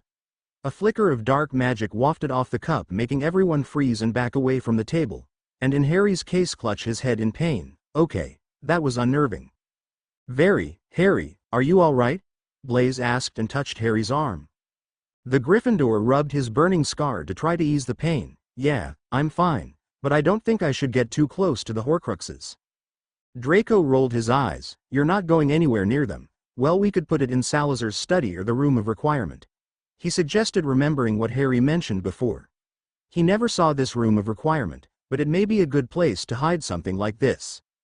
Perhaps Salazar's study would be best. Unfortunately, I can't risk keeping it should Dumbledore come into my living quarters and find it. He never did respect my privacy. Severus muttered. Of course, he didn't have an active social life to worry about until now. Greg removed the robe of his uniform and draped it over the cup to safely pick it up. I'll take it down then, there are some books down there I want to read, he said, ignoring the rolling eyes. That should be fine. I think the door allows anyone who isn't a threat, so you'll be fine, Harry said with a smile, and Greg nodded before walking away with the tainted cup. This is going to be a busy Christmas. Now I feel stupid. I should have gotten you guys presents. Draco felt his heart skip just like his fellow Slytherins. All of this came out of nowhere, so you really shouldn't worry about that. You did give Greg access to a whole new library, so he's not complaining. And if you give me what you gave the professor, I won't either, Draco added mentally, and those thoughts were shared by Blaise. And you gave me plenty in the form of a really big snake. Severus gave a smug smirk, making it very clear that he did not mean the basilisk. Albus Dumbledore groaned. Why is the counter potion always more painful than the original one? At least I'm not hiccuping anymore. Only 2 more days until I can get back to Hogwarts and show Harry a small amount of information to get him hunting down the horcruxes. Then I'll get what I want. Dumbledore sighed contentedly as he imagined having the 3 Hallows in his possession. To become the Master of Death is what he always wanted. Once Harry died, the cloak will be back in his hands, and he placed a tracking spell on the gaunt ringed stone. All his plans are coming together. A knock was heard at his door and he groaned in pain as he got up to get it. To his surprise, it was Moody. What's the problem, Moody? Did the werewolf plan go well? He asked as the door closed behind them. Severus got in the way and killed Greyback, Moody grumbled. I can't just have Severus killed. At least, not until the summer, so I have time to get a new Dada professor, and by then Harry will be horcrux hunting, so as a spy Severus wouldn't be needed anymore. I'll have a house elf drug him with some potions like Lupin. Dumbledore shrugged carelessly, but then winced in pain because of the effects of the counter potion. Busy holiday last time. I can't just have Severus killed. At least, not until the summer, so I have time to get a new Dada professor, and by then Harry will be horcrux hunting, so as a spy Severus wouldn't be needed anymore. I'll have a house elf drug him with some potions like Lupin. Dumbledore shrugged carelessly, but then winced in pain because of the effects of the counter potion. Ron pouted on his bed. I miss Harry. He blushed as he remembered the hug he shared with Harry before leaving. I wonder if he's with the Slytherins. Would it matter if he was? Harems are normal for heirs, remember? What the? Ron yelped as the completely unexpected voice of his brother came out of nowhere. Damn it, Percy. Have you ever heard of knocking? He snapped as he threw his brother a nasty glare. Percy gave a mock snarl. Yeah, I heard of him. He owes me money. He joked with a balled-up fist raised in the air playfully as if threatening to punch someone, but then he walked in the room, kicked the door shut and flopped on the bed next to his brother. So what has been flying around in my dear baby brother's mind? Nothing. Ron stuttered with a blush. The older redhead hummed at the unconvincing answer. Really, strange, I swore I heard Harry's name a minute ago. He sighed and laid back on the bed as if relaxing. Well, maybe. Ron mumbled and started twitching under his brother's lazy gaze until he finally broke. Fine, I was thinking of Harry. Was he on top of you in your thoughts? Oof. Percy grunted as a pillow hit his face. So that's a yes then, he said without removing the pillow perched on his face, which made his voice muffled. Pervert. Ron huffed, his cheeks were practically glowing a deep red color. The pillow wiggled as the older brother chuckled and lazily tilted his head to let the pillow fall off his face. Yep. Now that we settled that, what are you afraid of? That Severus or any of the others will get a hot potter cock up the ass before you? Ron, you know what Bill told Harry about all the titles he has inherited. The Potter title, the Black title, Gryffindor, Slytherin, Ravenclaw, Hufflepuff, and some lordships are in there too. He needs a lot of kids to pass those titles down. We're a fertile family, but you might have trouble with all that by yourself. With a harem it'll be easier and, you know, Harry always respected the Slytherins even with their treatment. I know, but what if he doesn't need me? Ron muttered so softly it sounded like a whimper. Percy sat up and pulled Ron into a hug. Tell me, little brother, do you agree that Harry was always more Slytherin than Gryffindor? Percy could feel Ron nod into his chest, but that never affected your friendship, did it? He felt the smaller redhead shake his head. You're his friend and I doubt he'll let you go. Harry isn't the type of person who will throw away someone like that, so just tell him how you feel. Considering how observant he is, he might have some clue about it already, but just never said anything because you didn't. Ron looked up at Percy with a clearly horrified expression and embarrassed blush. Oh please, Ron, you are not subtle. We all knew you loved him. You were the only clueless one because you built some sort of wall around your heart and tried to deny it. I don't know what destroyed those walls so suddenly, but I'm glad you're opening up. Why weren't you in Slytherin? Ron mumbled into his brother's chest, feeling better about his place in Harry's life after Percy's words sank in. The Sorting Hat actually said that it would be a good house for me, but then decided I'd drive them mad, so it put me in Gryffindor, Percy said all too casually. Ron couldn't stop himself from laughing. Wise move on the Hat's part. It's true, I see that now, Percy exclaimed dramatically as if he learned some big life lesson when he clearly didn't. Now Mom wanted to see if we could grab something Horcrux related before Christmas dinner, so Bill and Charlie wanted to check out the Gaunt Shack. While I take the twins to the orphanage, do you want to join? Yes. Ron yelped excitedly as he jumped to grab a warm coat.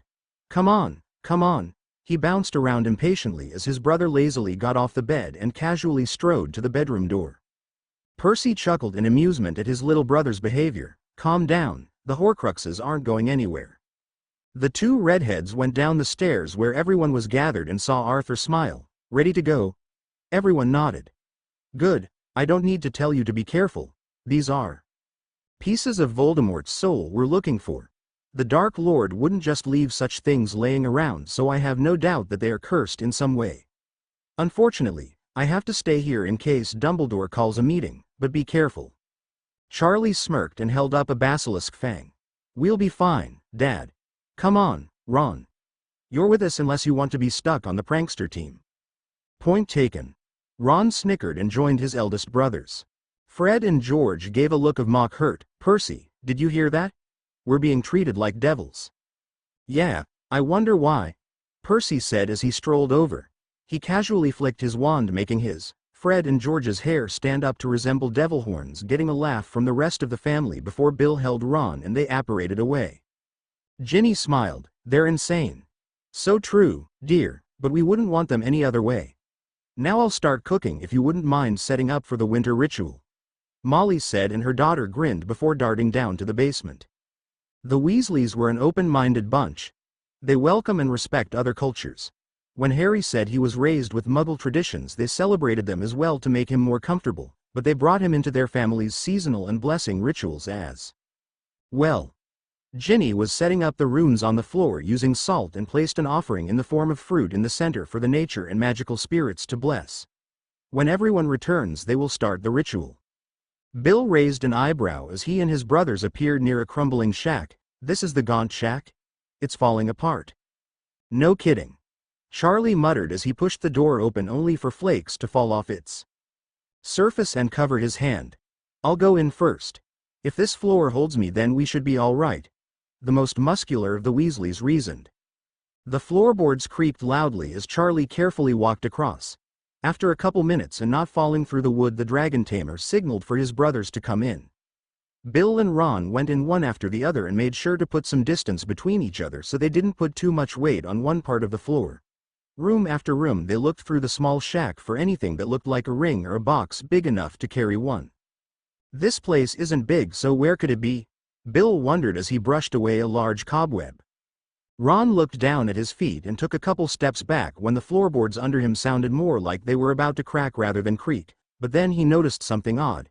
He couldn't quite place it, but there was something off about the patch of floor near the fireplace. After looking closely he noticed what it was: the lack of cobwebs and dust. "Bill, Charlie, over here. Someone moved these floorboards recently." Ron shouted and moved out of the way so his much larger brothers could carefully tread closer. Charlie smirked. "Now we're onto something," he said as he flicked his wand to make the rotten floorboards float away, revealing a simple box. "Don't touch it," Bill warned his dragon-taming brother when he tried to inspect the box. "Let me check it first," Bill said and moved closer. The Cursebreaker cast a few spells and frowned. "Bloody hell, the box alone is cursed to stop people from getting too close.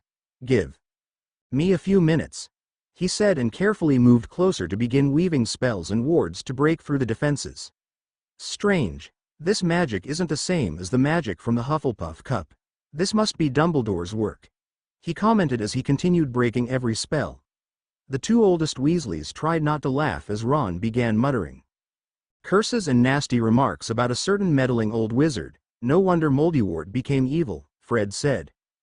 Gorg frowned and flawlessly continued the sentence, "If we were raised here, we'd be evil too." Fred finished seamlessly as the three brothers entered the dilapidated orphanage. "I'm starting to wonder who was really at fault for all this. The dark magic tainting an already deranged kid, or the headmaster who never stepped in to help an innocent child out of this place," Percy remarked as he looked at a collapsed wall. Not a single toy was in the place, and considering it was abandoned for decades, you would expect some evidence that children used to live there. "Who was the headmaster when Tom Riddle was in school?" the twins asked in perfect sync. Percy paused a moment to recall some dates. "Dumbledore, actually," he answered, not seeing the twins pause and glance at each other in shock before continuing the search.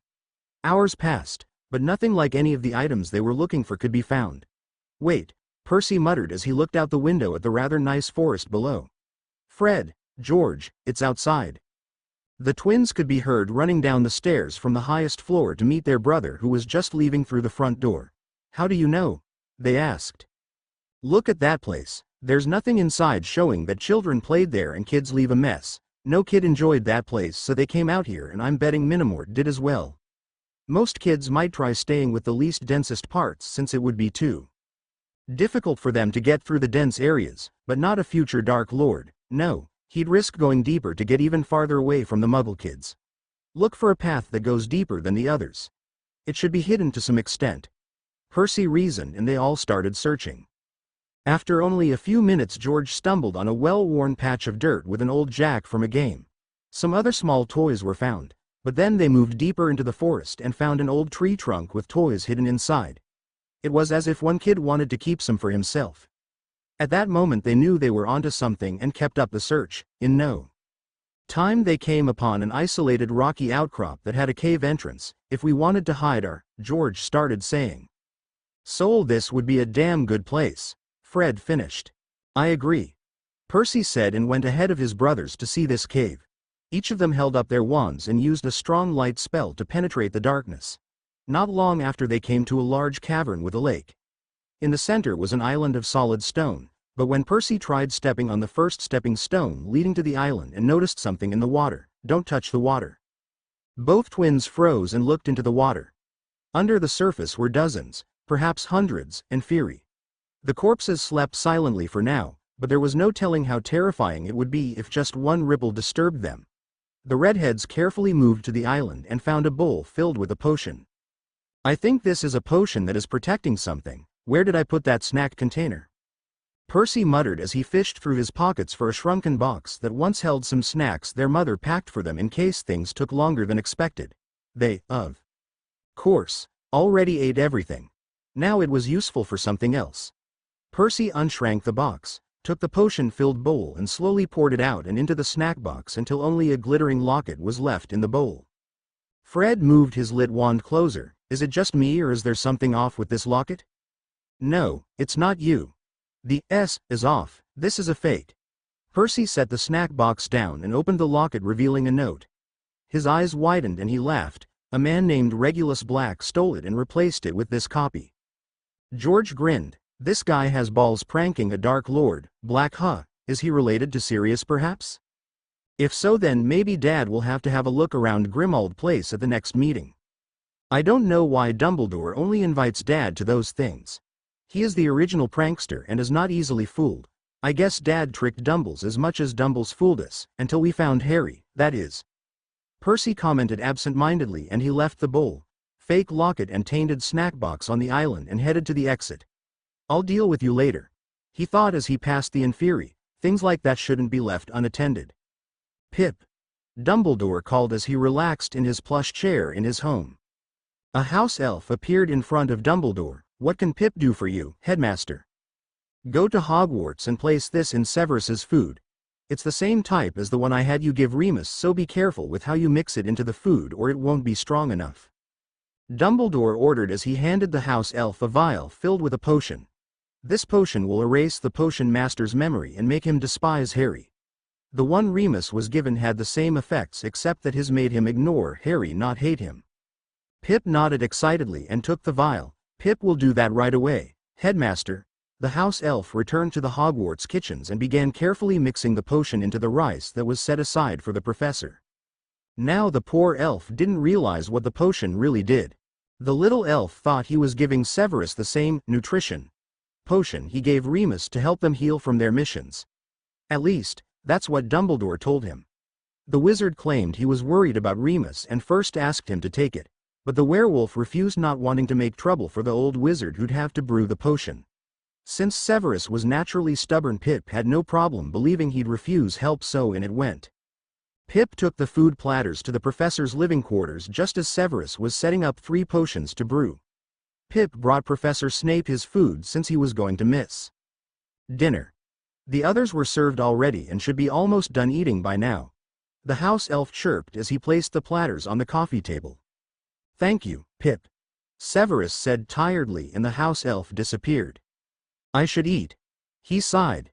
He spent most of the day trying to find a way to remove the horcrux from that damn cup, and then he was summoned by Voldemort. After a couple torture curses, he was ordered to brew some potions. Apparently, the wizard hated that he suddenly lost his connection to Harry's mind and wanted to shatter the wizard's mind with these potions. Severus had no interest in doing that, but Voldemort said he wanted to see the potions himself to inspect them. The potion master was going to bring this up with Harry the second he saw him. With careful movements to keep himself from straining his sore body, he sat down and picked up the fork to scoop up some rice. Blaise smiled as he sat with Draco and Harry. I never celebrated Christmas really. My mother prefers traditional rituals and Yule. It's the same with my family. I just know that exchanging presents are the same, Draco said, actually considering celebrating Muggle holidays for Harry. He noticed an empty plate and a missing cup. Did Greg leave already? Damn him and that library. The blonde muttered half-heartedly. This gave them more time alone with Harry before people come back. Tomorrow. Harry chuckled. He is enjoying himself. To be honest, I never celebrated Christmas before Hogwarts, or, to be precise, I wasn't allowed to. My first gift was from Hagrid after I got my letter, and my first real Christmas outside of Hogwarts was with the Weasleys, who also showed me a winter ritual. I think they only bothered with the Muggle tradition to make me comfortable, but I'm grateful either way. Draco raised an eyebrow. I thought the Weasleys were blood traitors, he remarked as he remembered what his father said once years ago. They're open-minded, but they never forgot the magical traditions. Harry smiled at the looks of confusion on the 2 Slytherins' faces. No one seems to know the Weasleys all that well. Okay, we've established that everything we know is a lie and our worlds were just upended. So, what presents did you get? Blaise asked. A book on old curses, a dragonhide suitcase with 2 large compartments, a bag of special stones for a project that I can't even begin to understand how the twins discovered, in a book titled, How to Handle Your Pregnant Husband. Harry tried not to laugh as both Blaise and Draco blushed, and some other things. The dark-skinned wizard recovered faster. What project are you working on? A year ago I overheard Sirius complaining about the lack of spells dedicated to one area. This time Harry couldn't stop a chuckle as the snakes blushed. But Blaise, being the not-so-bashful one, leaned closer to listen. Apparently, there's only a stretching and lubrication spell out there, but that's not enough. I made the wards on my skin years before and I wondered if I could use it as a guide for some toys. The prototypes are nearly finished, but aren't tested and in my grimoire. Blaise licked his lips. We can help test them. He purred and held onto Harry's arm, though he secretly wanted to strangle the Muggle born for taking that grimoire. Draco's eyes widened as his blush became deeper, but he didn't argue.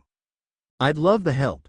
Of course, since it is a test I should be there to watch, Harry said casually as if it was no big deal, but he did have to keep Draco from falling over in shock, or maybe he came close to fainting. It was hard to say. Draco bit his lip in anticipation. He wanted to be with Harry in that way so badly, but he was nervous too. This is something Severus should know, don't you think? It was agreed, and once the house elves took the plates away they went to Severus's living quarters, but to their surprise they were met with a furious potion master who had his wand pointed at Harry. Fatigued last time. It was agreed, and once the house elves took the plates away they went to Severus's living quarters, but to their surprise they were met with a furious potion master who had his wand pointed at Harry. Stay out of my way, Harry, I'm going to murder him, Severus barked as he made his way to the flow powder over the fireplace, but a dagger came out of nowhere and hit the flow powder jar in a way so the lid was sealed shut. Harry, remove this dagger. Not until you calm down and tell us what happened, Harry said as he, Draco and Blaise slowly came into the room. Seeing Severus this furious meant something happened and it was bad. Severus didn't even seem to stop for a breath as he ranted on. I worked for that bastard for nearly 2 decades. I risk my life to go undercover as a spy so they can have information, and for all that Dumbledore tried to spike my meal with potions. Potions. Does he think so low of me that he doesn't think I know how to find potions in what I eat? The potions professor trailed off. His chest hurt and his vision was blurring. His knees suddenly gave way as he completely blacked out. Harry bolted forward and caught Severus before he hit the floor. Severus. Harry adjusted his grip and felt for a pulse on the potion master's neck as Draco and Blaise rushed over. He's all right.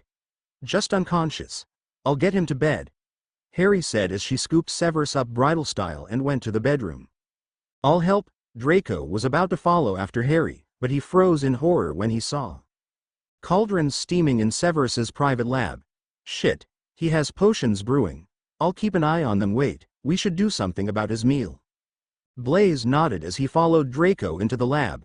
Let me handle that, he said as he snatched a large empty flask before running back to the meal where he started scraping the food off the plate with the fork and into the flask. Okay. I got most of it, so it looks like he ate enough. Do you need any help here? He asked as he set the food-filled vial on the shelf. No, I know these potions. I have no clue why my godfather is brewing them, but I'm sure he'll explain, Draco said as he searched the already prepped ingredients next to either cauldron, which was how he identified the potions being brewed. Okay. Then I'll help Harry. Blaise paused just before leaving lab when he saw a house elf gather the plates and waited until the creature left. While being as gentle as possible, Harry laid the professor on the bed and began undressing him so he would be more comfortable. First, the professor's shoes and socks hit the floor, but that revealed another issue. Where did these bruises come from? Harry pondered, feeling a spark of anger as his fingers caressed the purpling splotch on Severus's ankle. A nagging feeling made Harry continue removing clothes. After undoing only 3 buttons on Severus's shirt, more bruises were revealed. The thought of the injuries being even worse under the rest of the clothes prompted the green-eyed wizard to pull out his wand and spell away all of Severus's clothes. Sure enough, several bruises were revealed and the pattern suggested one thing: the torture curse. Most think the horrid curse doesn't leave marks, and for the most part that's true, but with all that thrashing and pain it's not hard to believe that you do see marks sometimes. Also, if the curse is cast multiple times on a person, the curse alone will damage the body. Harry knows this firsthand after being tortured by Voldemort at the end of the Tri-Wizard tournament. Training in Godric's training room has helped him fight even under the curse, and he sees what occurs since temporary illusions of those injuries are left behind. Damn it, you had a meeting with Moldywort, didn't you? Harry said despite knowing Severus couldn't answer. "You'll tell me what happened when you wake up, but first I should get some healing salve." The green-eyed wizard flicked his wand to levitate the potion master for a second so he could grab the sheets and lowered him onto the bed to be covered for his modesty's sake. After all, he wasn't sure how Severus would react to waking up and finding himself naked. Though Harry had to admit that seeing a butt-naked Severus sprawled out on the bed would be a delicious sight to see. Right at that moment Blaise opened the bedroom door. An elf just took the plates. His eyes widened as he saw the bruises on Severus's chest and arms, which were not covered by the sheets. "Dear Merlin, what happened to him?" "If I had to guess, I'd say he had a meeting with a certain evil snake-faced wizard," Harry muttered as he touched Severus's forehead when he noticed that Potion Master had a slight flush on his cheeks. "He has a fever. He's usually the one stocking up the infirmary, so he should have some stocked up in his lab. I'll take a look." Harry watched the dark-skinned wizard leave, and after a second he flinched as he heard Draco freaking out about Severus. The blonde could be heard saying things like, "My godfather is that badly hurt?" And after the sounds of someone rummaging through the shelves, the line, "Found some. That bloody idiot never takes proper care of himself," was heard. A second later an amused Blaise returned to the bedroom. "Draco's worried." "So I heard." Harry chuckled at the thought of the feisty blonde in the other room.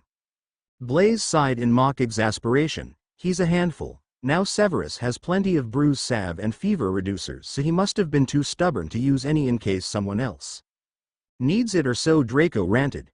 He said as he handed Harry a jar. "So how should we make him take the fever reducer?" "I know a way," Harry said as he set the salve jar on the side table and took the potion from Blaise. The dark-skinned wizard's jaw dropped as Harry poured the potion into his own mouth and gently opened Severus's mouth. Blaise watched in fascination as Harry kissed Severus and pushed the potion into the waiting mouth with his tongue. "Now that's how you take potions," he said as Harry gently stroked the potion master's throat to encourage him to swallow and used a little magic to make sure he didn't gag or choke, similar to what Mrs. Weasley was seen doing, before finally pulling away. Severus whimpered even in his unconscious state when the kiss stopped. "There, now to fix these bruises," Harry said as he set the empty vial down and picked up. After opening the lid and spreading the first dollop of the healing substance on the bruised skin, he noticed that Blaise seemed too focused on his hand gliding over Severus's skin to help. It didn't matter though, since he figured Severus would be more comfortable being touched by someone who he was intimate with.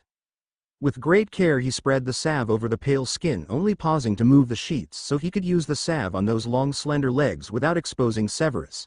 Of course, he couldn't stop the soft mewls from being heard whenever he caressed a sensitive spot on the potion master's skin, and there were a lot of sensitive spots. "They're all done. Are you okay, Blaise?" Harry asked with an amused smirk playing on his lips when he saw the tent being pitched in Blaise's pants. "I have a fever." Blaise smirked playfully and pulled the green-eyed wizard into a steamy kiss. Harry easily took over the kiss and Blaise moaned softly as his mouth was molested by the skilled tongue. The strong hands held those slender hips firmly in place as Harry pinned Blaise against a wall. The dark-skinned wizard moaned hotly, effectively breaking the kiss as the green-eyed wizard slipped a hand into his pants and wrapped those fingers around the hard flesh.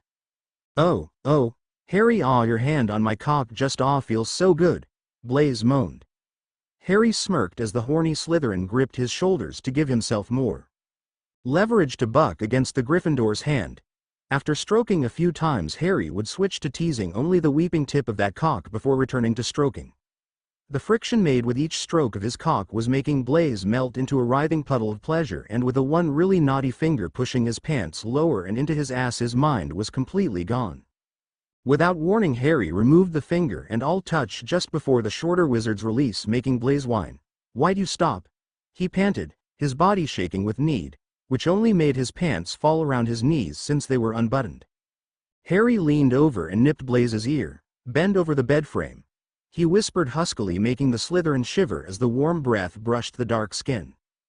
Dazed dark brown eyes glanced over at the bed that the professor was in. The wooden frame was raised in the head and foot of the bed with a slight arch, unlike the four-poster beds the students have in the Slytherin dorm. "Okay," Blaise gasped, his heart racing in anticipation. Just removing his pants and bending over the frame made him feel very close to release. Of course, Those green eyes watching his every step wasn't helping. "Harry, please, I can't wait." Blaise mewed as the bed frame rested comfortably against his stomach and his hands were on the bed holding his upper body up. Thankfully, the bed was huge, so it's not like he was hanging over Severus's feet. Slytherins are all impatient, it seems. Harry chuckled as he stared at the delicious ass up in the air. He licked his lips as he kneeled down behind Blaise and saw the cock between those shaking legs pouring pre like a faucet. "You're so excited, Blaise. Tell me, how does this feel?" he asked as he took the firm globes into his hands and massaged them. "Aha gee good more aha." Blaise moaned as he tried to buck back against those hands. His face was getting flushed and his breath was coming out in short pants. Suddenly, Harry paused the rubbing and spread the cheeks wide, exposing the pucker. "What are you ah?" Blaise yelped as something wet brushed his pucker. It was Harry's tongue. The wet muscle teased the dark-skinned wizard's entrance, driving him absolutely mad with pleasure. Finally, Harry pushed his tongue past the tight ring of muscles and began working the twitching pucker, which made Blaise scream and push back greedily. "Oh Merlin! Your tongue is so good! More more more! Oh I'm Ming! Harry Ming! Ming!" Blaise's toes curled as his back arched and his came spraying out in several long thick white ribbons, leaving him hanging limply halfway on the bed and the rest hanging off the bed frame. Harry smirked as he pulled back and saw the large puddle on the floor, but then he spotted a blushing Draco in the doorway. "Need something, Draco?" he asked way too innocently for someone who just tongue-ed someone into unconsciousness. I heard a scream and, "Air, what are you doing? Severus is right there, you know," Draco said, though as disrespectful as it seems he didn't care that much. He actually wanted to complain because he wasn't pleasured by Harry. "Personally, I don't mind. It was fun to watch." Both Harry and Draco blinked and turned to see Severus sitting up in the bed. When he got up, no one was sure, but he definitely saw enough of what happened. "You pervert! You were watching the whole time?" Draco accused just as Blaise began regaining his senses. "That's a bit of an unfair statement, don't you think, Draco? After all, how long were you standing there?" Severus smirked as Draco blushed and avoided his eyes. "Thought as much." "Now Harry, where did you learn about that?" he asked with a spark of lust in his eyes. Blaise stood up and looked down at Harry, who was still on his knees and therefore getting the perfect look at the half-naked Slytherin's cock and balls. "I want to know that as well," he said in a daze, clearly not ashamed at all. The green-eyed wizard kissed Blaise's hip bone, earning a pleased hum before standing up. "You really get a sense for how deprived the world of magic is when you live in Muggle world. The things you can find in the right stores can be eye-opening. Since my relatives make me shop for the food, I have plenty of chances to explore. It's only been researched for those prototypes I mentioned until now." "Prototypes for what? What are you working on?" Severus asked, now very curious. "Harry is using his skill with runes to create Magic World's first toys for, and if his skill with his hands and tongue are any indication, it will be quite successful." Blaise answered with a playful smile as he went over to pick up his pants. "I'm surprised you didn't mention the Weasleys' influence," Blaise commented as he deliberately put his pants on as slowly as possible, knowing full well that Harry was watching. The Gryffindor chuckle. I have accidentally heard Bill, Charlie and Percy chatting about the subject, but it was rather tame compared to the stuff you'd find in Muggle world." Draco blinked. "Really? Wait, we shouldn't be talking about this.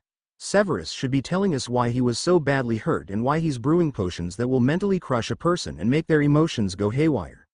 Draco glared as Severus looked horrified, meaning he realized he wasn't attending to the potions. "I was watching them. They're both in a phase where they can be left alone for a little while." "Good. The Dark Lord summoned me not long ago." Severus winced as he tried to move on the bed. "The bruises may be gone, but there may be a bit more healing needed. Put simply, he knows about the link he had with your mind, Harry, and that it was blocked. He blamed me because I was here when it happened. Technically he isn't wrong, but it's a bit of a leap to say that and blame me for Greyback's disappearance as well. Perhaps the only reason I'm alive is the fact that it seems very irrational even to him. Thankfully, I was spared, but he ordered me to brew 2 potions. One, as Draco said, to break any barriers around the mind, and one to send your emotions out of control. I wasn't going to give them to you, but The Dark Lord said I had to bring them to him first for inspection, so I have to, at least, do that. Harry deadpanned. Shit, I actually forgot to mention this, he said as he pulled out the necklace that was around his neck, but under his shirt. This is from the Black Vault that I inherited after Sirius's death. It's actually meant to protect the wearer from any type of manipulation, so I could be given potions like that and not be affected, but while that would buy you some time, we have a problem. Severus sighed in relief as he looked at the glittering green stone hanging from the silver necklace, happy that Harry was protected in that sense. Yes, he can feel the link, so he will know the second the potions aren't working. I have 3 weeks, maybe 4 with one potion, for brewing, but then only a week after the first dose. Draco paled slightly. You can't go back after 5 weeks. It's far too dangerous. He nearly killed you when he had no proof. When he figures out that the potions aren't working after he inspected them personally, he will believe that you're involved and he will kill you. I don't have much of a choice, really. I have to keep doing what I'm doing as a spy. Severus said, and thought for a moment as he absent-mindedly touched the dark mark on his arm. Besides, if I stop, Dumbledore will discover that I'm not under the influence of the potion in that food and I don't have a safe place to go to. Not necessarily. Harry said, getting the Slytherin's attention. Part of becoming the heir of the Black family is that I can't personally deal with accounts until I'm of age, like all pureblood families, but unlike most I can handpick someone of legal age and they can withdraw or remove anything the heir needs instead of being subjected to a magical guardian like for the Potter accounts. I chose Bill as my advisor, and he told me in the beginning of this year that I have several properties, including a mansion that can't be traced on a map. Most of the properties are in bad condition, but the wards are powerful and Dobby has been busy fixing everything, which is why I haven't called him. That, and I suspect Dumbledore told the other house elves to report if they see him, so he can't come here, but that's not the point. You could come to one of those homes. The professor felt his heart flutter at the offer. That would be great, but I can't just disappear. No, but what if you were killed? Harry suggested. Severus slowly smirked as a cunning plan began forming from the idea. Greg poured through the books and journals from one of the founders of Hogwarts. Several things were copies of old textbooks and others were handwritten accounts of things that happened. The most intriguing find was a grimoire filled with potions Salazar was working on. The feathered Slytherin was so absorbed in his research that he nearly jumped out of his skin when a pile of books he finished reading toppled over. Maybe I should take a break and put these away first, Greg muttered as he got up to collect the books. One by one he put each book in its proper place on the shelves, but he noticed that one of the dozens of picture frames was knocked off the shelf and the photo was sticking out a little. Greg picked up the frame and removed the picture, which was of Helena and Rowena Ravenclaw according to the names scribbled on the back. Helena Ravenclaw. SGE seems very familiar for some reason. He racked his brain to think of the answer, but it was just out of reach. It'll come to me. After cleaning everything else up, he glanced at the picture again and decided to take the photo with him. With the photo tucked in his pocket, he left to go to the dorm. There was strangely no one there, so he decided to look for them. To his shock, he found Draco, Blaise, Severus and Harry in the Potion Master's living quarters, specifically the bedroom, where they were discussing the strangest morbid topic. Draco looked up as Greg appeared. "What's your opinion, Greg? What would be the best way to kill the professor?" he asked, and everyone, even Severus, stared at Greg, actually waiting for an answer to the disturbing question. "I know you didn't like getting marked off on your paper, Draco, but that's no reason to kill your godfather. And why are you plotting this in front of him? Why are you naked?" Greg yelled when he saw that Severus was indeed naked. He was more than a little confused at what was going on, and his confusion only worsened when everyone started laughing. "Why is this so funny?" "Plans last time. I know you didn't like getting marked off on your paper, Draco, but that's no reason to kill your godfather. And why are you plotting this in front of him? Why are you naked?" Greg yelled when he saw that Severus was indeed naked. He was more than a little confused at what was going on, and his confusion only worsened when everyone started laughing. "Why is this so funny?" Neville rushed onto the Hogwarts Express and went to find Ginny and Ron. Ever since he received that letter from Harry in the snitch, he has been worried about the green-eyed wizard. The news about Dumbledore was shocking, even though his grandmother never liked the headmaster and made it very clear that the old wizard shouldn't be trusted. It's one thing growing up hearing her telling him to be cautious, but having the proof that revealed a very dark side to the light leader is quite a different thing. He has never been so angry and worried at the same time, and the fact that Harry hasn't contacted him again only made it worse. Neville. Over here. The Longbottom heir looked over his shoulder and saw Ginny looking out of the compartment he raced past. Ron and I were looking for you. She waved happily and all but dragged Neville into the compartment when he came within range. Good, now we don't need to worry about that bitch, she said, clearly referring to Hermione, who has not been seen yet. The compartment was full with Ron, Ginny, Luna and, surprisingly enough, Theodore Nott, who was being cuddled by Pansy and Daphne. Hi, I didn't know you guys were together, Neville said nervously as he tucked his trunk poo in the luggage racks before sitting next to Ron. Theo blushed lightly. It kind of came out of nowhere, he said softly as the two girls smiled and nuzzled his arms. Both Neville and Ron understood the feeling, since certain feelings of their own seemed to pop up out of nowhere as well. Ginny and Luna just congratulated the three for getting together. There were a few other couples that came out of nowhere too, but no one thought much of it beyond winter romance. Oh. Fred and George said they'll be hunting down Hermione to do Merlin knows what to her, so we'll hopefully see her looking very different.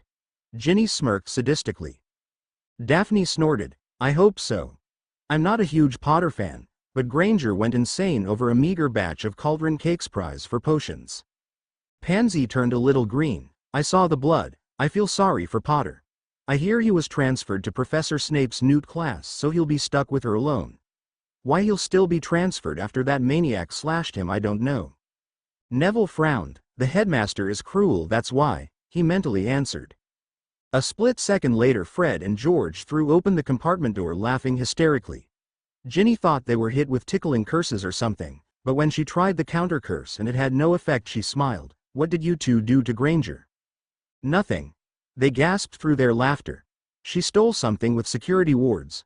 Laughter coming from the rest of the train drew everyone's attention. Their curiosity was too strong, so everyone in the compartment poked their heads out and looked down the hallway. There at the front of the car was Hermione, and she looked awful. Her hair turned clear, so she looked bald, but considering it looked like she would get pulled by her hair every few steps, you could assume that the hair was moving and grabbing things to trip her. Written on her head were the words, thief, crook, untrustworthy, and fool. On her face was a set of black worm-like shadows moving around, making silly signs on her face, and the final touch was that her hands were glowing bright red. Hermione glared at the twins, who were still laughing. Oh, shut up, she sneered, but it wasn't as scary as it could have been, considering the worm shadows decided to give her a mustache and monocle at that exact moment. It was too funny and everyone started laughing. You jerks, whatever, let me in, she snapped as she tried to get in the compartment. Ginny and Ron blocked the door so the know-it-all witch couldn't get in. This compartment is full. Oh, don't be like that, you guys. We're friends, remember? Besides, you didn't get me a present this year, so you should be nicer to me. Get rid of the snakes and let me in. Hermione huffed arrogantly, hoping to get the witch and wizard to feel guilty, but that didn't work. Theo, Daphne and Pansy simply went back to their seats. After all, they knew full well she wouldn't be allowed in the compartment. Oh, I did get you a present, but the second I heard that you hit Harry, I burned it, Ginny said happily before shutting the compartment door. Wait until she finds out that the bitch stole Harry's grimoire. It will be a bloodbath. The warning whistle blew and the twins scurried off the train, leaving Hermione alone to scowl. She managed to find a compartment with some Hufflepuffs, but it was an awkward ride back to school. Draco has had enough waiting. As Harry was finishing up his schoolwork, he pushed himself between Harry and the table in order to straddle the green-eyed wizard's lap. Need something, Draco? Harry smiled and let his quill hit the floor so his hands could hold the blonde's slender hips. Yes, do you really think I'm going to be the only one not getting touched by you? Draco exclaimed heatedly, feeling frustrated, left out and horny all at one time. Harry hummed innocently, but I am touching you, Draco, he said as his thumbs slipped just under the hem of Draco's shirt to teasingly trace circles over those sensitive hip bones. The gentle action made the blonde shiver in delight and wiggle his hips. You know what I mean, Draco snapped, but it trailed off into a cute whimper as those hands moved his pants down slightly and those thumbs rubbed a little lower, getting cruelly close to his crotch. Finally, Draco's pants were lowered as far as they could go as he was straddling Harry and his semi-hard cock was exposed. along with the fact the Malfoy heir was going commando. "No underwear, Draco?" Harry asked with his wise smirk as he wrapped his fingers around the blonde's cock so his thumb was rubbing the weeping slit. There was something so why about the squirming blonde and the feeling of that cock hardening in his hand. Why you pervert ah? Draco could feel his body react to those simple touches. His body became flushed and hot as his heart raced and he noises falling from his lips. He never made sounds like that before. Harry ngh ha. The cute blonde moaned and suddenly squeaked as Harry's other hand grabbed his butt cheek and massaged it. Every squeeze of his butt was paired with a stroke of his cock and Harry deliberately let a finger slide over his twitching hole after every butt squeeze. The teasing alone was driving Draco mad. Please more. Draco's eyes widened in shock as he felt a hot wet mouth descend onto his nipple. He was so lost in his lust that he didn't see Harry unbutton a few buttons with his mouth until the Gryffindor was sucking on the nub. The blonde began thrashing wildly as his orgasm twisted inside of him. He was so close to Ming that one thrust of a finger into his tight channel sent him over the edge. "You know how to get what you want, don't you, Draco?" Harry chuckled as he licked some of the off his fingers. Out of the corner of his eye he spotted Severus and Blaise watching, but he didn't bother warning the limp blonde cuddled up to his chest about the audience. What's the point when they saw everything already? Severus shivered as he watched Harry's tongue lick the white male cream from his fingers. This will be an entertaining family with all of us together. He rolled his eyes as he saw his godson blush wildly as he realized they were there. "Oh, calm down, Draco. What happened here is nothing to be embarrassed about. Besides, if the four of us plan on living together we'll have times where we'll see each other with Harry, actually, 5 or more. Depending on the young Weasley and any others Harry charmed," Severus said calmly. Draco knew harems weren't unusual and were even encouraged, but it was still a little embarrassing to be seen in a passionate moment with Harry. The blonde quickly pulled his pants up and ignored the other Slytherins smirking as reluctantly slid off of Harry. It was getting very close to the time for all the other students to arrive, so they headed for the Great Hall. Greg chuckled in relief as he saw the others gather in the Great Hall to await the other students and noticed a very flushed Draco. "I'm glad I didn't decide to study with Harry. That would have gotten really awkward fast," he teased, earning a deadly glare from Draco. "At least, I know now you guys weren't serious about taking out the professor, but if you keep looking at me like that I might think you're out to kill me." Greg snickered as Draco glared harder at him. "Oh, I intend to take Severus out, but it will be on a date, not murder," Harry said too bluntly for the potions professor to not blush. "I sent a snitch to Bill a while ago, so he should get a portkey and tell Dobby the situation soon. Everything should be set for when you want to die. It shouldn't be hard to pull off considering you're a double agent." Severus smirked. "Indeed. Each side will assume the other had a hand in my death and I can disappear without a trace." "Just be careful, Severus," Draco said in concern. "Are you sure the plan we decided on is safe?"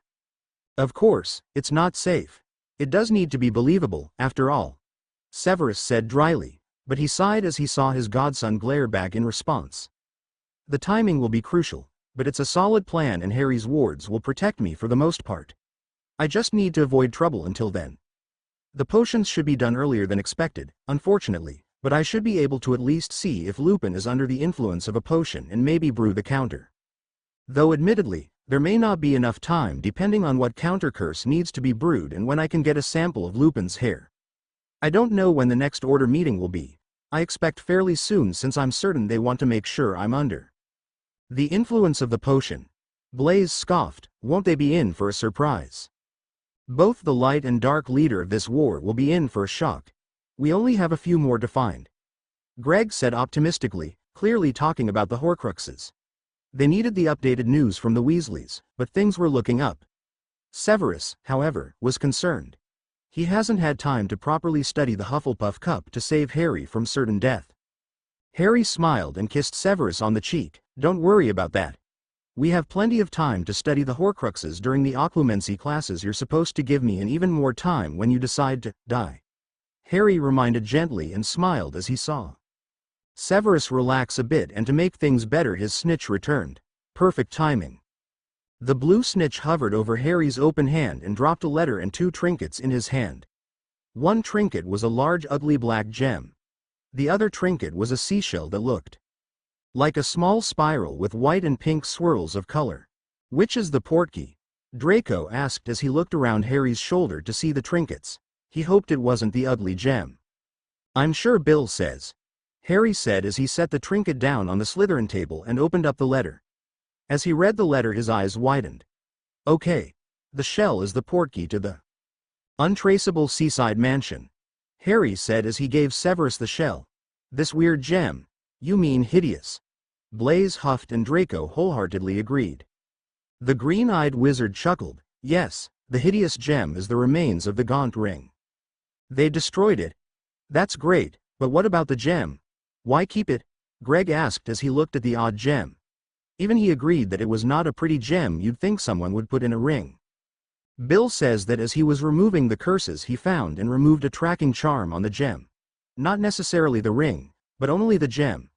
He believes that Dumbledore wanted to find the ring or, at least the gem again. Since the gem popped off as they stabbed it with a basilisk fang, he decided to send it with the portkey if only to keep it away from Dumbles." Harry remarked and picked up the gem to look more closely. Draco frowned. "We all know he has terrible taste, but this gem is a whole new level of bad taste. Why does he want it?" "Perhaps I can look into that as well," Severus offered as he took the ugly gem and examined it. Yes, Dumbledore had bad taste. Everyone knew that, but this gem may have a special power that the headmaster wanted, in which case it should be kept away from him. Harry sighed. "Don't worry too much about. No matter what it does or what it can be used for, keeping it from Dumbles is all that matters. Oh, Bill says that the Slytherin locket is in Grimmauld. At the next order meeting Mr. Weasley is going to look around for it." Greg grinned. "So the ring and diary were destroyed. We have the Hufflepuff cup and hopefully the locket soon. Nagini is always with the Dark Lord, so we need a plan for that, but now we just need to find the diadem and to get the horcrux out of Harry." Severus rolled his eyes. "You make it sound so bloody easy." "I was serious about that detention, by the way, Mr. Goyle." Greg's jaw dropped, a little shocked that it was a real detention, but then he muttered something about giving him time away from Crabbe, who he was not looking forward to seeing again. The sound of the train in the distance caught everyone's attention. "Come, Harry. The other professors should be arriving at the station shortly. We should go meet Granger and get your grimoire back. This should be entertaining. Oh, before I forget." Harry tapped his glasses and 4 mini snitches came out. The silver snitch fluttered over to Draco and the orange one flew over to Blaise. Greg got the purple snitch and Severus a green snitch. "I warded all of them, so if you need to contact anyone, those will help," he said as he walked away with Severus. The second the two were alone, however, Harry pinned Severus to a wall and kissed him passionately. The potion master was left breathless and flushed. "Harry, don't push it," Harry remarked firmly. "What?" Severus mumbled, still a little dazed by the kiss. "Don't get in over your head again. The second you think you will be in danger, or if you're just sick of it, get out," Harry stated. "Occlumency," Severus mewled as Harry cupped his backside. "Let's say I annoyed you, so you decided to start training me over the break, and that I got to a point where I can at least tell when someone is invading my mind and push them out." Harry purred with a nibble at the pale neck. Before Severus could argue, he was silenced with another mind-melting kiss. Right after Severus felt his toes curl in his shoes. He wanted Harry to so badly he considered pulling the Gryffindor in the nearest empty room and bend over the table. The fact that several students and staff members were going to enter the school any time now was a minor issue as far as he was concerned. The situation wasn't helped by Harry's hand, which slipped into his pants and started massaging his balls. "Harry, ah!" Severus yelped, and his hands gripped Harry's shoulders as his knees started losing their strength. With 2 strong squeezes, Severus threw his head back and came pouring his seed into his pants. The only reason an orgasmic scream wasn't heard echoing through the halls was because Harry thrust his tongue in the potion master's mouth and kissed him to keep him quiet. Severus panted as he leaned on Harry. "Okay, but I want something in return. Tell me," Harry said as he subtly spelled away the "If I have to leave for whatever reason, be careful," Severus whispered. "I'll try, but you know my luck." Harry chuckled and ended up getting a playful shove from Severus. Now it was time to do something the professor has been dying to do for a while now. It was time to have a talk with Hermione Granger. The students should be here any minute, and sure enough only a few minutes passed before students began pouring into Hogwarts. For a second it seemed like Hermione wasn't there until Harry and Severus blinked in shock as Hermione Granger ran towards them. Her new appearance even caught Harry off guard, since this was the first time someone was dumb enough to steal from him. "So good of you to join us. There's the matter of your punishment from me," Severus said in his smooth yet deadly voice. Hermione pouted innocently. "I was just about to apologize for that, Professor Snape," she said, but both wizards noticed a slight smugness to her smile. "I'm sorry for hitting you before. I don't know what came over me. I realized I forgot your present. Here," she said as she pulled a little red box out of her trunk and handed it to Harry, or to be precise, she tried to. The potion professor took the box instead. Severus opened the box while keeping it at arm's length. His eyes narrowed dangerously as a puff of steam came out of the box that would have hit anyone in the face had they opened it normally. Those black eyes fixed on Hermione, who flinched. "You truly think you're above everyone, don't you, Ms. Granger? Your little stunt might have slipped by Professor Slughorn, but not me, and your illegal transgression will be placed in your permanent record." "You can't do that," the Muggle-born witch yelled, unfortunately attracting everyone's attention. Ron and Ginny walked out of the surrounding crowd and watched as Dumbledore also came out of the crowd to put his old wrinkled nose in the middle of the situation. "What's going on here?" Dumbledore asked in a kind grandfatherly tone, though he did take a split second to gawk at Hermione's appearance. The potion master sneered. "It seems Ms. Granger believes it's all right to use blood control spells on her fellow peers.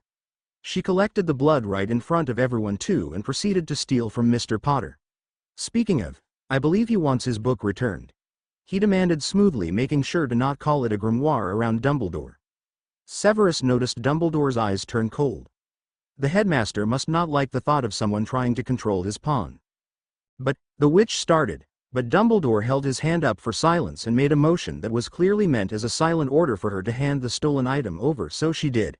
"Can I have these curses removed now?" she snapped. "Sorry, but Bill set the security wards to not allow them to be removed by an outside source. However, he did tell me that they should fade away after the item is returned, but that will be around 3 days after. I thought it was heavy security for a journal, but he said it was best to be safe," Harry said as he checked his book and was pleased to see that it was unscathed. It was actually Harry who put the wards on, but Dumbles didn't need to know that. Ron frowned. "We should tell him to put security wards on all your things, since some people can't be trusted," he said as he glared at Hermione, who was now being told the full list of her punishments. After the dinner, which was the usual chaos, Ron pulled Harry aside. "Are you with the Slytherins?" Ron asked softly. The green-eyed wizard looked puzzled for a second because he made it clear that Draco, Blaise, Severus and Greg were helping them, but then he realized that Ron meant a different kind of "with, I like them." "Is that going to be a problem?" "No, can I be with you too?" Ron asked shyly. He never felt so nervous or scared before, but all his fears disappeared with a kiss. "I've waited a while for you to ask that," Harry said after pulling back, but then he kissed the dazed redhead again. Neither realized that someone was watching. "Seeking a snitch last time. I've waited a while for you to ask that," Harry said after pulling back, but then he kissed the dazed redhead again. Neither realized that someone was watching. Harry laid on his bed looking at the ceiling trying to sleep, but he kept focusing on Hermione's sticky fingers and was admittedly a little worried about Ginny, who was oddly quiet after seeing Hermione hand over what she knew was his grimoire. Finally, he gave up on sleep and decided to take some more precautions beyond the new security wards. It occurred to him that he could leave his things in Ron's room for safety.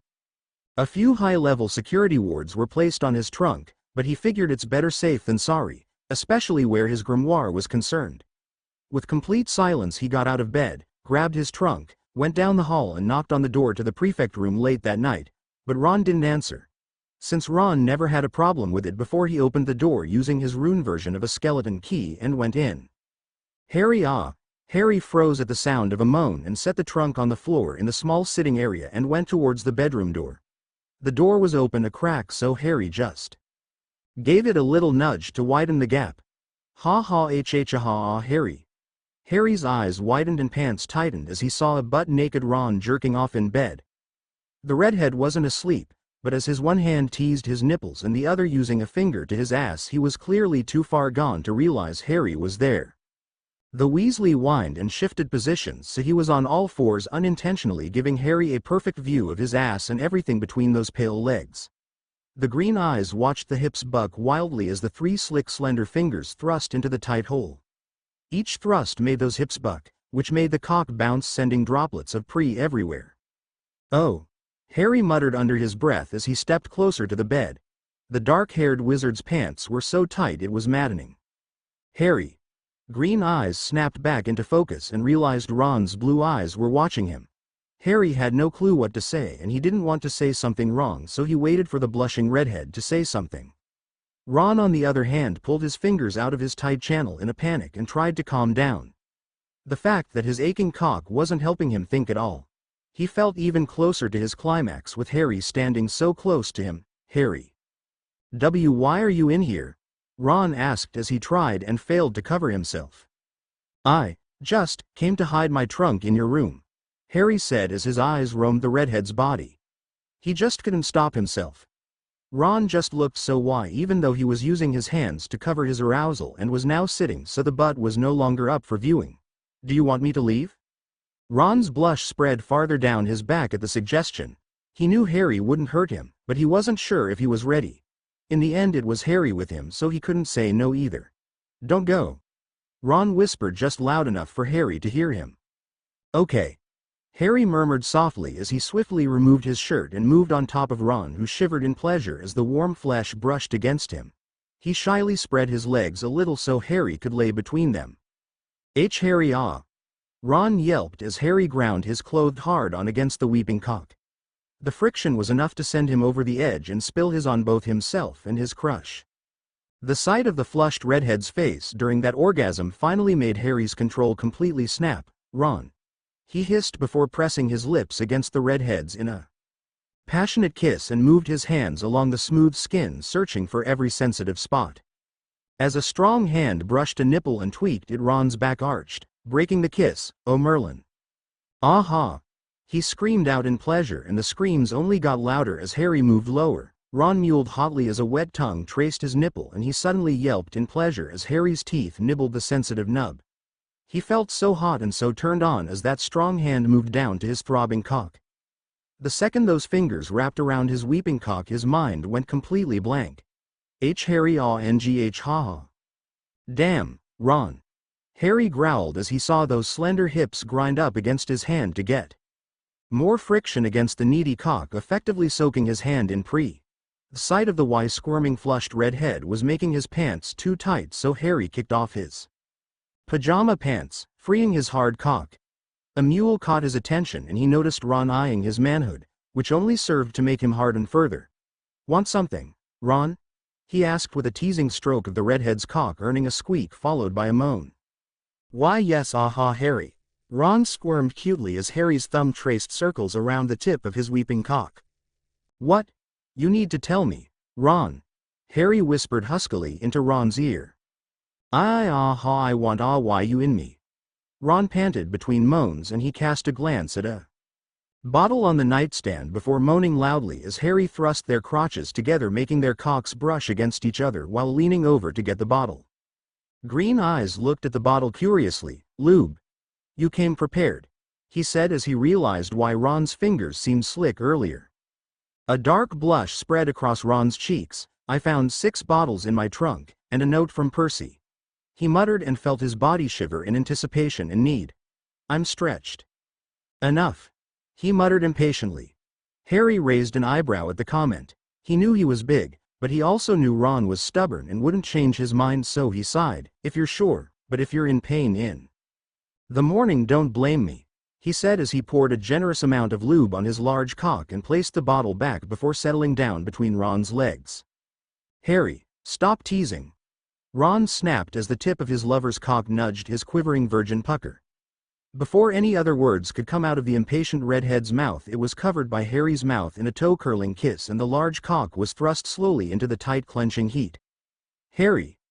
Ron screamed as his back arched off the bed and pressed himself closer to Harry's chest. It did hurt a bit, but he refused to regret it. "Move, damn it." "Pushy." Harry groaned as the heat twitched around his cock. Once he began moving, he felt Ron's ass suddenly clenched tightly around him, and Ron moaned loudly. It was clear he hit a sweet spot in Ron and aimed for that spot with every thrust. As he pounded the redhead into the mattress, his hand stroked the gushing cock, increasing the redhead's lustful sounds. "Oh Merlin, oh Merlin, oh oh oh.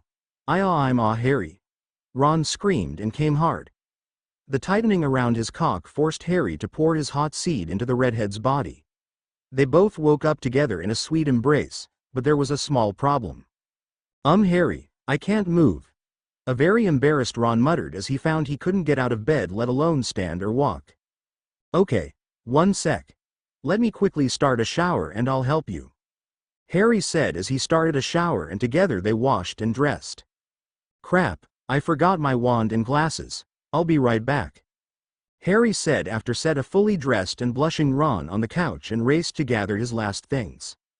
Ron waited in a stubborn silence, still refusing to think it wouldn't have been so bad if he just let Harry stretch him with his thicker fingers, but he couldn't help but feel giddy despite the pain in his lower back.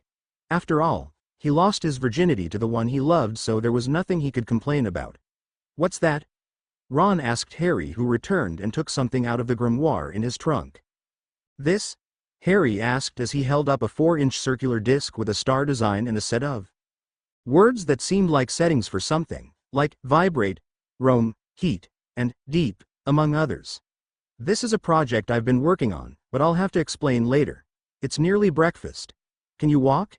He asked, a little guilty about leaving Ron in this state, but he didn't regret it. He tapped the disc against his glasses and they disappeared into the storage. "Runes in the frames." "No," Ron pouted as he shot Harry an accusing glare. Harry twitched, but he knew better than to say, "I told you so," so he simply nodded. "Then I'll carry you to Severus." "Why?" "I refuse." Ron huffed, not wanting anyone to guess why he was partly paralyzed, and he knew that the potion master would know instantly.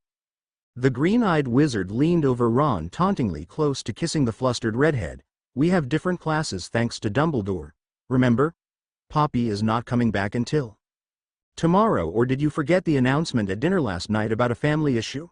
I can't help you walk everywhere, and Severus has pain-reducing potions, which you should take unless you'd prefer crawling from class to class." Harry smiled as Ron grudgingly agreed and helped the redhead onto his back. "Hey, Ron sprained his ankle, so we're going to get some pain reducers," he smoothly lied to the other Gryffindors as they left the dorm. Harry took a guess and went to the much closer potions class, which is where they luckily found Severus setting up class. Severus raised an eyebrow when he saw Harry carrying Ron on his back, and Wandlessy made the door shut so they could talk privately. "Harry, how did you know I was here?" Detentions, obscure potion brewing, and meetings with lords usually take place later, which only leaves the mornings to set up for the potion nude class.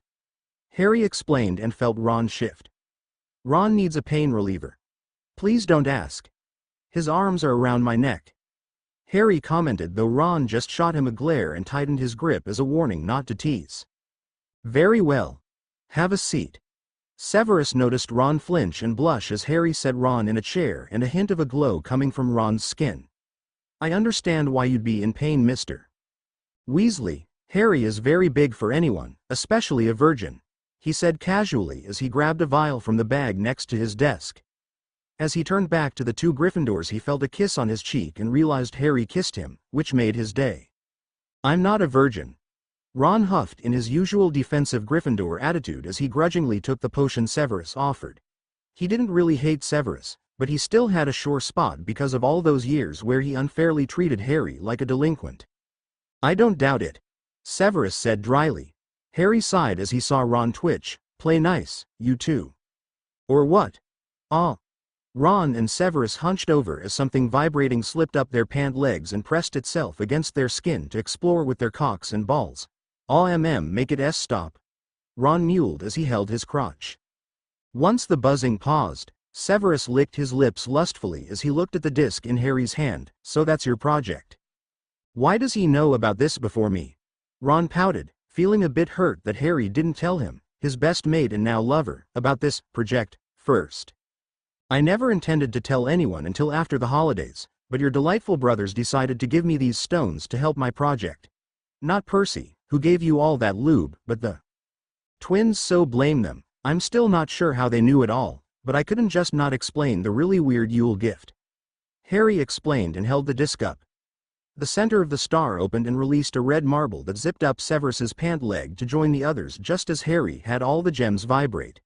The warm stones moved around the area and tickled the clothed cocks. One of the stones found the tips of each cock and teased it, while another slipped down to tease the sensitive puckers. Harry. Both Ron and Severus, being quite unused to this sensation, came hard in their pants in only a minute. The gems, having done their job, were ordered back into the star, and Harry watched the flushed wizards recover. With a quick spell they were clean, dazed and flushed, but clean, so they went to breakfast. He's a pervert, Ron mumbled as he tried to calm his heart rate. You say that like it's a bad thing, Severus said as they left the classroom. Ron just glanced at the professor. Maybe they can get along. Greg chuckled at the way Draco and Blaise subtly looked for Harry as they sat down for breakfast. He'll be here, he whispered as he sat between Crabbe and Draco. The dubbed, feathered snake. Never liked Vincent Crabbe. The guy was a bully with little to no brains, but a big temper. Quite possibly the worst combination for a person to have. It's also one reason Greg made a point of hiding how smart he really was. It made him more like Crabbe, so he was able to hang around and keep the bully in line if need be. However, this was a very hard task this time for some reason. Maybe spending a few days just being himself made it difficult to hide himself again. All he had to do was survive this year and he can go take his newts at the ministry. He only had to focus on helping Harry and laying low. Harry has that toy. It's bloody brilliant. Greg tried to pretend that he didn't hear the comment that Severus whispered into Draco and Blaise's ears. Draco already explained what toy Harry was working on, and he wasn't going to be around for the testing process that his friends will no doubt want to participate in. As he turned to focus on something else, he caught sight of a ghost that was rarely seen unless the Ravenclaws were present. It was the Grey Lady, but she seemed especially familiar to Greg. The nagging feeling in the back of his mind suddenly exploded and he remembered the old photo from Salazar's study. With great care to not be seen, he pulled out the photo and looked at it. The Grey Lady was Helena Ravenclaw. Draco. Greg nudged his friend to get his attention and showed him the photo under the table. He flipped it and Draco's eyes widened, clearly understanding the message. Use your snitch, Draco whispered back as the food appeared. Since Harry was constantly being watched by either Dumbledore or McGonagall, so Greg put the photo in his snitch and it raced over to Severus. Through the rest of the day the message was spread to those who needed to know. The Grey Lady might know where the diadem is. There was no time to play today. Neville steadied his shaking hands as he got out of bed. He was actually dressed just like the reason he was out of bed at this time, which was Harry Potter. It didn't escape him that Harry went out after curfew. It happens a lot, including last night where Harry never came back to bed and apparently spent the night with Ron, but until now Neville has always stayed quiet and pretended to sleep. This time he wanted to help. Harry. Neville whispered and Harry paused just before putting on his special grey robes. Can I help? He asked softly, feeling unusually nervous around Harry. Of course, get in my robes. You'll see when we pass the mirror in the common room, Harry whispered as he opened his robes so Neville could get under them with him. A deep blush spread across Neville's cheeks as he snuggled under Harry's arm and was wrapped around the waist by Harry's arm that made sure he was under the robes. As they passed the mirror, Neville gaped as he saw nothing. They were invisible. Neville heard Harry chuckle at his shock and looked up. He couldn't stop himself. There was something about that smile and those green eyes. It had a pull that made Neville lean up and bravely pressed his lips to Harry's. To his joy, Harry kissed back softly. The plant lover knew Harry had a few others pining for his heart, but as long as there was a little place for him he was happy. When they finally left the dorm they found Greg and Severus waiting in the darkness, which is when Harry revealed them. Hey, guys. The pain reducer wore off, so Ron decided to stay in bed and Ginny is keeping an eye on Hermione, who has been trying to follow me throughout the day. Apparently, I think Ginny is plotting something for Hermione. Someone needs to deal with that bitch. That curse isn't enough punishment, Neville said, to the Slytherin's shock. You took the words right out of my mouth, Mr. Longbottom, Severus said in an amused tone. I will be leaving for an order meeting soon, but I have time to see this thing destroyed before going. he said as they navigated the halls to find the Ravenclaw ghost. "Be careful," Harry said and gave Severus a kiss. Greg smiled at the sweet exchange, but grinned as he spotted the silvery ghost they wanted. "Excuse me. We need to ask you a question, Helena." The ghost looked a little startled at being called by her old name instead of the Grey Lady nickname. "We're looking for your diadem." The ghost looked furious. "Never. The last person I was foolish enough to entrusted to tainted it. And we need to destroy it," Greg yelled back while they plugged their ears. "Destroy it? I have your word that it will be destroyed?" she asked hopefully. Harry held up his hand before anyone else could respond. "I, Harry Potter, vow to see that the diadem is destroyed and the magic tainting it," he said, causing a pulse of magic sealing the vow in place. This action satisfied, and slightly stunned, the ghost, and she revealed that the diadem was in the room of lost items. Harry knew it was also the room of requirement, so he led the way down to Salazar's room and entered the room from there. As expected, the diadem was found and quickly destroyed with a fang Greg had with him. "Almost finished. I have to go," Severus said before quickly leaving. Harry meant what he told Severus. The second Severus didn't want to continue, he had every right to stop, so when it was announced that Severus was dead the next morning, it was assumed that everything went to plan. There was just one problem. A full 3 days passed and there was no sign of the green snitch meant to signal that he was alive. Bedside manners last time. There was just one problem. A full 3 days passed and there was no sign of the green snitch meant to signal that he was alive. "Where the hell is he, and don't you dare say dead," Draco snapped as he pointed his finger angrily at Ron, who was on the roof after curfew with Harry, Blaise and Neville. "I wasn't going to say anything. You guys said the plan was to make a blast using the potion and use a stirring tainted with the ingredient that will set it off, thereby making it look like someone sabotaged his potion to blow up him in his lab. That's what happened. It would be a huge coincidence if Moldybutt or Dumbles had the same plan," Ron reasoned. "Ron's right, but what is keeping him?" Harry said calmly despite being really worried. "It has been exactly a week since Severus disappeared. Friday night was when Severus went to the meeting and it's Friday night again. There may have been an emergency and he couldn't use the portkey. So where is he? Guys." Everyone turned to see a frantic Greg panting as if he raced all the way from the dungeons, which he actually did. "The Hufflepuff cup is gone and so is the Gaunt Ring's stone. The only one who can get in that room is someone trusted, right?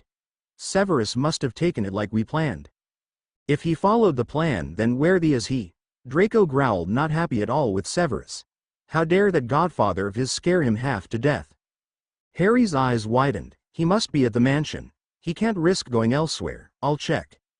"How are you going to do that?" "We can't cross the wards because Dumbledore will feel the bing," Blaise said, also eager to hear good news about the professor. I might have done some illegal alterations to the fireplace in the Gryffindor common room. It has an untraceable connection to the flow network now, and I managed to steal some flow powder from Slughorn when he insisted I speak to him in the potion professor's living quarters," Harry explained with a look of annoyance. Draco scowled. "That creep really moved in fast," he said distastefully as they quickly went down the stairs. "If you find Severus safe and sound, smack him for me." Harry nodded before parting ways with the Slytherins and helping his fellow Gryffindors into the dorm without anyone knowing. There was only enough flow powder for one handful, so Harry went alone. Dobby most likely had stocked up the flow fireplaces with more flow powder anyway. As the green flames receded, he found himself in a beautiful living room filled with rich dark woods and cream-colored walls. Dobby appeared in front of Harry, bouncing around excitedly. "Master Harry is back. Dobby is so happy to see Master Potter." The elf bounced around in his proper white and black uniform that gave him a butler-like appearance. "It's good to see you as well, Dobby. You did an amazing job restoring this place. It looks nothing like the pictures of the fixer-upper Bill showed me," an awestruck Harry said as he walked into the entrance room with a grand wooden staircase and a huge stained glass dome in the ceiling overhead. "I'm definitely going to need a tour, but first, did someone come here a week ago?" The house elf nodded. "Severus Snape came here. He told Dobby to stock up the potion lab and put a gold cup and gem away somewhere safe, but when he went to his room after making a potion, Dobby noticed he stayed in his room for a week." "Is he all right?" "Which room is he in?" Harry asked, now gravely concerned about Severus. "Dobby can sense that he is all right. He came out a minute ago and he's in the potion lab now. His room is the one attached to it. Just down that hall, Master Harry. Dobby said as he pointed down the main hall towards the potion lab. Thank you. Let us be alone for a little while. We need to talk. Harry ordered, and the house elf vanished with a pop. The green-eyed wizard walked down the long hall until he smelled the fumes from potions and the sound of bubbling cauldrons. Soon he heard the potion professor moving around vials and mumbling behind a door. He opened the door and found Severus looking like he was 17 and focused on a cauldron with his back to him. The door was allowed to swing shut. The now quite young potion master was startled and spun around. Harry, how did you know I was here already? I didn't even send the snitch yet. Yeah, Greg noticed that the Hufflepuff cup was gone, so he knew pretty quickly about the snitch. When were you planning on doing that exactly? Harry asked, currently ignoring the nagging voice in the back of his mind telling him that Severus had a good excuse. Severus raised an eyebrow. In the morning. Harry, what's wrong? In the morning? Harry's eyes narrowed at the odd answer. Severus, what happened exactly? Much to Harry's surprise, Severus looked greatly shaken. I started last night by placing a few vials of my de-aging potion in the moonlight so it would become permanent, and then I went to meet you. Then I went to the order meeting. Flashback. Severus walked out of the flow and into Grimmauld Place. The first thing he spotted as he walked up to the table where the others were seated was Arthur slipping a necklace into his pocket. At first glance it looked like the Slytherin locket, but Severus wasn't sure.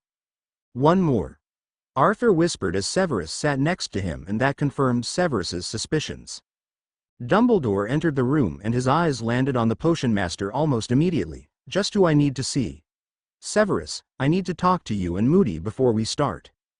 The potion master nodded obediently, but slipped the green snitch to the Weasley under the table and whispered, "For sample." To Arthur as he stood up. Arthur's eyes went straight to the slightly dazed Remus, meaning he understood exactly what Severus needed and was willing to get it for him. Severus was relieved to have that handled. Granted, he never expected Arthur of all people to willingly go behind Dumbledore's back, but then HEV never thought he would either, and his feeling of trust for these people dwindled even more. As he followed Moody and Dumbledore into a room, he noticed Tonk's smirk. Why the hell would she find this amusing? Did she know what this was about? All Severus knew was that it made his skin crawl and his instincts were screaming at him to flee when the door closed, trapping him with Moody and Dumbledore. Moody cast a privacy spell and smirked at Dumbledore. Tonks found a buyer for the werewolf. Good. We need the money since that anonymous donor backed out. Give it 8 days. If Remus can't make any headway in his spying, then he can assist us another way. Dumbledore almost too casually. Severus was appalled that they were discussing this in front of him. The fact that Severus was supposed to be under the influence of a potion was the only reason they'd be saying this out loud, but the potion master was still stunned. Was this entire topic just supposed to be a test to see how controlled he was? In order to find out, he remained indifferent. The two old wizards watched Severus, and Dumbledore nodded in satisfaction. It seems he is under, he said, and Severus felt a surge of relief. Maybe it wasn't a real conversation, after all. Unfortunately, Severus was not that lucky. We should sell him too then. I hear he's a wildcat in the bedroom. Perhaps we should auction him as a slave as well as a potion master like Tonks recommended. She does have an eye for merchandise. She would not allow the werewolf to be examined because virgin werewolves sell for higher prices, but we can test him. Moody smirked and Severus felt gravely ill as he was eyed by the retired Auror. Take off your clothes. For once Severus was happy he had so many buttons on his clothes. It gave him time to think of a plan to get out of this hellhole. As he unbuttoned his front buttons to play along, it occurred to him that they still needed him as a spy, so he made himself stiffen as if he was in pain. The Dark Lord is calling. Moody scowled. Of course he would. Always ruining my fun. Go to meet him and tell us everything. Dumbledore calmly, though he did seem a tad disappointed, which greatly disturbed Severus, who was eagerly buttoning up his clothes. But come back to this place and strip down, Moody said with a smirk as he gave Severus a portkey. Flashback over. I got the hell out of there and grabbed everything I didn't want found and put it in my bottomless pocket. Then I exploded the potions I had going. Your runes protected me from the blast, and I took a small amount of a potion to make me look dead for a bit. I could hear the discussion between Poppy and a team of Saint Mungos who were called The potion wore off right on time and I replaced myself with a golem the second I was alone. I used your portkey, but I just felt so used and I had to purify my body, so I quickly brewed some nutrition potions and took one before drinking my de-aging potion. That knocked me out for 20 minutes. Severus said while looking at Harry, who seemed stunned by something. Harry realized what happened. Severus, you were knocked out for a week. Huh? Severus blinked uncomprehendingly, which was not something that happens often. You heard me. The de-aging potion you altered to become permanent knocked you for a whole week. Dobby even commented that you didn't leave your room for a week. You were declared dead a week ago in the morning. Not a few minutes ago. That snitch I gave you has been hovering there for 7 days. Harry exclaimed as he pointed to the green snitch hovering over the table that had some papers and vials on it. A week? A whole week? Severus paled in horror as he realized how much time was lost. He quickly checked his potion and rushed over to the snitch. The snitch gave him a vial with several hairs and a locket that was definitely the Slytherin locket. He tossed the locket into the cup, intent on destroying it in a moment, and poured the hairs into the potion. Shit, shit, shit. I lost so much time. I should have been using that week to brew the counter potion for Lupin or studying the horcruxes or... Severus had just turned off the burner so the potion could cool to the point where it can be applied to paper to get a result when he was silenced. As he was pulled into a passionate kiss, Harry pulled out of the kiss, leaving the potion master flushed and panting breathlessly. We were worried sick. I didn't mean to worry anyone, Severus said, feeling a warmth at the comment. No one cared for him before, except maybe Draco, who could be a bit fussy. After everything with Moody and Dumbledore, I kind of shut down. Severus yelped as Harry scooped him up and carried him through the door that went from the lab to the bedroom. The potion master gasped as he was dropped onto the bed. Before he was done with the bounce and settled on the mattress, Harry was on him with those green eyes a little darkened with lust. Harry reached forward and without much effort ripped open the button-infected garment that Severus wore most of his life. The action and the sound of buttons clattering along the floor made Severus' blood rush south. It was a possessive and protective kiss that followed, making Severus moan into the green-eyed wizard's mouth. They won't bother you again, Harry growled softly as he moved down to kiss and lick at the pale neck. Harry! Severus screamed and his hips jerked as Harry's hand slipped under the hem of his pants and massaged his balls. With those few ministrations, Severus was hard and needy, but suddenly Harry stopped. Why did you stop? Don't stop, Severus whined in his flushed and horny state. His cock was hard and his pants were rubbing his trapped cock, driving him mad, but his eyes widened as Harry pulled out the disc with the star. Wait a second, Harry, ah Harry. In a split second, Harry activated the rune toy and several gems came flying out of the star. Severus found himself being bound with his hands over his hand. His legs were spread wide with his knees bent by soft gems. He watched anxiously as more gems flew out as his clothes were spelled away, leaving him helpless and naked as the vibrating gems slid along his skin. No spot was left untouched. There were gems massaging his nipples, balls, all along his weeping shaft and, of course, nudging his pucker entrance. Ah Harry, oh, Ming Ming Ming. Severus's eyes rolled back and Harry watched as Severus came spraying long thick ribbons of white onto himself. Before Severus could recover, he heard a clicking sound. He weakly opened his eyes and saw the gems stringing themselves together. It took a second for his brain to process the situation, but when he realized what was going to happen, he squirmed against the gems, holding his wrists and ankles. Harry, please, I want it. Harry licked his lips at the squirming wizard who was shaking his hips in need. You're so why? He chuckled at the mule that escaped Severus's lips and leaned over to lick some of the off Severus's stomach, earning a little gasp. When the gems finished connecting, he tapped the disc and it opened, revealing a pool of liquid. Ron, let me fill up my disc with the lube Percy gave him. We will have plenty. The look in Harry's eyes made Severus shiver and eagerly watch as the gems dipped themselves into the lube pool and flowed over to his ass. Ah! They're vibrating and spinning. Severus cried out in pleasure as the gem rope pushed into his tight channel and started wriggling inside him. Every other bead was rotating and the rest were vibrating. Also, the first gem found his sweet spot and kept poking it, while the last vibrating gem would grow a little bigger with each second to stretch his entrance, though Severus was too distracted to notice. Oh! Harry, so good. It's making my ass feel so good. I can't hold back. The potion master's eyes rolled back and he quickly came again. As Severus writhed in pleasure, Harry undressed and lubed up his own cock. As much as he wanted to test more of his toy to punish the potion master for scaring them, he wanted to just be with Severus. "Would you like a different toy now?" Harry asked huskily, and his cock twitched as those glazed dark eyes stared hungrily at his cock. I want your cock. No more teasing. Oh, take it out. Ah ha ha, I'm going to again." Severus pleaded wildly as his orgasm twisted inside him dangerously close to the surface. All the gems froze and waited a second before pulling out of the hot clenching channel. The gems binding Severus let him go, and he pulled Harry down on him and wrapped his legs and arms around Harry. "Me," he demanded, and pulled Harry into a kiss. Harry didn't hold back at all as he thrust his rock-hard cock into the very tight heat. "You're tight," Harry said as he felt the delicious heat clenching around his cock, but Severus couldn't answer. His mind melted away in pleasure, and it was just the size of Harry's cock that had him seeing stars. It seems the gems made him a little more sensitive than he usually was, and he really enjoyed it and the long hard thrusts from his lover, if the pre-pouring from his cock was any indication. "Harder, Harry. Ah ha ha, I want ha more. Oh, you're so big. Yes. I love you, Harry," Severus screamed as he came hard and swore he came again as his ass was filled with hot. "Don't move," Severus pleaded weakly, asking Harry not to pull out of him just yet. Harry smiled and stayed buried in the heat for a little bit longer, but he tilted the two of them slightly and gave Severus a sharp swat to the ass, making him squeak. "What was that for?" Severus asked with a pout on his lips.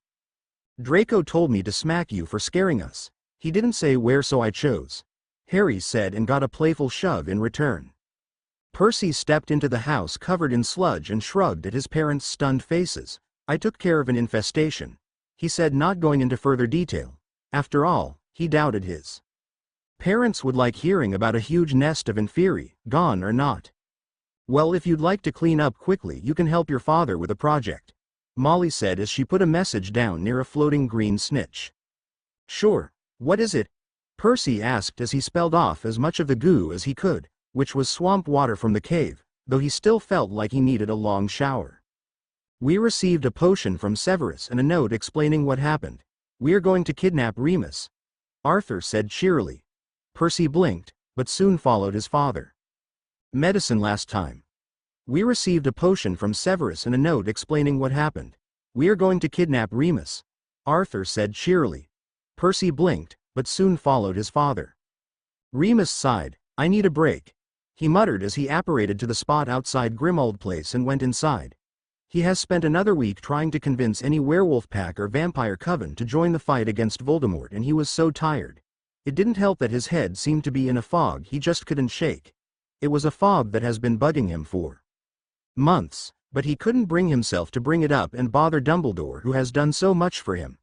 There was a little guilt gnawing at him for just stopping a little early, but technically he was told to meet Tonks here in a few hours, so it wasn't a big deal. At least, this way he could clean up before meeting her. As he started up the stairs, he paused as the smell of blood coming from the kitchen hit his nose. "Someone help." The werewolf jolted down the steps at the scream and ran to the kitchen, where he found a bleeding Arthur Weasley laying on the floor and Percy kneeling next to him in a panic. "I can't stop the bleeding," Percy yelled as he pressed on the deep wound on the abdomen. "Here are potions in the cupboard. Go get those and I'll apply pressure," Remus yelled, but once he kneeled down to help he turned his back to Percy, who he thought was going to get the potion. That was not the case. Percy pointed his wand at Remus's back and fired a very strong binding curse at him. "I am sorry, my friend, but since stunners don't work on werewolves, I need to be rough," he apologized as he pocketed Remus's wand for safekeeping. "He won't be mad once we give him the potion. I'll hold his upper body, you take the legs," Arthur said as he jumped up, revealing that the bloody wound across his gut was completely fake. "Watch your hand, Dad," Percy warned as he saw his dad try to lift the werewolf up without hurting the cut on his hand. "I'll be fine, Percy," Arthur said as they moved Remus to the flow. "Let's go before anyone gets here. We can force the potion down his throat at home," Arthur said as he lowered Remus for a moment to grab some flow powder. "Nice idea with the blood, by the way. I never thought using the twins' pranking products to make a wound would work, but it looks real." he said, taking a second to admire the wound before flowing the three of them to the Weasley home. I know. I surprised myself really, but we still needed real blood to trick that werewolf nose. Speaking of, you should heal your hand before Mom sees that. I'll handle the potion, Percy said as they set Remus on the floor. Arthur frowned as he felt his hand sting. Good point. Don't want your mother to skin me for getting hurt, he said with a fond chuckle as he went to get an ointment for cuts. I left the potion on the table near the snitch. Near the snitch, Percy mumbled as he scanned the table for the snitch and grinned as he found it and he potion right next to it. Got it, he called out as he grabbed it and kneeled down next to the werewolf who was glaring at him despite the binding curse. I know you're pissed now, but you'll see why we tricked you in a second. Percy eyed as he skillfully unlatched Remus's jaw so it hung open and poured the potion in. Though the taste was probably terrible, the werewolf refused to swallow, but Percy wasn't surprised really. Anyone drugged with any type of loyalty potion will naturally avoid anything that will undo the potion's grip, even fighting, which Remus was trying to do by not swallowing. Percy, however, wasn't having it and he pinched Remus' nose shut. Swallow or choke. A moment passed, but the need for air grew too strong and Remus swallowed before breathing deeply through his now freed nose. I'm going to release the binding curse now, Percy said as he saw Remus's eyes tear up. Arthur returned just in time to see Remus being released and sitting up. Remus, it's over, you're not going back there, okay? Arthur said soothingly as tears began pouring from those amber eyes. They were. Albus was going to, after everything I did. Remus stammered, no able to find the words to describe the horrific act that those he thought he could trust nearly did to him. Thankfully, before he could start hyperventilating, his mind went straight to the one person he had to protect in this hellish world. Harry, I have to get him out of that school, he yelled, trying to stand, but stumbled due to the effects of the binding he was under until just a moment ago. Percy caught Remus and helped him stand. Calm down, Remus. Harry is fine and he's already aware of everything like we are. In fact, he has a safe house in case of any emergencies. Where is Harry's home? Remus asked, determined to stay near Harry and protect him. Molly smiled as she returned just in time to hear that question. The shell on the table is a portkey with the password Pixies. Oh my, Molly yelped as Remus suddenly bolted past her and grabbed the first thing that looked like a shell before anyone could stop him. Remus, wait! Both Arthur and Percy yelled, but it was too late. Remus was gone faster than you can say. Well, Pixies. Arthur groaned. Oh, I hope Severus is aware of this. Harry did ask Bill to get more portkeys for everyone in Hogwarts, but I don't know if Bill told Harry he found more or if there was time to tell Severus there were more than one portkey. This will be awkward. Bill shouldn't have just set the other portkeys on the table. Molly paled in horror as she spotted Arthur's wound. Arthur, what happened? Don't tell me. Just sit down and I'll heal you, Molly ordered. Apparently, Arthur was in such a rush to heal the small cut on his palm he forgot to remove the fake fatal wound, and for his lapse in judgment he spent hours trying to explain what happened and then getting scolded for scaring Molly. Remus's eyes widened as he appeared in the living room in a lavish mansion. Beautiful. Harry. Harry. Where are you? He yelled as he ran through the mansion looking for the green-eyed wizard. Quit yelling, Lupin. The werewolf spun around in shock at the familiar voice and spotted Severus standing in the dining room doorway glaring at him. His first instinct was to go for his wand, but after patting his belt and finding nothing he realized Percy still had his wand. Severus rolled his eyes. Knock it off, Lupin. I'm not your enemy. In fact, Harry and I are allies, he said as he turned to go back in the dining room where a warm meal was waiting on the table. How do I know you're his ally after all the shit you put him through? You could just be using him for. Remus snapped and felt a small sense of victory when Severus turned towards, looking mildly surprised, which was an accomplishment considering how controlled the potion master was, though he internally vowed to kill the man for using Harry. What other reason would the potion master have for doing whatever he did to make himself young? Again, to tempt Harry, of course. I'm a werewolf, remember. My sense of smell is far stronger than any human, Remus said as he glared at Severus. It was a fact. Greyback could smell Harry in a room when Draco, Severus, Blaise and Greg could not. Of course, that was only after Harry turned off the rune he used to hide his scent, and being able to sniff out Harry only served to distract that werewolf, leading to his grim death. but werewolves still have excellent sniffers. Also shown by the fact that Remus was able to smell blood from another room and that he could smell Harry, who wasn't even there at that moment. Severus's eyes hardened, making Remus flinch. "There is nothing in this world or the next that will make me forget what you are," he said sharply, immediately making Remus regret saying anything, but then he smirked. "I heard smelled differently than plain, so I was surprised because I didn't realize you knew what smelled like being a virgin." Severus shot back before sitting back down to eat his meal, silently enjoying the deep red color that spread across the werewolf's skin.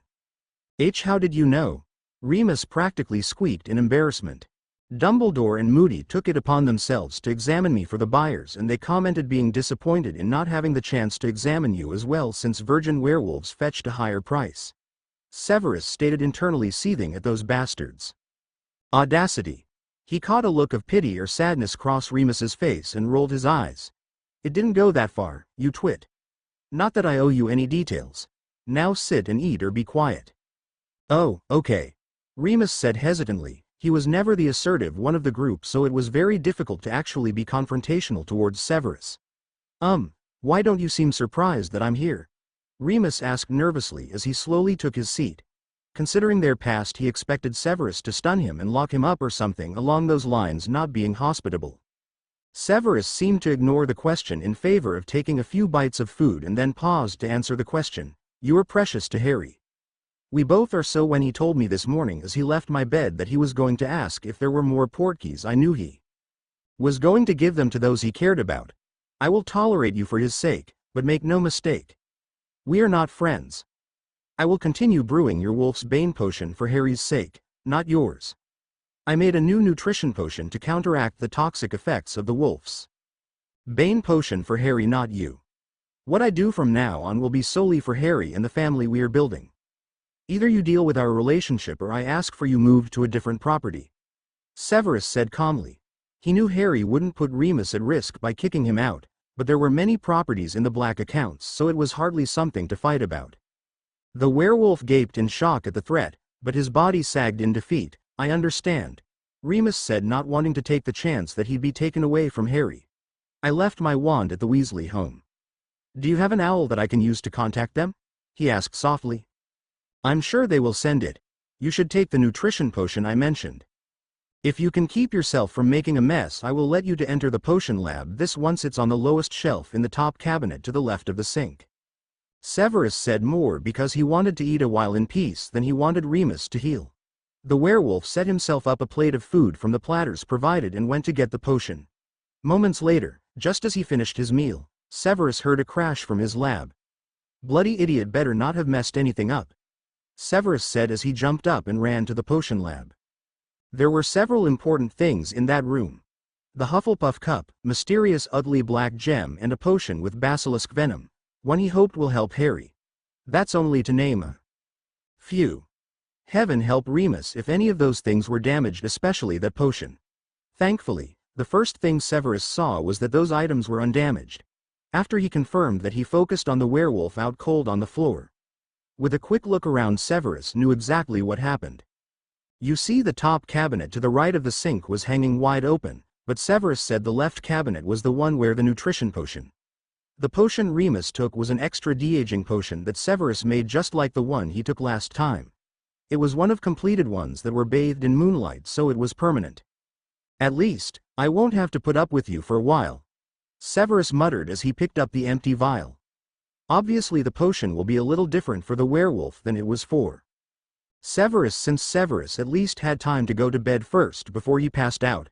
Severus did hope the effects would knock Remus out for longer than a week. The potion master put the empty vial in the sink and grabbed the real nutrition potion from the cabinet.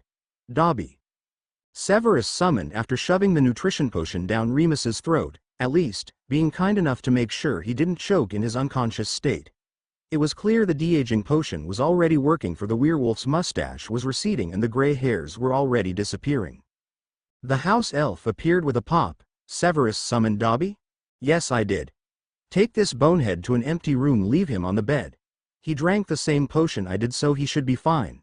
But check in on him twice a day," Severus said indifferently as he stepped over Remus to grab an ingredient from another cabinet.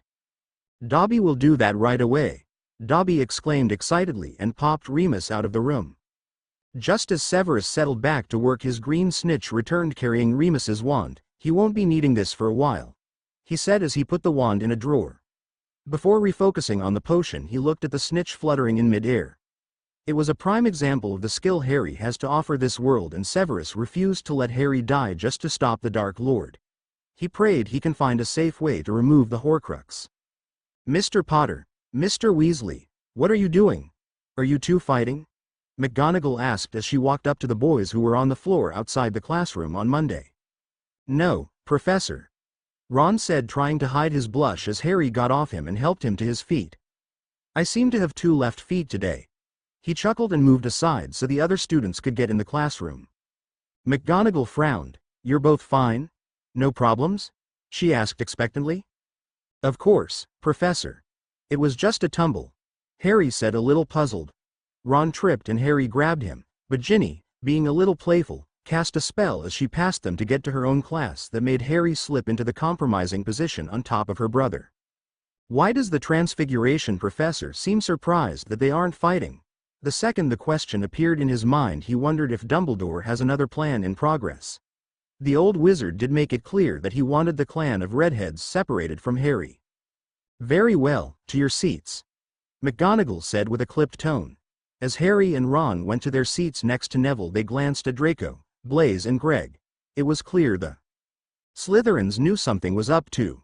They weren't able to discuss it until the 4 of them got to potions. 4 meaning only Draco, Greg, Blaise and Harry, since Ron and Neville didn't earn the grades or were forced to take the Newt-level potions class. Slughorn was smiling as they all took their seats, with only 2 seats being strictly reserved. "Say what you want about the man. He has a tendency to play favorites and sucks up to those with money or talent, and he definitely rubbed Harry and Draco the wrong way when he practically flowed straight into Severus's place as the Dada and Potions Professor, but he isn't all that bad." Those reserved seats were for Harry and Hermione, and they were as far apart as possible for Harry's safety. That's why Slughorn wanted to talk to Harry so soon after the announcement of Severus's death. He wanted to make sure the seating arrangement, which put Harry smack dab in the center of the Slytherins, was okay with Harry. Also, though it seemed like Slughorn moved in fast, it was the center of the year. It's clear Slughorn, with all his faults, was trying to do right by the students and Harry. "What was that about with McGonagall?" Draco asked quietly as he slipped into the potion pantry with Harry to get ingredients for the potion they were going to brew in class today. "Not sure, but Ron, Ginny and I have those necklaces, so Dumbles could have started giving us potions and we wouldn't know it," Harry whispered back and flinched as Draco swatted his hand as he was reaching for the mistletoe berries. "The recipe calls for frog eyes, not mistletoe berries. Pay attention," Draco hissed. Harry chuckled sheepishly. "Runes is my thing, not potions." "Maybe I need to see that for myself," Draco muttered with a light blush. He wanted to see this toy Severus mentioned. Harry leaned close to Draco, practically pinning him to the shelves. "I'll show you all my skills," he whispered, very close to kissing the blonde when they heard a gasp and saw Hermione standing there with a look of disgust on her face. "Ms. Granger, get out of the pantry right now. I told you only 2 people in the pantry at one time, and you are not to be near Harry. Out, young lady," ordered Slughorn as he shooed her away, but not before she shot Harry a glare. "Heartburn last time. Ms. Granger, get out of the pantry right now. I told you only 2 people in the pantry at one time, and you are not to be near Harry. Out, young lady," ordered Slughorn as he shooed her away, but not before she shot Harry a glare. "Nothing. This doesn't make sense. The potions should be working. I've been giving them to the boy since Severus's death. I can't imagine what is wrong. First, Remus goes missing, and now this. It seems nothing is going right this week." Dumbledore mused as he stood with Minerva in his office. "He's still missing." Minerva frowned. "This isn't good. What are we going to do for money?" "We can figure something out, but let's work on isolating Harry," Dumbledore said dismissively. "With 2 family members in the ministry and 1 in Gringotts, I can't start potioning the Weasleys, so how can I approach this safely?" That might work." "What?" a curious Minerva asked. Dumbledore frowned. "Unfortunately, it wouldn't be something I can wait to do. It will have to be fast." Minerva twitched in annoyance as she realized the old wizard was too deep in thought to even hear her. "Albus." "What?" The startled old man yelped, nearly tripping over Fox's perch. "Tell me what you're talking about. Do you have an idea?" Minerva asked, still a bit annoyed that she had to ask again. The headmaster chuckled. "Sorry, Minerva. I got lost in thought for a moment there. You see, I am Harry's guardian, so all I need to do is use my legal rights to get control of him." "In what way?" "He won't just break away from the Weasleys just because you say so. In fact, considering how close they are, it may hurt his trust in you if you even suggested it, unless you fake some information," Minerva offered as a possible solution. "Unfortunately, we don't have the time, money or people to fake the amount of information we would need, but we don't need to. All we need is for Harry's wife to tell him to break off the relationship." Dumbledore explained, though still ended without a complete answer, just to be cryptic. Minerva raised an eyebrow as she pondered the old wizard's words, but suddenly her eyes widened. "You want to use the marriage vows to forcibly control the boy?" "Exactly, and as his guardian I can force him to marry while he's still underage. Harry doesn't know about the Black family policies allowing him to appoint a representative, and there aren't any preceding marriage contracts, so all I have to do is write a contract to bid Harry to someone that includes one-sided magically binding vows. It's illegal to allow those kinds of vows, but since there aren't any other guardians who need to agree, the goblins can't get involved. The ministry will file the contract and no one can do a thing, especially since Harry doesn't know he can ask the goblins to review the contract," Dumbledore said as he actually started scribbling down the very contract he needed. The Transfiguration professor sighed in relief. "It's a good thing that you left him in the dark about so much. If we had to deal with another guardian, it will go to the goblins, and that would be bad enough. If we had another contract, Harry would have to choose after the goblins explain every detail, and that would be an even bigger mess. Who will you make him marry? It should be someone easy to manipulate or indebted to you so they will order Harry to do what you want. This would solve all our money issues as well," she said with a smirk as she realized that Harry's spouse will be able to withdraw any amount of money without any problems. If the order had the Potter fortune financing them, they won't be stopped. "Yes, I will look around the students at dinner and see who will make the best candidate," Dumbledore said as he finished the contract and set it aside to read over later so he could join Minerva at the dinner. After his regular announcements, he looked through all the students. The bulk of the students would not like the idea of subjecting the boy who lived to the orders he wanted set for the brat. All the others will jump at the chance, but would probably be more interested in their new status as the Potter's spouse and ignore Dumbledore's plans completely. This wasn't going to be an easy choice, but his eyes zeroed in on the best possible candidate, who was seated at the Gryffindor table. Hermione was willing to take control of Harry without any regret, which at the time did infuriate the headmaster, but she may be exactly the person they needed. The Muggle-born was also a bit of a brown-noser for Dumbledore, so he could tell her what he wanted done without any argument, but to be sure he had to talk to her personally.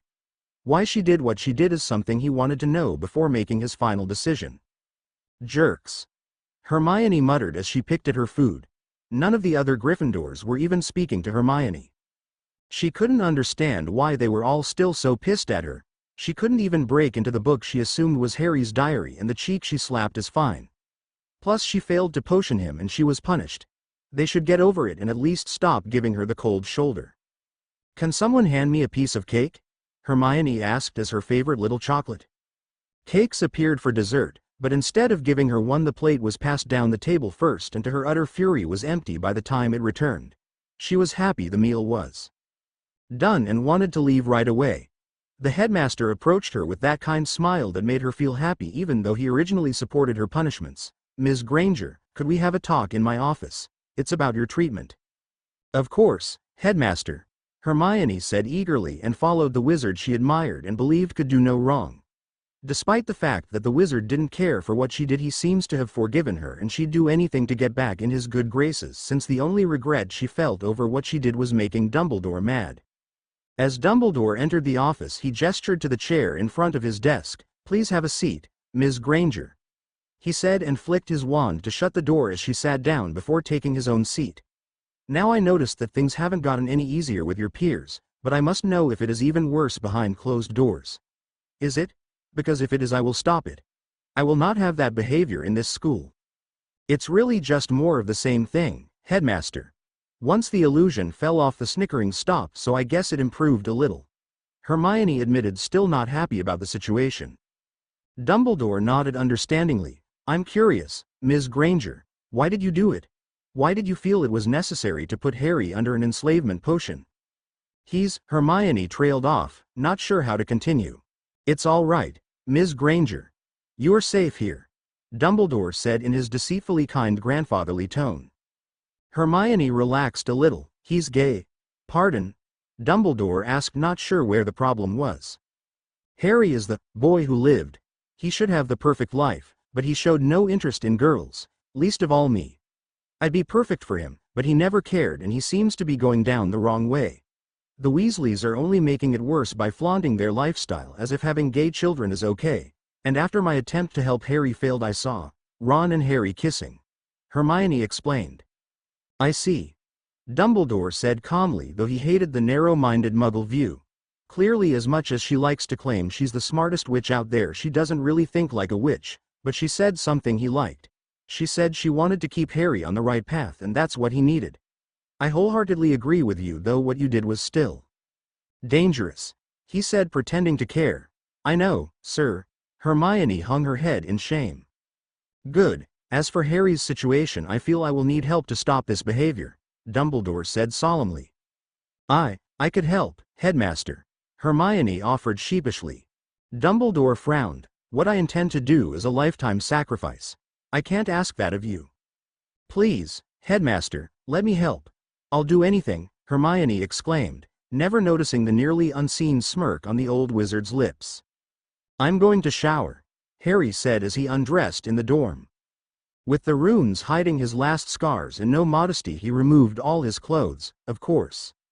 Like many times before, someone seemed to find a way to watch him undress. At first, it was a few seventh years who were lucky, and then it was some of his own sixth-year peers, but since it was the boys' dorm room, girls can't get in the room if there's no one here or if someone is changing. That's not the case now because Harry tweaked the runes around the dorm to keep Hermione out. But even with the rune, he still felt better having his trunk in Ron's room. After all, he had the excuse to see Ron every time he needed a change of clothes. Harry turned on the shower in the stall and closed the curtain to relax as the hot water eased his muscles, but he heard someone come in. Hey, Harry. McGonagall is here, she says. Dumbles wants to see you, Harry heard Neville say through the curtain. Of course he does. Harry grumbled in annoyance as he turned the water off and stepped out of the shower, ignoring the squeak from an embarrassed Neville, who quickly turned away from Harry's naked form. If I'm going to deal with that ass, I'll need something to keep me sane, he said, not caring if anyone else was in the room. He figured Neville wouldn't use the disrespectful Dumbles if anyone was here to hear it, so he leaned over to kiss Neville. Neville gave a squeak of shock as he was suddenly turned around, but the squeak changed into a moan as those lips massaged his own. Just what I needed, he purred as he pulled back, leaving Neville flushed and panting. Harry took a moment to admire Neville's flushed face before reluctantly leaving to get the clothes he set out for tomorrow that were on his bed. He took longer to change than necessary, but couldn't stall forever. Once he stepped out of the dorm, he saw an impatient Transfiguration professor waiting there. Let's hurry now, Mr. Potter, Minerva said, and they were soon walking down the endless stairs and halls to get to the headmaster's office. The second Harry stepped into the room and saw Hermione there looking smug, he knew something was up. It's good to see you, my boy, Dumbledore exclaimed in his usual cheerful mood, and those eyes were twinkling madly. It has come to my attention that you have to marry soon in order to keep the Potter heirlooms, so I wrote a contract for you. This will also protect your family's future, especially since you need an heir to continue the line. I didn't like the idea of rushing this, but this is a war-driven time. Anything can happen to you or any of your friends, like young Ron or Ginny. All you have to do is sign, he said, and handed Harry the quill. The headmaster frowned as Harry seemed indifferent and calm as opposed to the obedient and frazzled boy he always was, but it didn't matter if the boy suddenly grew a spine. With Minerva's help they can restrain him and take the Weasleys captive to force him to do anything. In a split second Harry made a decision. There was an active flow right in the Gryffindor common room, and he had a bag of flow powder. If he can beat them to the dorm, he can escape with Ginny, Ron and Neville, but he had to move as fast as he could. No, he said firmly. That simple answer was all it took for everything to descend into chaos. Minerva rolled her eyes. Why must you make everything difficult? She muttered and flicked a painful stunning charm at the boy only to get the shock of her life when Harry not only blocked her charm, but sent one back at each of them. "You can't get out," Dumbledore yelped as he dodged the spell, but his argument died in his throat when Harry simply tapped the door making it open and raced down the steps. Harry ran as fast as possible, but he realized that there was a cat bounding towards him and right past him. Harry realized McGonagall was going for Ginny and Ron. "I won't let you get them," he hissed and tapped his glasses, releasing a headache potion and a snitch. He kept running as he emptied the vial, extracted his memories of what just happened, put the memories in the vial and corked it. To make it clear there was danger, he bit his own hand and spread the blood on the vial before tossing it in the air. The snitch caught the vial in mid-air and the bag of flow powder that was thrown right after before racing away even faster than the four-legged professor. However, the second he felt safe, a set of talons grabbed his arm and he felt a pull as red flames surrounded him. When the flames receded, he saw that he was in a stone cell lit by only one dim torch and Fawkes was with him. "Fawkes." Harry trailed off, knowing he couldn't be mad at the bird who was only following its master's bidding. Fawkes dropped the letter in its mouth and sang sadly as if to apologize, but Harry was more interested in the letter, which read, "You will soon understand, my boy, that this must be done. In fact, I believe your friends will see that we are right soon too and convince you to do the right thing, my boy. Until then, stay there and think about how selfish you're being." "Bastard." Harry grumbled with irritation as Fawkes flew out of reach and disappeared in the same flames that brought him there, but Harry noticed something off. "Damn bird took my wand." He sighed, but shrugged it off. After all, he had his glasses, so there was no reason to worry. At first, he considered just trying to apparate out, but he didn't want to risk apparating right into any spell or rune he couldn't see because it was outside and get splinched. If Dumble put him here, there had to be security, right? So he resigned himself to doing this the hard way, not that he minded. He seems to have made a hobby out of dealing with all things the hard way. 1 minute later, he was wearing his gloves, shoes and gray robes and searching for an exit. "I don't think this is in Hogwarts, otherwise I'd see some runes implying it was connected to the main building. If I'm not there, where am I?" he muttered to himself as he inspected the walls of his apparently circular cell, which, though dimly lit by the torch that was too high to reach, was easier to see once his eyes adjusted. It became clear this was a cell that was for apparating people in because there weren't any exits hidden or otherwise, but Harry continued to search. While he found nothing helpful, but he did find something rather scary. Poking out from the dirt floor, he found a human bone. With a little digging, he found 2 ribs and a skull. "Dear Merlin." Harry gasped and backed away, but as his eyes scanned the floor, he began seeing a lot of lumps that could be more bones. The only thing that broke him out of his morbid thoughts was a light breeze. If there was a breeze, there was a way out, but didn't find anything earlier. It suddenly occurred to him that it was night when he was taken here, so if there was a window, he wouldn't see it if it was high up. He removed his glove and used the blood from his hand to scribble some runes down on the gloves and boots. With the new runes, he placed his hands on the wall and found that they stuck firmly, so he carefully began to climb up the surprisingly high cell. For what seemed like forever, he edged his way around the room until he finally found the very small barred window.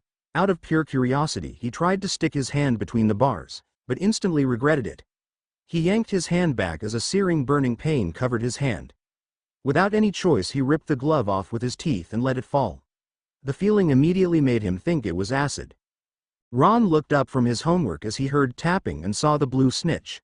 He all but ran to the window and let it in, but instead of a love letter or something, he paled as a blood-covered vial with a memory and Harry's bag of flow powder fell in his hand. "Shit!" he snapped, knowing instantly it was a warning. He ran out of his room and grabbed his sister, who was thankfully in the common room reading. "We need to leave now." "What? Why?" Ginny asked, but paled as a bloody vial and bag were shoved in her hands.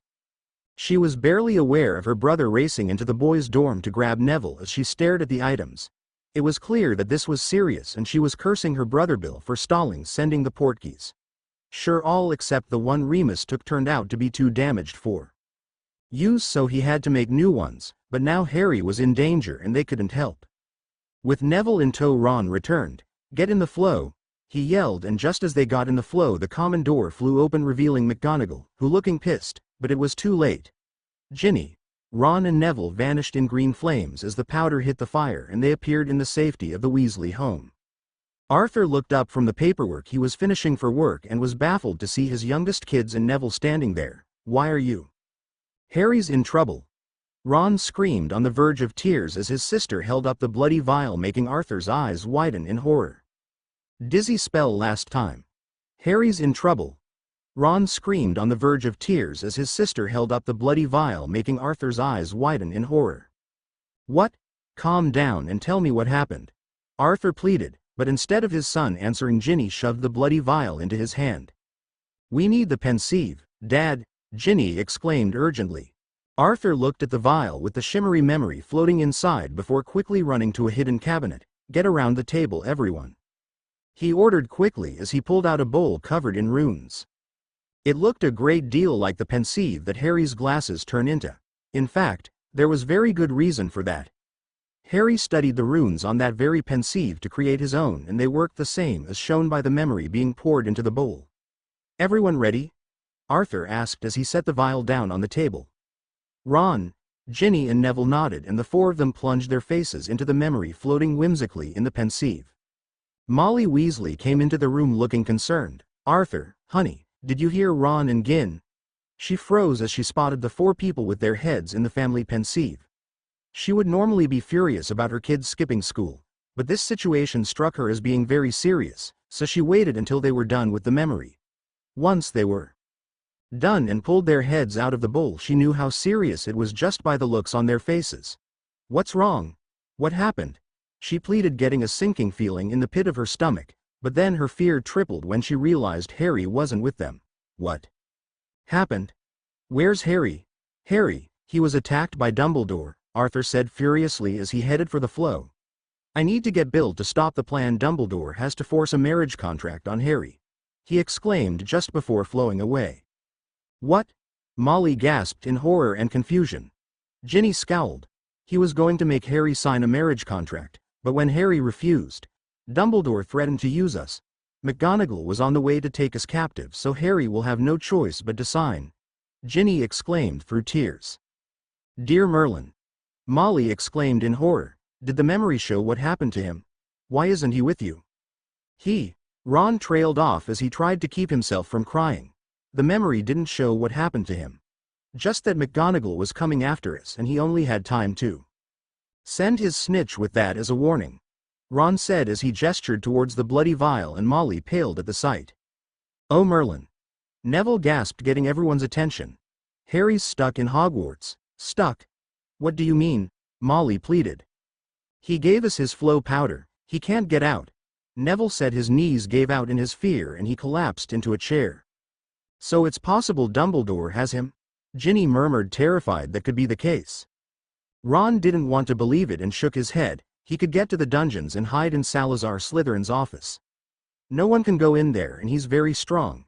It wouldn't be easy to catch him or keep him anywhere, he said desperately, trying to not think the worst, but as more tears fell he found himself breaking down again.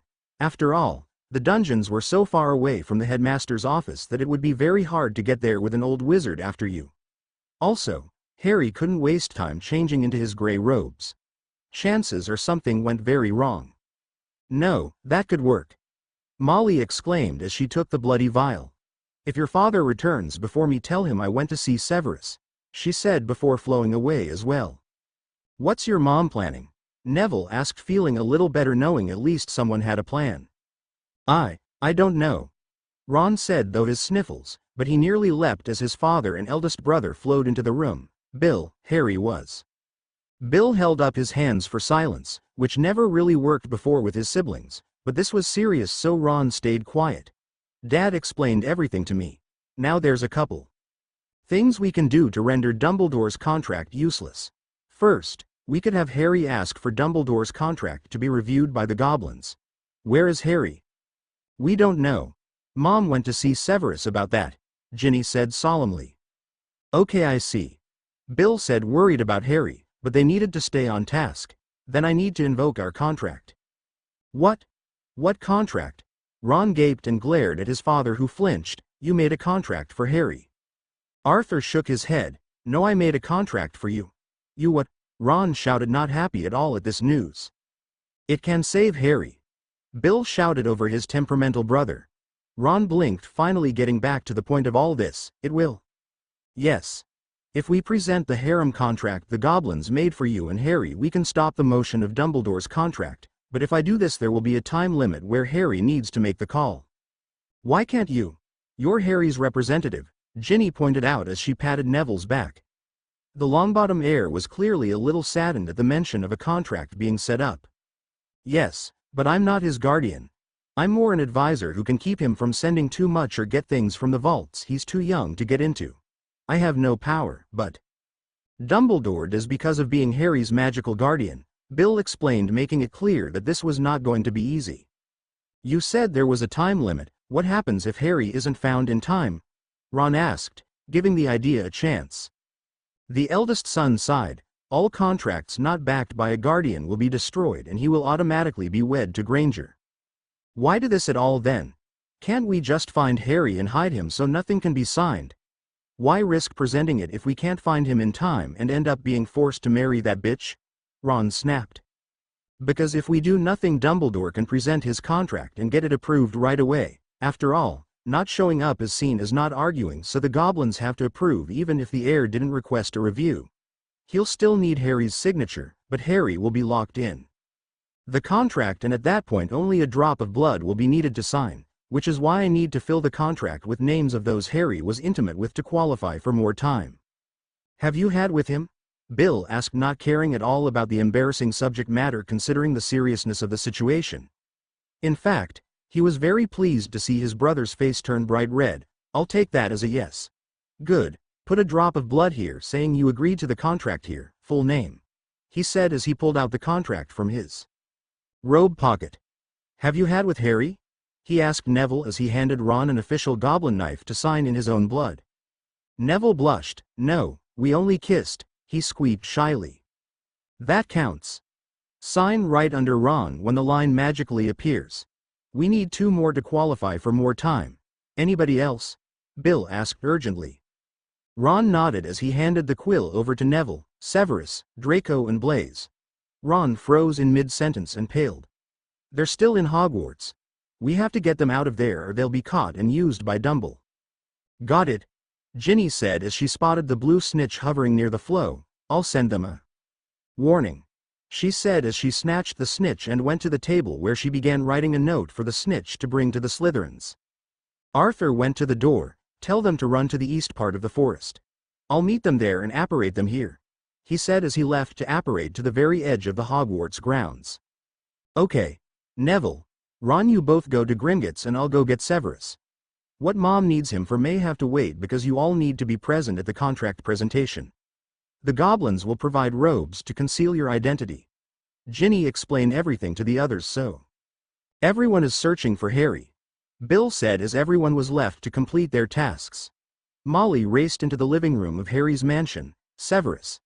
Severus, where are you? We need your help. I'm here. What's wrong?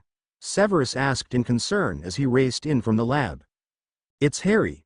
Dumbledore attacked Harry when he refused to sign a marriage contract and he tried to escape, but only managed to send Ron, Ginny and Neville a warning to get away. Since Dumbledore planned to threaten them to get what he wants, but Harry wasn't able to get away. Severus paled in horror, but he knew better than anyone that nothing will be solved if you panic, so he forced every part of his being to remain calm. Dear Merlin, Molly, calm down. What's that in your hand? He asked, noticing the bloody vial. This was Harry's warning. He sent it with a memory and covered his blood. I hoped it would help find him, she said, handing the potion master the vial. It will, yes, it truly will. Severus ran to the lab, potion in hand, and began brewing.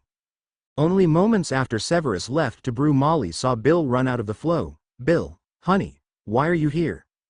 No time to explain. Where's Severus? Bill asked urgently.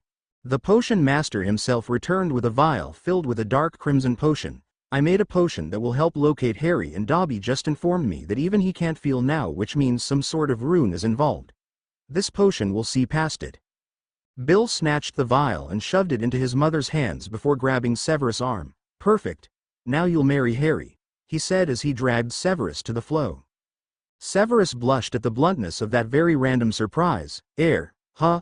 I'll explain later, Gringotts. Bill yelled and the two flowed away. McGonagall scowled as she went into Dumbledore's office. Those brots somehow got flow powder and got away. What? No, never mind. It doesn't matter now. We have Harry restrained. This would be easier if he just signed the contract. I'd rather not make a presentation that will become public. Unfortunately, his personal signature is unnecessary and only a blood drop would be needed, which will be easy to get. People will no doubt find the details questionable, especially since Harry won't be there. Dumbledore pondered out loud. Hermione's eyes widened. I know a way. Harry was clearly about to kiss Draco Malfoy the other day in the potion pantry. I saw it.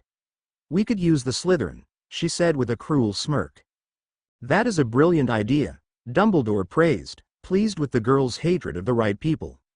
Shall we go retrieve them? McGonagall asked with a smirk. Yes, let's. Dumbledore said before leading the two witches down to the dungeons. Greg looked over at the door when it swung open. Hey guys. He greeted Draco and Blaise, who came into Salazar's office. It's curfew. You have to come back or Crabbe will get annoying. Draco grumbled. The Goyle got lost excuse is wearing thin.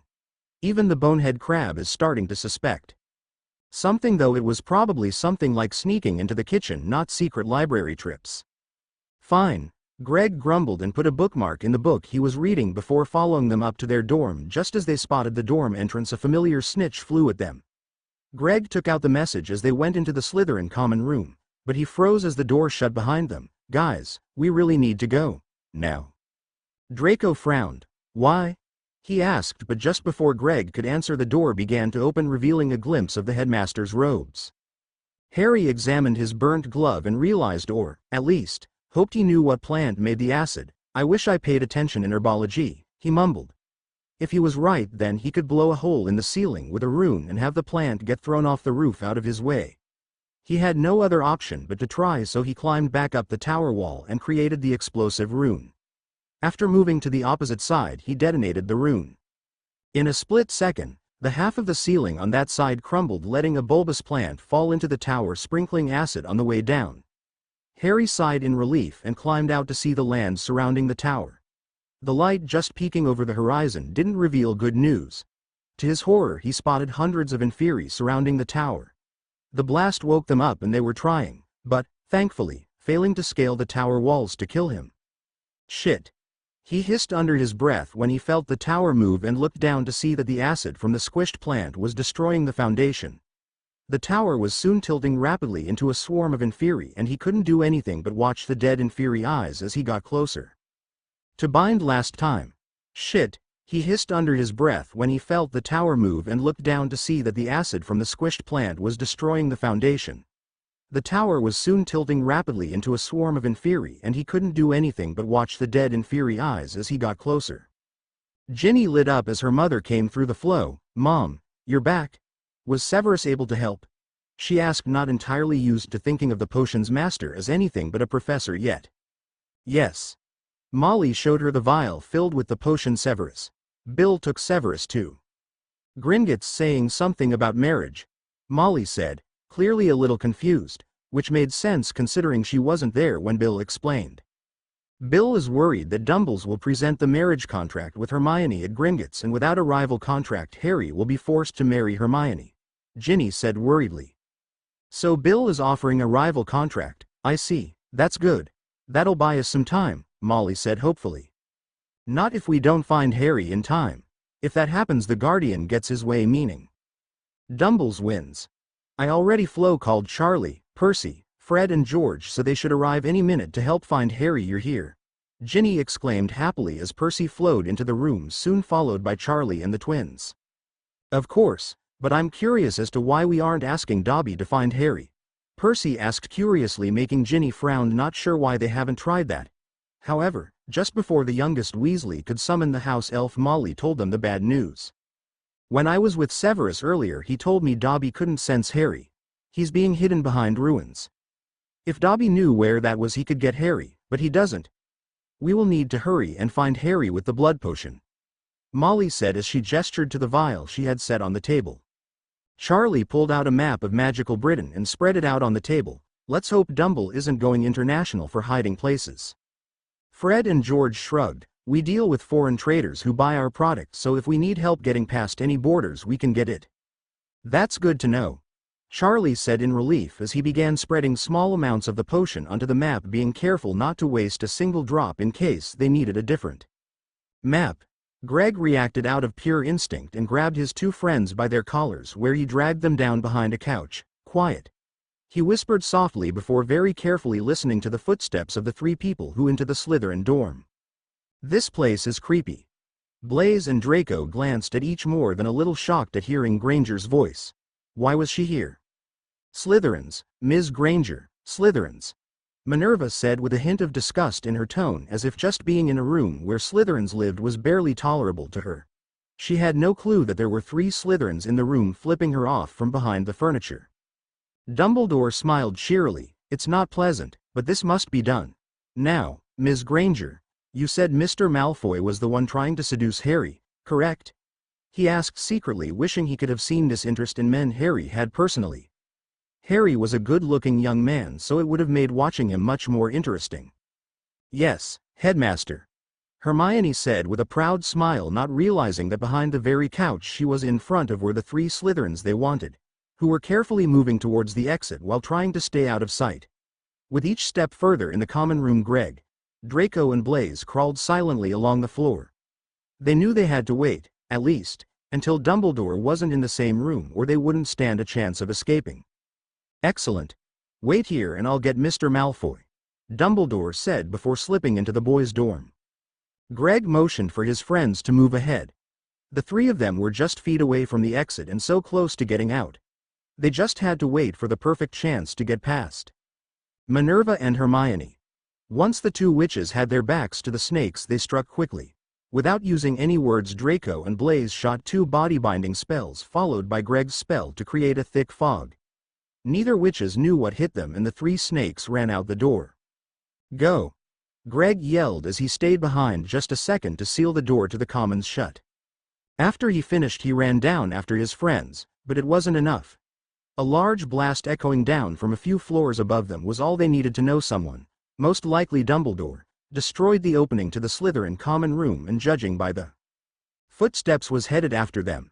They heard the flapping of wings behind them, and Greg even felt a claw scratch the back of his neck as he lunged for the door protected by Salazar's parcel magic. As he turned to slam the door shut behind him and his friends, he saw a confused Fox and a furious Dumbledore. Merlin, that was close, Blaise panted as he collapsed onto his knees, completely exhausted from running so hard. I really hate that guy. Wait, how did you know he was after Draco? What did that note say? Blaise asked as he spotted the snitch fluttering near them. It wasn't surprising that it managed to keep up with them, really, since it was charmed to fly pretty fast like Quidditch-grade snitches. I didn't know that exactly, Greg panted as he moved to the door leading down to Salazar's office. The note was from Ginny Weasley. It said Dumbledore attacked Harry, who is now missing. She figured that you guys would become targets because she and her brother were. We need to get out like they did. Draco frowned in concern and glanced at clearly worried Blaise before they both raced after Greg. What did it say about Harry? Greg simply shook his head to indicate there wasn't much to go on. I hate Dumbles. He deserves to be murdered by his own bird. How do we get out of here? Draco asked, eager to find Harry, who had better be safe and unharmed, or he will make his first very Death Eater-like action and give someone a very slow, agonizing death. I'm thinking, Greg said as they stepped out of the stairwell and into the cozy office. Blaise paled slightly. Better think fast. If Dumbledore is comfortable using house elves to drug people, he might try to use them get us. Greg thought about that for a minute. No, I think we're safe. This place is protected by Salazar's runes and magic.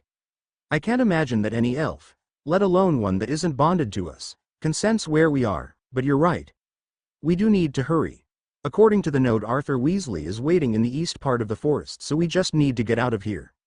Right. How do we do that though?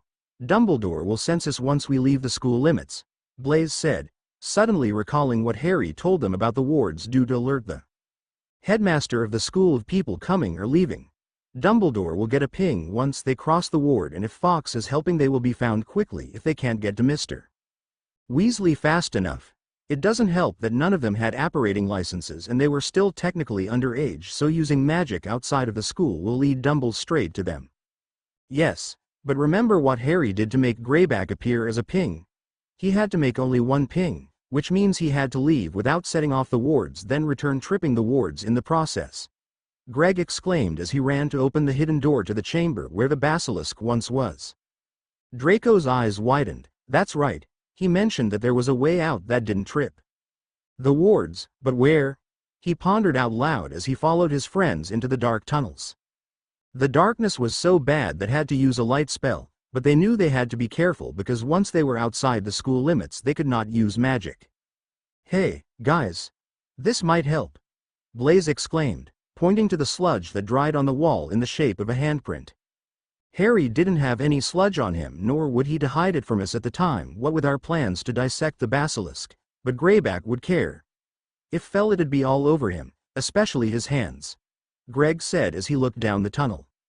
Yeah, and he'd spell it off. Can't leave a trail of sludge if you're trying to sneak into a school. Draco grumbled, not happy about the memory of when Greyback cornered him in the bathroom, but the werewolf was dead so it didn't really matter now. Let's see if we're right, Greg said and led the way down the tunnel. At some point Greg felt they may be close to the forest and, therefore, the edge of the wards, so they cancelled the spell that was admitting light. Of course, it was infinitely harder to go through, but the darkness only lasted a second, for small wards on the tunnel walls began glowing brightly. Harry must have thought the same thing and applied these runes when he came down here. At least, we know we're going the right way. The three snakes raced through the tunnel confident they were going the right way and had plenty of light to find their way safely. It didn't take long to find an opening in the ceiling that looked like a lion's mouth with the ladder leading up to it. It looked like a snake was coiled around the ladder. The founders overdo the damn symbolism a lot. Draco muttered with an eye roll as he followed the others up the ladder. Greg was first in line, so he hit the trap door first and with an awkward creak of the wood he pushed it open. So where are we? Blaise asked as he climbed out of the tunnel and looked around. Wait, I know this way. The East Tower is right there, so we're on the right side, but where's Mr. Weasley? He wondered before giving Draco a hand getting up. Just as they thought they had to risk going in search of Arthur, the wizard found them. Good, you boys are safe, Arthur said as he came deeper into the forest and over to them. I was worried I had to go in to get you. Shit, he snapped as they heard Fox cry overhead. The bird didn't seem to see them through the trees, but they weren't taking any chances and held onto Arthur, who apparated them to the Weasley home. They barely stepped in the door when Molly came running up to them. We know where, Harry. Oh, one thank Merlin. You're all right, she said once she spotted the three snakes, but her eyes widened in worry. You two should get to Gringotts quickly, she said and tried to push Draco and Blaise to the fireplace. Draco moved away from the witch and glared. What? Why? We can help find Harry. Ginny shook her head. You boys need to save Harry from the marriage contract Dumble. I'll kill that bastard, both Draco and Blaise yelled as they went for the flow and quickly flowed away. Fred and George blinked. That was fast. Molly nodded. It's no surprise since they're both only children from their families, so they must have been told all about marriage contracts, but that's not something to think about.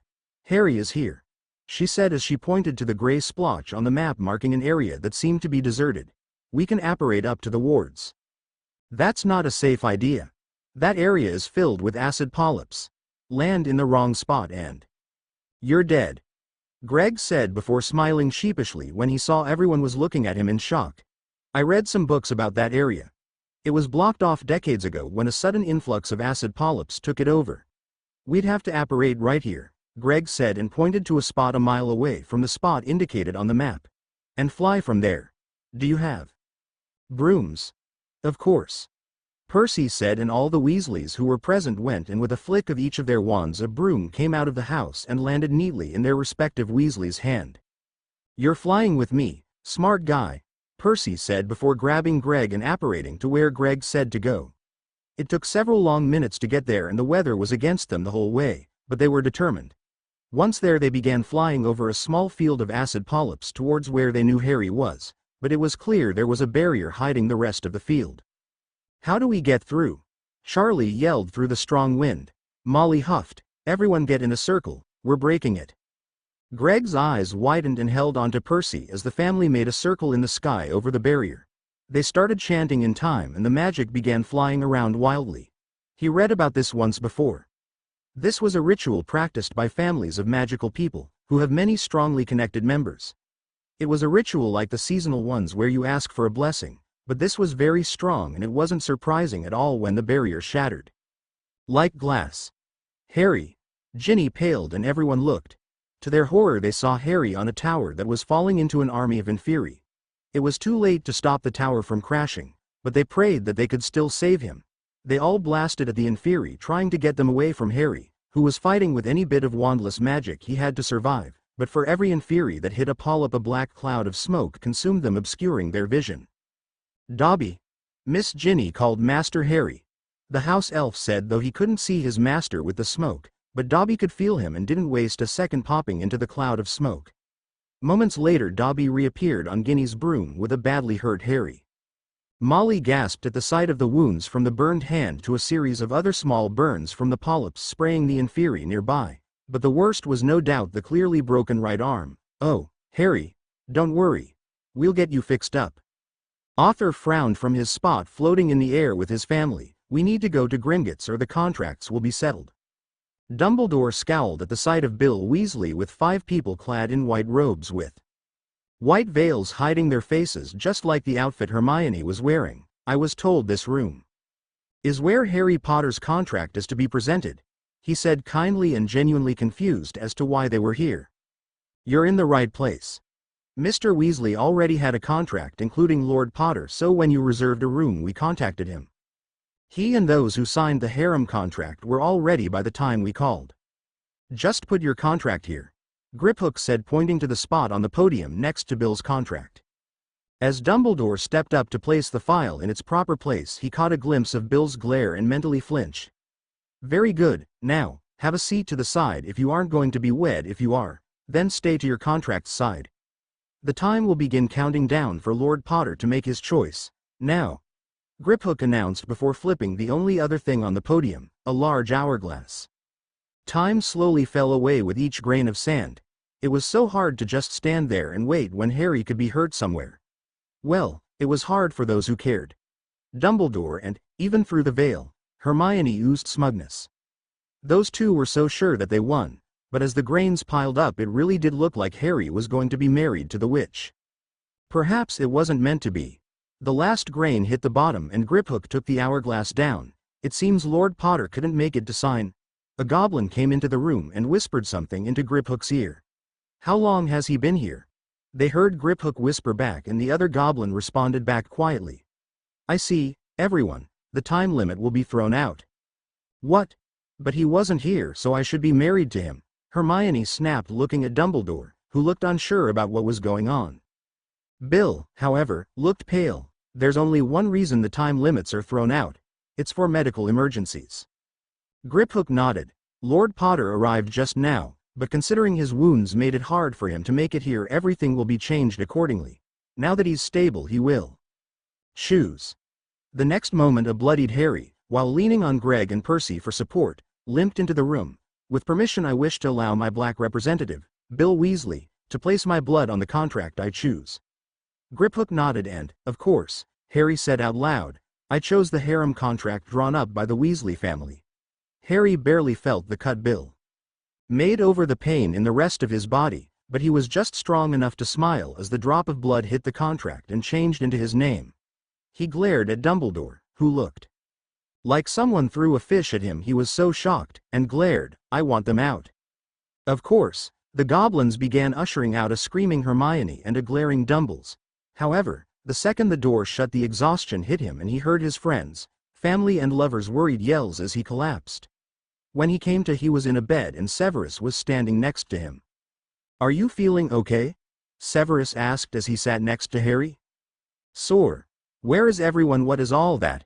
Harry exclaimed when he spotted a pile of books and other things next to his bed.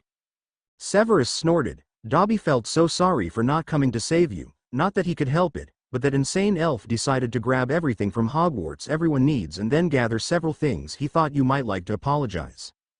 Speaking of everyone else, they're in other rooms. Even the Weasleys made themselves at home while healing you. He muttered as he glanced at a bra that must have been Ginny's. She hated healing with a bra on, and she no doubt tore it off to help heal Harry without thinking. I'll tell them you are awake, but first. Severus leaned over and kissed Harry firmly on the lips, spilling all the fear, worry and love he felt into it. Harry smiled as Severus reluctantly left to tell everyone the news, and Harry decided to move around a bit to see what Dobby gave him. I know this author. He wrote a couple books so far, I think. Harry chuckled and looked around the other things, but to his surprise he found the big ugly black stone from the gaunt ring.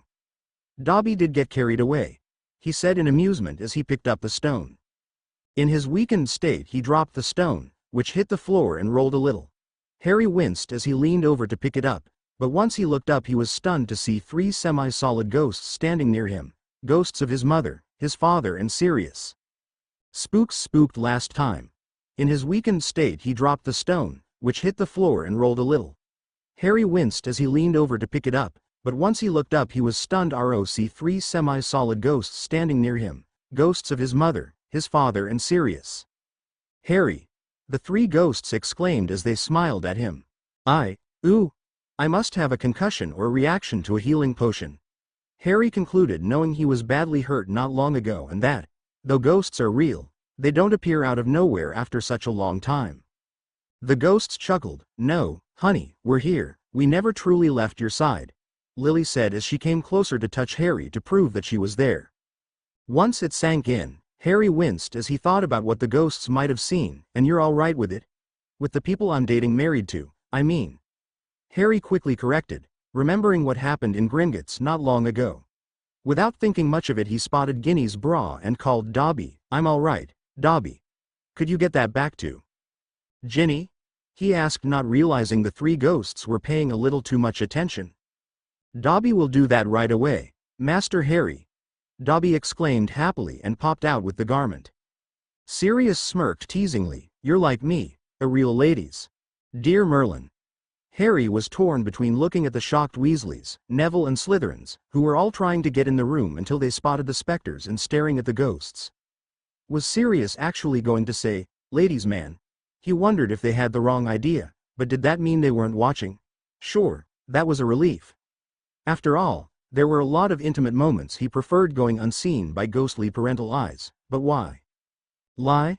James looked straight at Severus and glared at him. What do you want, Snivelus?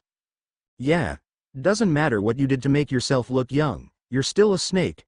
Get lost, Sirius snapped, making many of the other people bristle in anger, including Lily, but beyond the growing irritation, Harry realized that these ghosts were not as in the loop as they wanted him to think.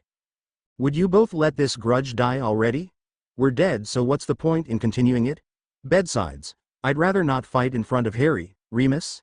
Is that you? Lily blinked. Remus groaned as he heard frantic talking and scrambling coming from the hallway outside his room, or maybe just down the stairs. The voices were all talking at once, so he couldn't make out very much. Curiosity made him push his sore body out of bed to see what was going on, but to his surprise he couldn't go very far. In fact, he collapsed to the floor with only 1 step, but when he heard Harry mentioned he clawed his way across the floor to the door to listen. Stop. Everyone calm down. Ginny, Ron, Severus, come with me and we'll heal Harry. Everyone stay here. I mean it, a tough woman ordered. The potion lab is this way. Let's take him there, it's close and it'll be easier to have any ingredients and potions close by, Severus said, sounding a little less calmer than he usually was.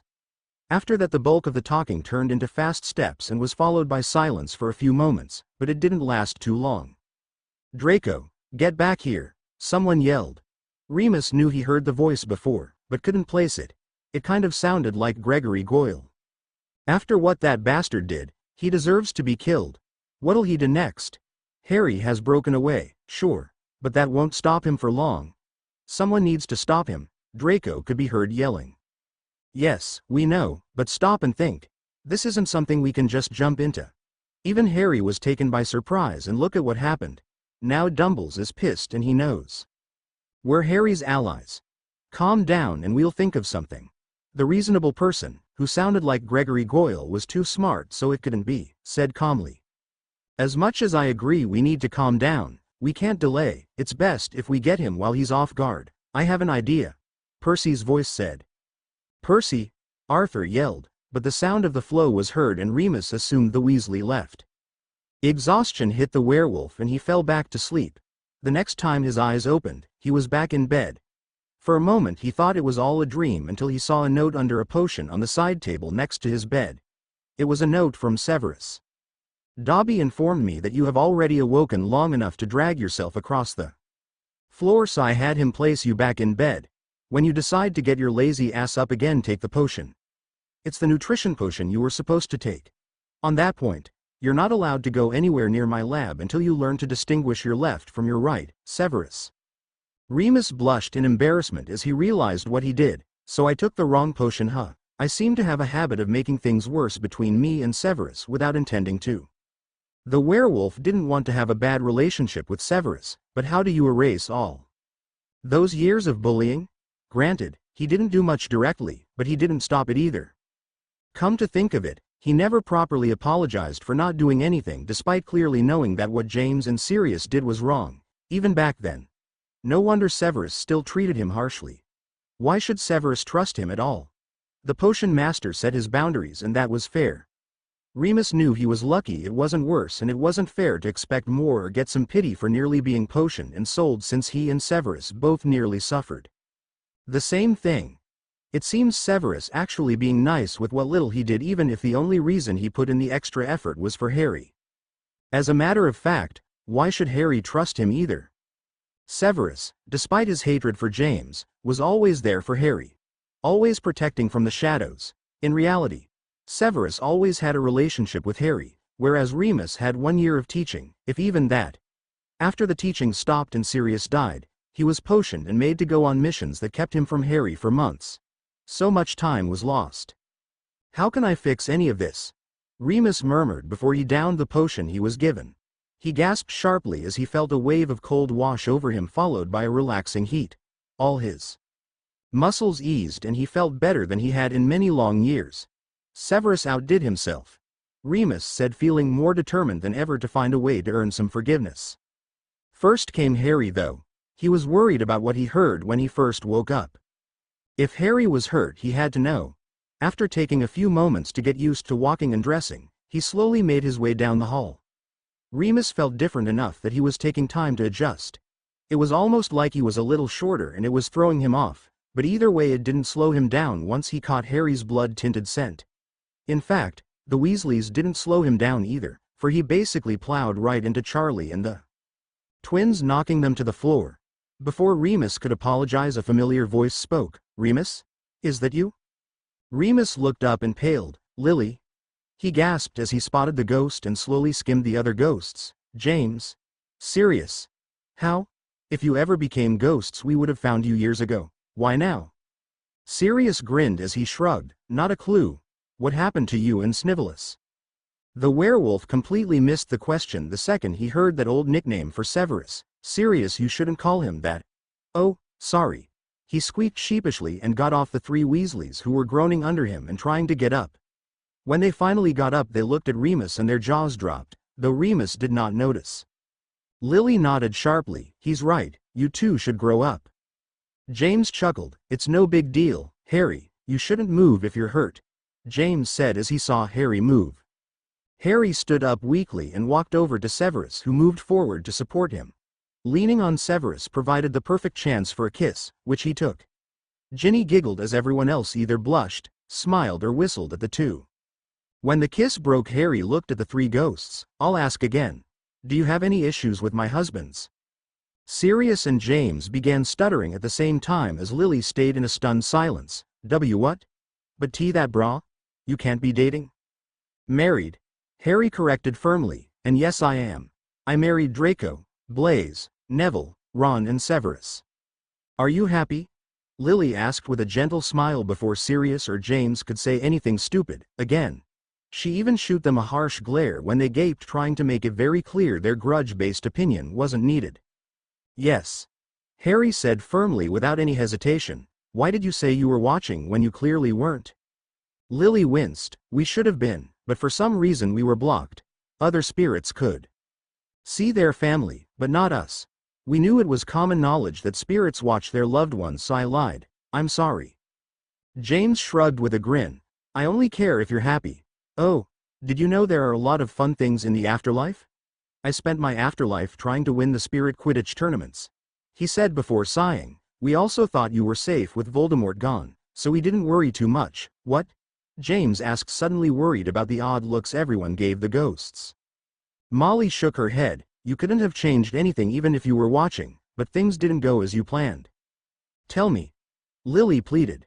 Everyone there said a piece of the story, mostly the Weasleys and Harry until much later, and every new piece made Lily, Sirius and James shocked. At least at first, but once the shock died down the anger flared up. The ghosts stayed uncharacteristically silent through everything. They stayed quiet even when hearing about the Dursleys' abuse or the Horcruxes or Dumbledore, but the anger could be felt growing. Once the story was done, the silence continued for several tense moments. That bastard, James fumed alongside a pissed-off Sirius. Blaise nodded, no argument there. Arthur frowned as he spotted the ghost's expression seem uncomfortable for a moment. Are you guys okay? Harry looked carefully at his mother, who leaned over to kiss his forehead. You look sick. We aren't supposed to be here. The need to go back is getting stronger, but it won't allow us to. I'm so sorry for letting everything. You should never have gone through any of that. Lily said sadly, feeling it was her fault this happened, and, though she was pissed at Dumbledore, she blamed herself for not seeing through the wizard when they were alive. It's not your fault. I'm alive because of you, Mom. Harry said, feeling a tear come to his eyes. I love you so much. Lily said softly before looking at everyone, mostly Harry's lovers. Take care of each other. About the Horcrux in Harry, you mentioned that the training room was protected even from ghosts. If you can use that and do a shield spell to make a barrier that will push the Horcrux away, maybe you can detach it safely, she said, clearly feeling more discomfort the longer they stayed here, but she desperately wanted to stay and help, knowing what she did now. There's no point in you pushing yourself. I'll test that theory and find a way. It was good to see you, Lily. Severus said, happy to have a chance to see his childhood friend. James and Sirius just hugged Harry and wisely said nothing to Severus. Harry swallowed the knot in his throat and tried flipping the ugly black stone, assuming it was what brought them here. Sure enough, the three ghosts disappeared. After taking a second to collect himself from the emotional meeting, he realized someone was missing. Where's Percy? Harry asked. Percy ran in, out of breath, and grinned. Sorry, I had to detain a certain someone. Detain, not kill. Don't give me that look. I wouldn't take away your guy's chance to have a word with him. Oh, Charlie, I blew up your broom. Sorry, I'll get you another. So, what did I miss? XXXXXXXXX. How could this happen? Harry should be mine. Hermione raged as they came through the flow after getting kicked out of Gringotts. Minerva frowned as she tried to not get annoyed with Hermione. Albus, what should we do? She asked as the headmaster looked through a cabinet that was hidden behind his desk. I have a solution. I didn't want to resort to it, but Dumbles froze as he felt a bing from the wards signaling him to someone entering the grounds. That didn't worry him, but he had no chance to respond, for the thing that entered grounds flew straight through the window and exploded, causing potion smoke to fill the room. What is? Hermione screamed before collapsing to the ground. She saw someone fly through the broken window with a scarf over his face to protect him from the fumes, but couldn't move to get away, and neither could Dumbledore or McGonagall for that matter. They helplessly watched as the intruder quickly locked magic restraints on each of them and cast a spell on them before calling Dobby to take them somewhere. Enjoy your stay. The red-haired man, who sounded like Percy, said before a smirking Dobby took him away, leaving them there on the street.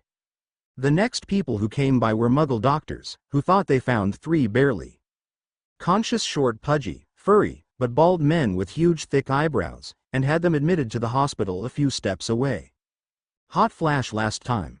The next people who came by were Muggle doctors, who thought they found three barely conscious, short, pudgy, furry, but bald men with huge thick eyebrows, and had them admitted to the hospital a few steps away. What? Remus blinked in confusion. Harry chuckled despite the soreness. Look in the mirror, he said. After everyone left to do their own things, Severus went to test the new potential method of saving Harry, only letting Harry apply the parcel magic-based runes to the lab floor before making him rest. Now both Remus and Harry found themselves alone together. Of course, that meant Harry had to point out the one thing Remus had yet to notice. The werewolf didn't believe it, but when he looked in the mirror, or technically the reflective surface of a tray that Dobby brought food on, as instructed, he finally saw the huge difference in his appearance. It went beyond just looking healthier. He truly did lose nearly 20 years. How? Remus squeaked in shock. Severus is bloody brilliant, that's how. Harry laughed, only to wince as he strained his wounds. He wanted a chance to start over, and that's why he made it. I don't think this should get out unless it's what Severus wants, so please say nothing about it. Hey, what's wrong? Harry asked as tears brimmed the werewolf's eyes. Remus sniffled as Harry pulled him close. Starting over is something I always wanted to. I just wish I had someone to do it with, he said, sobbing softly. Harry's heart broke as Remus broke down crying. What do you mean? You have me, you belong to Severus, and after everything, I can't be a part of anything in his life. Especially his mate. I want someone too, but who'd love a werewolf? Remus cried. I love you, Remus. Harry said softly as he brushed a tear away with his thumb. Please remember that and stop worrying about being a werewolf. It's not a horrible curse you have to be ashamed of. If I were a werewolf, would you tell me to be awesome? Never. You should never be ashamed. Remus yelped, horrified that it even crossed Harry's mind. He would never hurt Harry or even suggest that he should look down on himself in any way. Harry tilted Remus's head up to look him in the eyes. If I were bitten, or if you had a child that was a werewolf, how do you think your actions would make us feel? If you want us to not have shame over being a werewolf, then stop feeling shame over being that very thing. Just because you had to hide from those who were against your kind doesn't mean you have to hate yourself too. I didn't think of it like that. Remus sniffled. His entire life he felt shame over it and a deep fear. Yes, he had to hide. So many people feared werewolves, and while it was for a reason, was it a good enough reason to have such prejudices? Lily, James, Sirius and Harry never cared, even after seeing how dangerous he was. Even if the rest of magical world was against him, he would be fine with those he cared about. He would do anything for them, and he could hear himself saying all those comforting things to any of them if they were turned. Of course, those comforting words would be empty coming from him if he didn't try to take those words to heart. You won't have any problem finding someone, Harry said softly. Remus felt his heart race and leaned against Harry's chest. A loud crunch of crushing metal could be heard from the connecting room. The testing must be going on. I hope that's a good sound, he muttered. Remus wanted to comfort Harry and made him lay back on the bed to rest while snuggling close. They just laid there in a peaceful silence for a while. Greg and Severus stepped through the doors a few minutes later. Good news, Lily's method works, Severus said seriously, taking note of the way Remus nearly leapt out of Harry's arms and scurried a few feet back. What's the bad news? Harry asked, trying to not take Remus' actions personally. Severus frowned and held up the twisted remains of something metal. I was able to pull out the fragment, but this is what happened to the Hufflepuff cup. With a little tweaking I managed to do the same, but with less damage, on the locket. It still might be too dangerous for you. We still have to try it, Harry said as Severus helped him stand. Remus' jaw dropped. No you don't. Can't we test it a few more times just? With what horcruxes? The only one left is slithering around with the Dark Lord, and we can't hint to him about what we're doing, Severus scoffed. But why right now? Remus exclaimed, glancing at the twisted hunk of metal in horror as he pictured what might happen to Harry. Greg stepped in when he saw that Severus was getting very impatient. Dumbledore is out of the way, but... I know, so why rush things? Remus asked worriedly as he followed Severus, Harry and Greg. That is the problem, Greg said, stopping Remus from going any farther so Harry and Severus could go into the living room without him. Don't go in there. They have to set the runes for a ritual that could kill him, Remus snapped. Greg frowned. Do you honestly think we're going to let that happen? Remus turned to see Ginny walking over to them. Did you think Severus was alone in that lab testing the removal method? He wasn't. Greg and several others were there watching, she said, surprising. Remus, who did assume they all left since he heard nothing until the crunch of metal, We put a silencing charm up so Harry could rest, but that blast from the Hufflepuff cup was so loud it could still be heard throughout the house.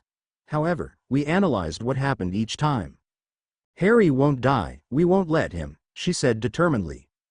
Greg smiled almost shyly at the feisty girl before turning back to Remus, about Dumbledore. You forget he isn't the only enemy here. Getting Dumbledore out of the way is great, but it clears a path for Voldemort. Percy moved some paperwork around to give the staff an excuse for Hermione, Dumbledore and McGonagall being gone, but we need this opportunity free of those three to remove the horcrux before Voldemort realizes he can just waltz into Hogwarts. Once Harry is safe, we can think of what to do. Remus knew they were right. A part of him knew from the beginning this wouldn't just slow down and give everyone a chance to breathe. That would be asking too much in such a dangerous time. If they were going to get to that moment where they can finally take that relaxing breath of fresh air, they had to use every second now. He just prayed Harry would make it through to that moment. What do we do? How can I help? Remus asked, wanting nothing more than to help in some way. Come look, Greg said as he guided Remus close enough to the living room to see in, but didn't let him enter. The outer circle will be the parcel magic runes that will keep the soul fragment inside once it's separated, Greg said, shivering slightly as if he was recalling what he saw during the tests. Remus nodded as he watched Harry lay the runes in a wide circle on the floor, but then curiously watched Bill, who was drawing a small patch of runes in the center of Harry's circle. What's Bill drawing? A healing rune meant to keep Harry stable as the horcrux is removed and hopefully keep Harry alive. The Weasleys are strongest in healing, so they will treat it like a ritual and stand on the outside channeling magic to the healing rune as the ritual to separate is performed by Draco, Severus, Neville and Blaise. Once it's out, you and I will drag Harry out before the fragment can try to reattach. That happened a couple times when we left the item inside, Greg said very seriously. I'll help however I can, Remus exclaimed, trying to focus through his worry and pounding heart ringing in his ears. Each line added to the floor made the atmosphere in the room more and more tense. Soon, definitely too soon for Remus, it was done. With a noticeable sense of fear looming over everyone, Harry calmly laid on the healing rune. As everyone took their places around him, those performing the ritual for the shield that will separate the horcrux stood in a circle just inside the ring of parcel magic runes. Those who were going to help heal stood along the outside, and those left standing near the edge got ready to dive in between the others to get Harry out. Don't look so scared, I'll be fine, Harry said, trying to comfort those looking down at him. Molly took a deep breath to calm her nerves and smile. Tell us the second you feel anything. I understand, Harry said seriously, but still calmly. He'd be lying if he wasn't scared, but no one here needed to know or see that. They were all on edge as it was, and it could almost be felt through the magic as the first ritual started. Harry helped by adjusting his mental runes as far as he could to force the fragment just past the edge of his mind so the shield would catch it.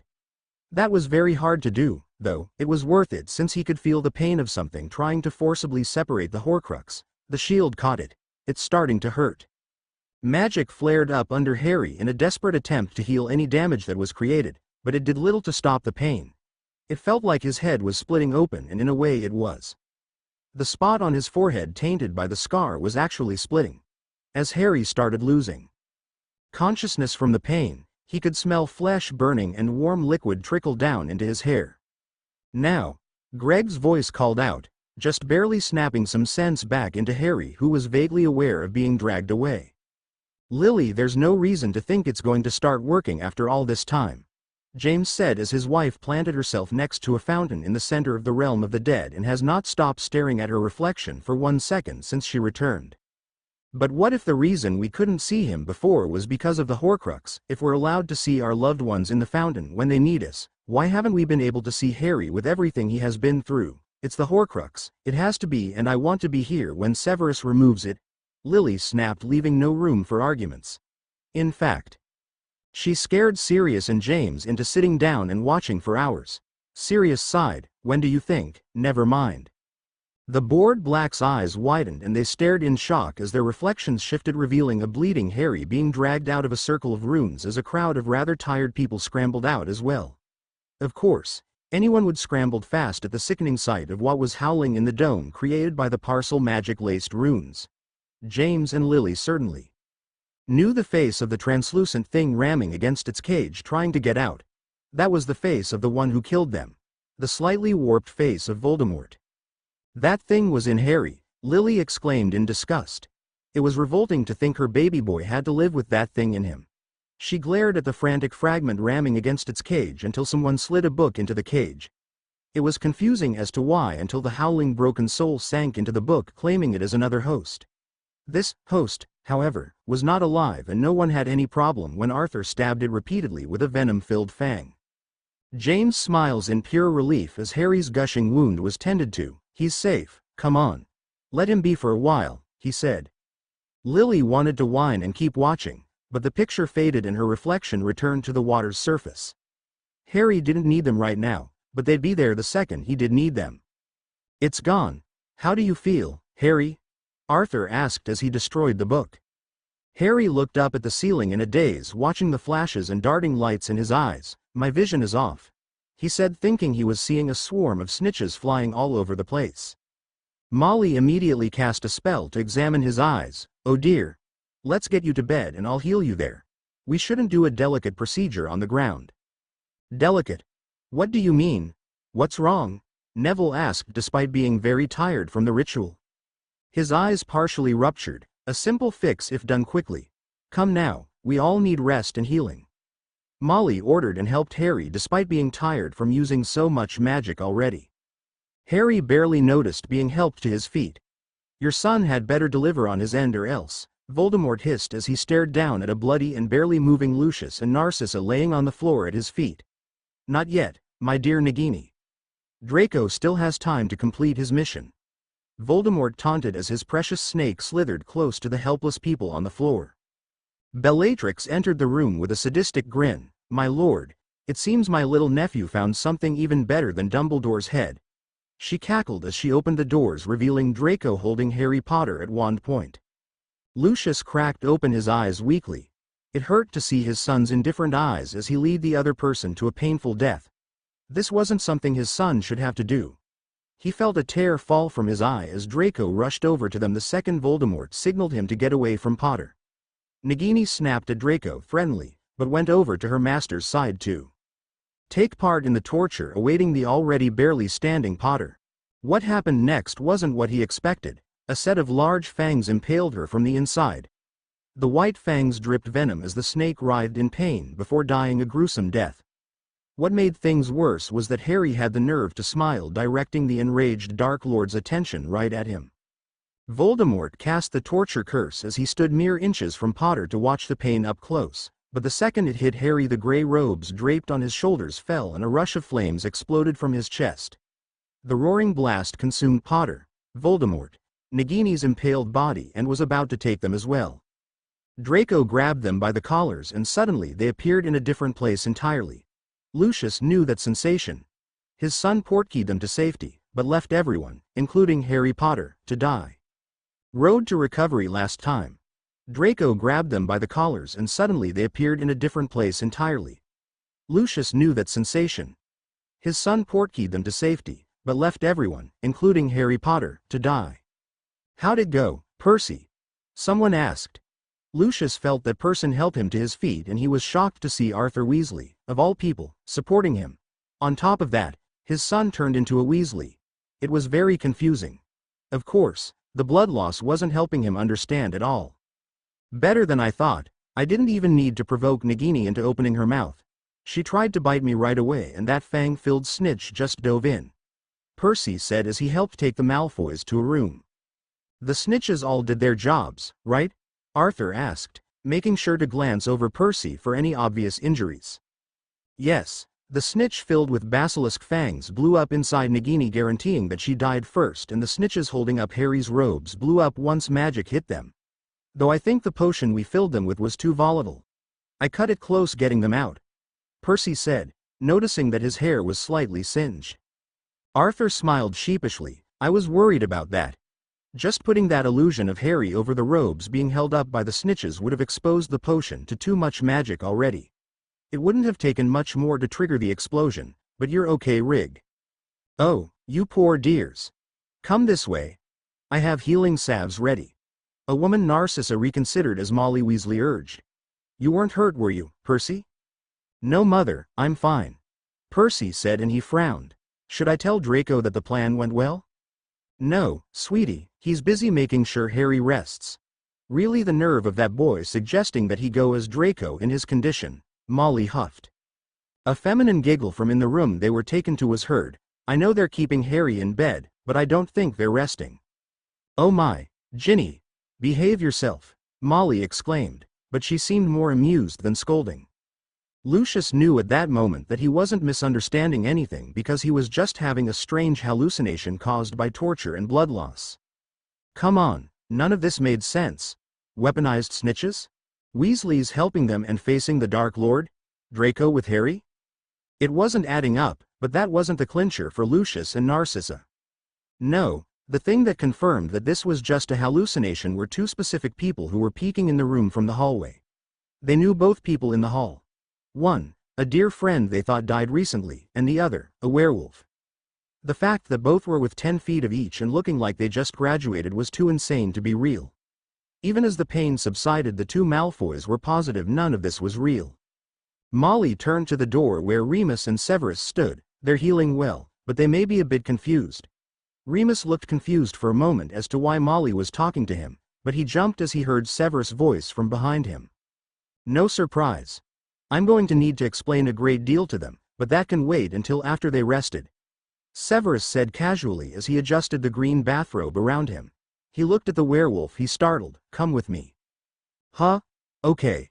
Remus squeaked and quickly followed behind Severus after getting a glare for not hurrying up. A blush formed on his face as the smell of wafted off of Severus' skin. Did you want to talk about something? He asked shyly, trying to ignore but fell silent as the silence from the potion master continued.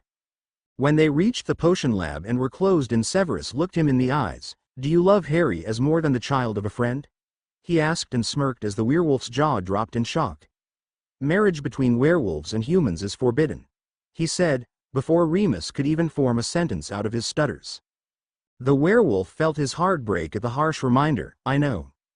You'll have to have a bonding ritual done instead, Severus said nonchalantly. Huh? Remus blinked in confusion. A bonding? Severus glared and pinned Remus up against the bedroom door that was connected to the lab. Don't think too much into it. There's one condition you must follow if this is going to be allowed, and that's never hurt Harry. I don't care if someone walks in on you naked, don't jerk away from Harry to cover up, especially if his cock is in you, he said, making the modest werewolf blush brightly. I don't want Harry to feel rejected. I would never, Remus started to say, but then blushed even more as he remembered the last time Severus walked in on them. I did move away, but not because of me. Severus finished seriously, though to Remus' surprise Severus' face softened. The left sleeve of the bathrobe was slid up, exposing smooth skin. Remus looked at the skin, feeling a little confused, but then it clicked in his mind. The dark mark is gone, he gasped.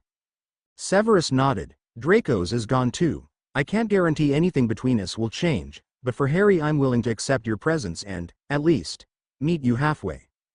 Thank you, Remus said gratefully. It made him so happy to hear that Severus was willing to, at least partly, start over. In the end, it's up to Harry if he and I will be together like that, and he still has the rest of this year plus a full year of school left. Severus scoffed. He's finishing this year, that's true, but then he's taking the newts in runes. He decided to skip the last year. Remus pouted. And you're going to let him do that? He exclaimed in shock, and for good reason. Severus didn't seem like the type to allow someone to skip any education. In fact, he heard the man scold several students for that very issue in the 1 year they were teaching together. The man was very blunt when it came to the truth, and from what he has seen, even with Harry. If anyone can make it, it'd be him. I know his rune skills will send this world spinning. Severus smirked at the look of shock on Remus' face. Why don't you see for yourself? Severus said just before opening the very door he had Remus pinned to. Since the door swung inwards, Remus went falling onto the bedroom floor. It was the overwhelming scent of and arousal that snapped him back to his senses as his eyes nearly popped out at the things going on in that room. As he got back to his feet, he spotted a naked, flushed Draco being teased by a long string of beads that were thrusting into him, but that's not all. Remus blushed and felt his pants tighten as he listened and watched to everyone in that room. "It's so deep. I'm Ming," Draco screamed, before his back arched and long white ribbons of gushed out of his cock. Ron was being held up in the air by these beads, and some buzzing beads were massaging his nipples and cock. "Aw, Harry. Aw, so good. They're pinching my nipples," Blaze moaned loudly, while writhing on a blanket on the floor with floating, being teased by even more floating things like the beads, but longer to properly tweak the nipples. Though some beads were massaging his balls as well. Neville was the only one not being solely attacked by the beads, but was no doubt having the most fun, for the big cock balls deep in his ass had to feel good. "I can't take any more." "Aw. Your cock, aw, so big inside," Neville cried out as he bounced on Harry's cock. With a few enchanted beads holding his arms behind his back as another danced around the tip of his cock. "How does Harry's toy feel?" Severus asked as he walked past Remus and leaned over to kiss Harry, who was laying back on the bed, not giving Neville much more than a glance. "So good. Oh, oh," came several moans from the horny wizards around the room. Severus smirked. "Remus wants to join," he said as he dropped the bathrobe to the floor. Harry thrust upward hard into Neville, earning a scream as he slammed into that sweet spot, making him. Neville knocked it to the floor. He smirked as the spent Longbottom fell limp on top of him.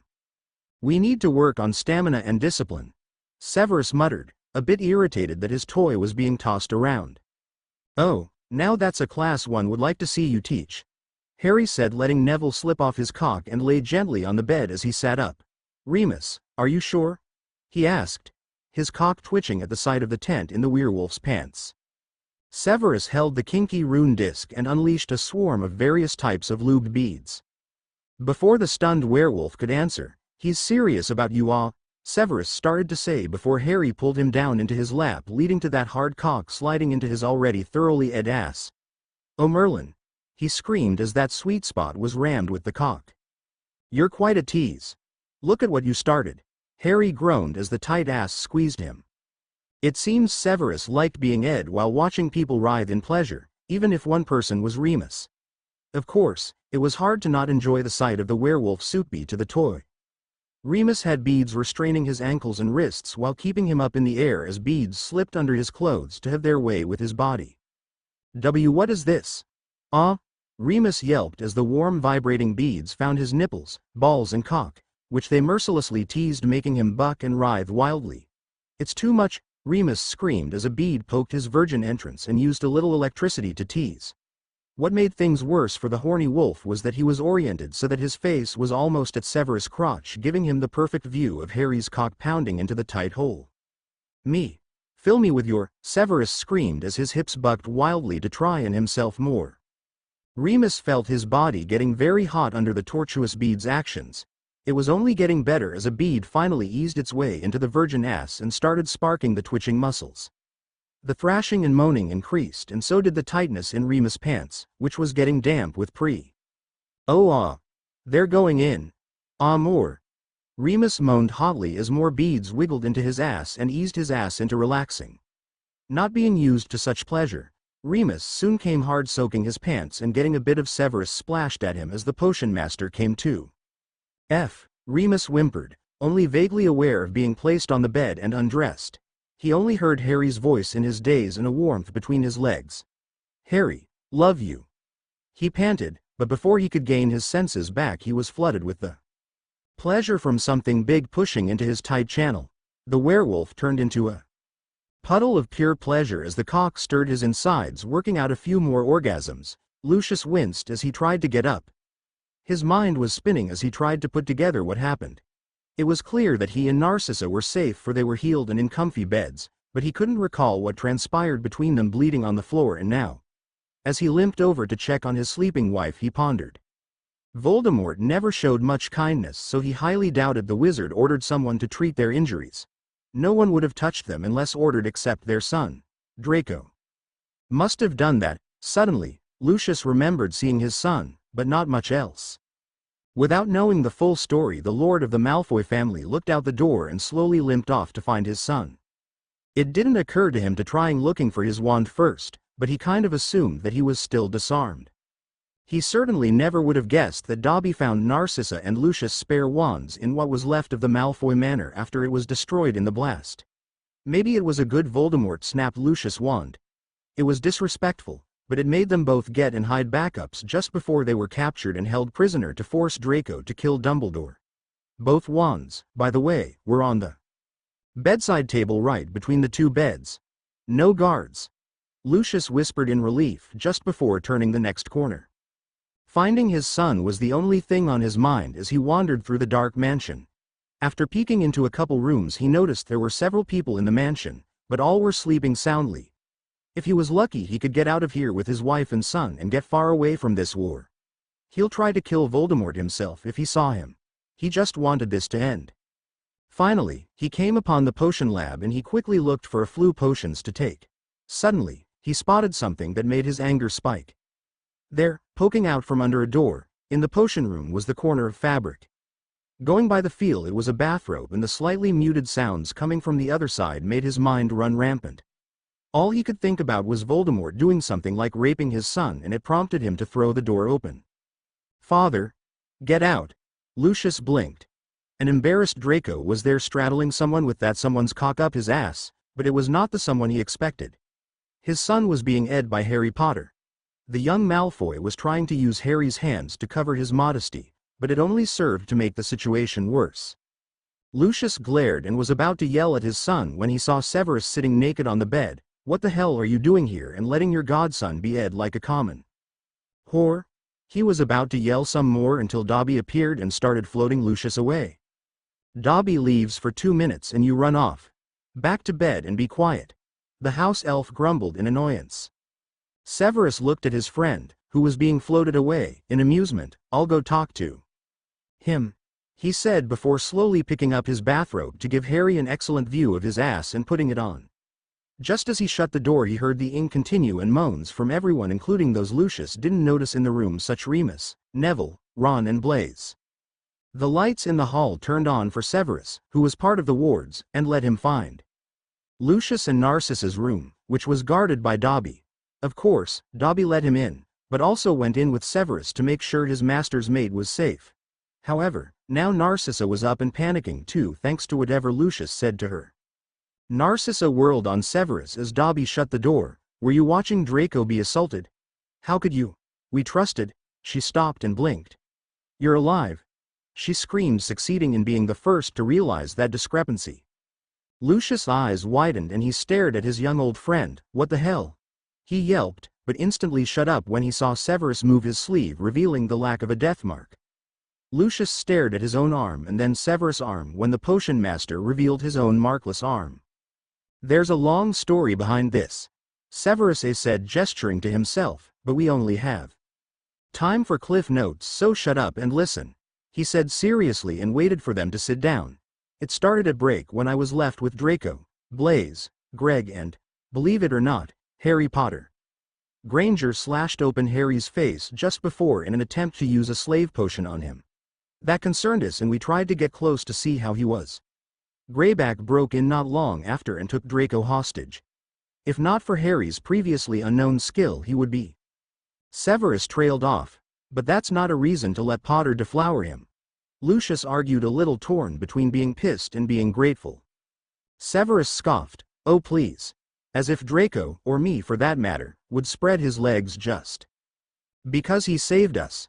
"We married him because we love him, and let me finish before you freak out again." The Malfoys shut their mouths. "Anyway, after saving Draco and given me the chance to kill Greyback, he informed us that Voldemort split his soul into pieces to make himself immortal and Dumbledore had a plot that involves Harry's death.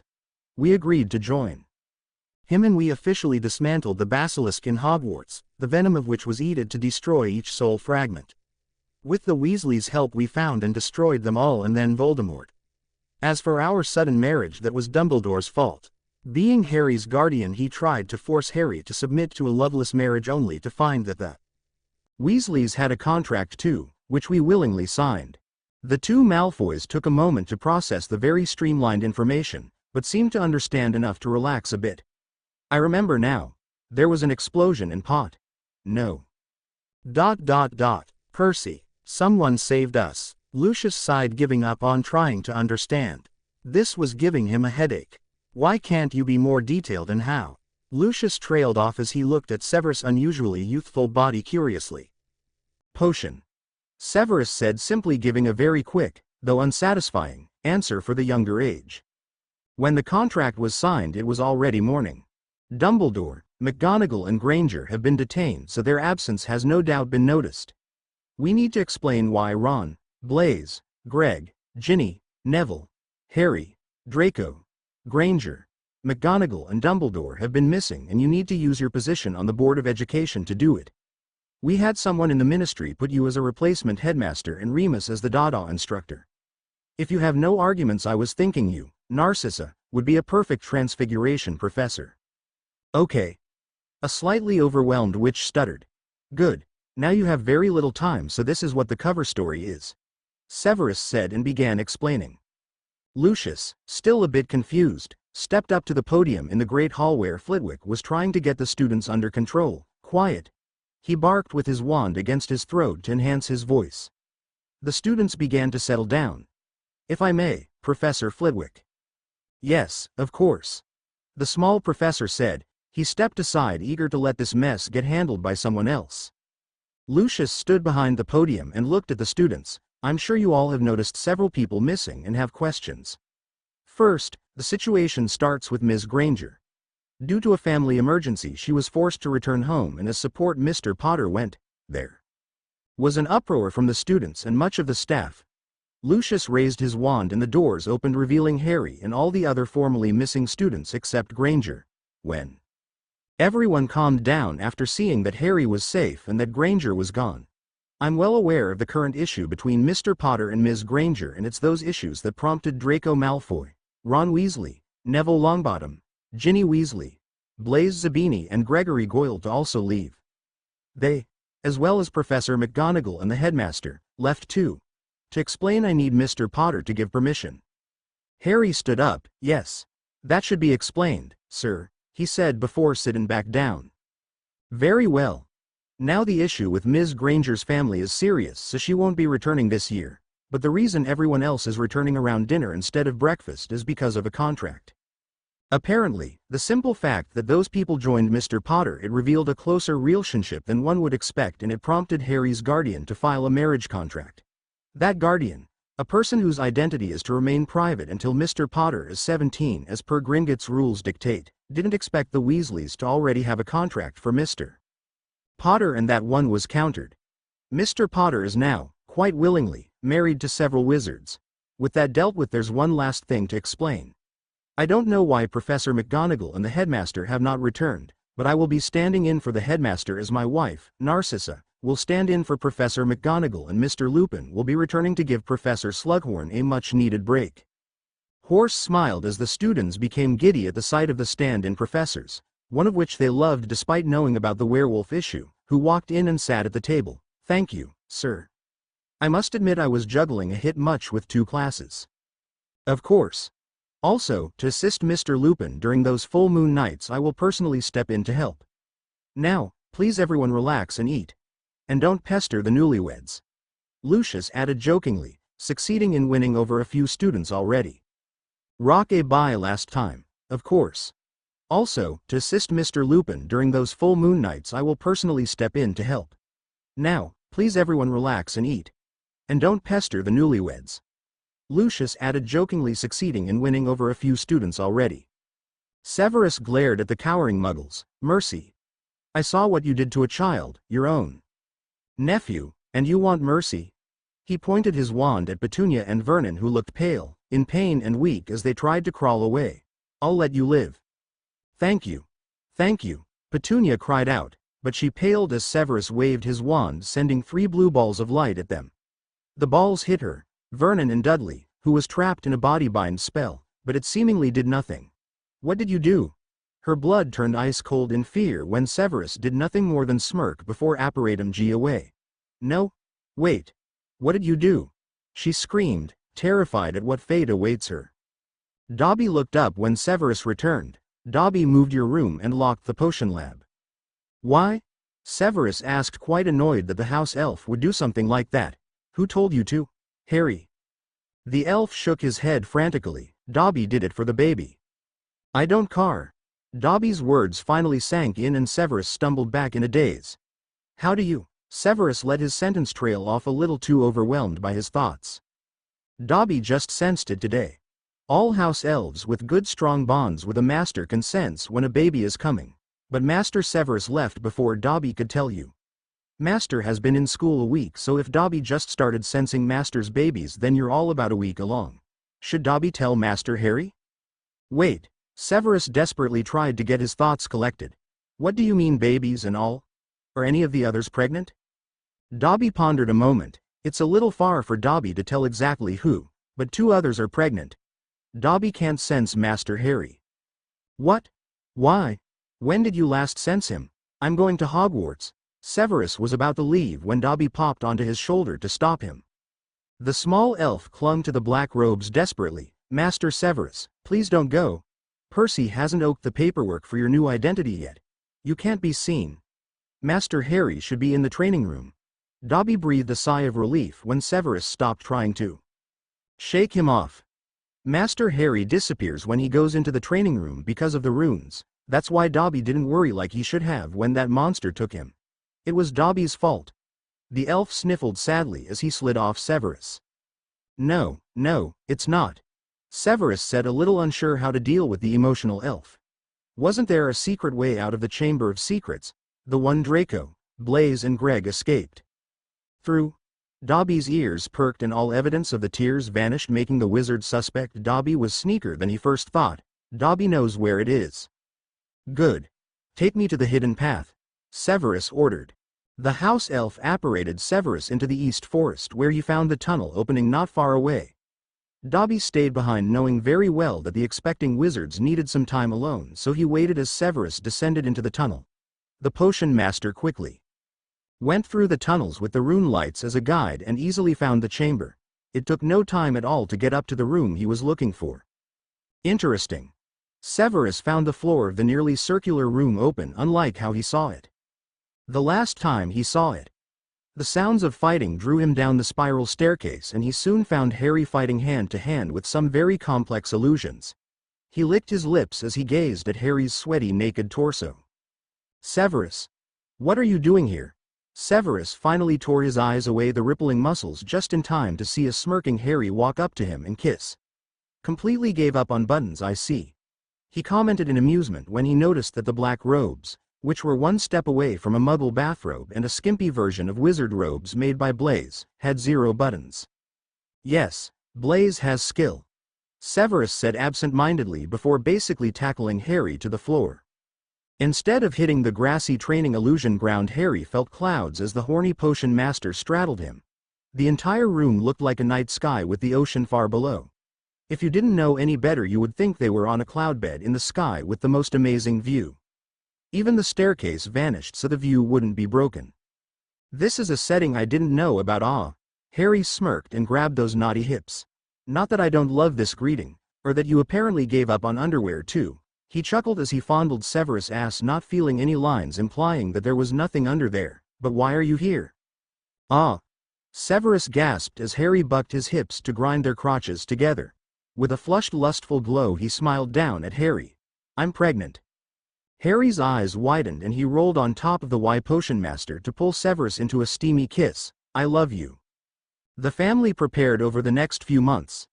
Harry hit the books, determined to know everything he needed to know to start his rune shop. Blaise took it easy and drew some designs for Harry's toys. Ron started learning healing to help monitor those who were expecting. Molly helped Severus pick out everything they needed for the baby's arrival. Greg and Ginny did research on advertising methods to help Harry start getting the word of his shop out, and they seemed to get quite close during that project. Of course, this year, which was going to be Harry's last one, was a smooth school year for once. After all, the usual nuisances were a little tied up. Months have passed for the 3 unfortunate fools in the Muggle hospital beds, until finally a visitor came. I'm so sorry.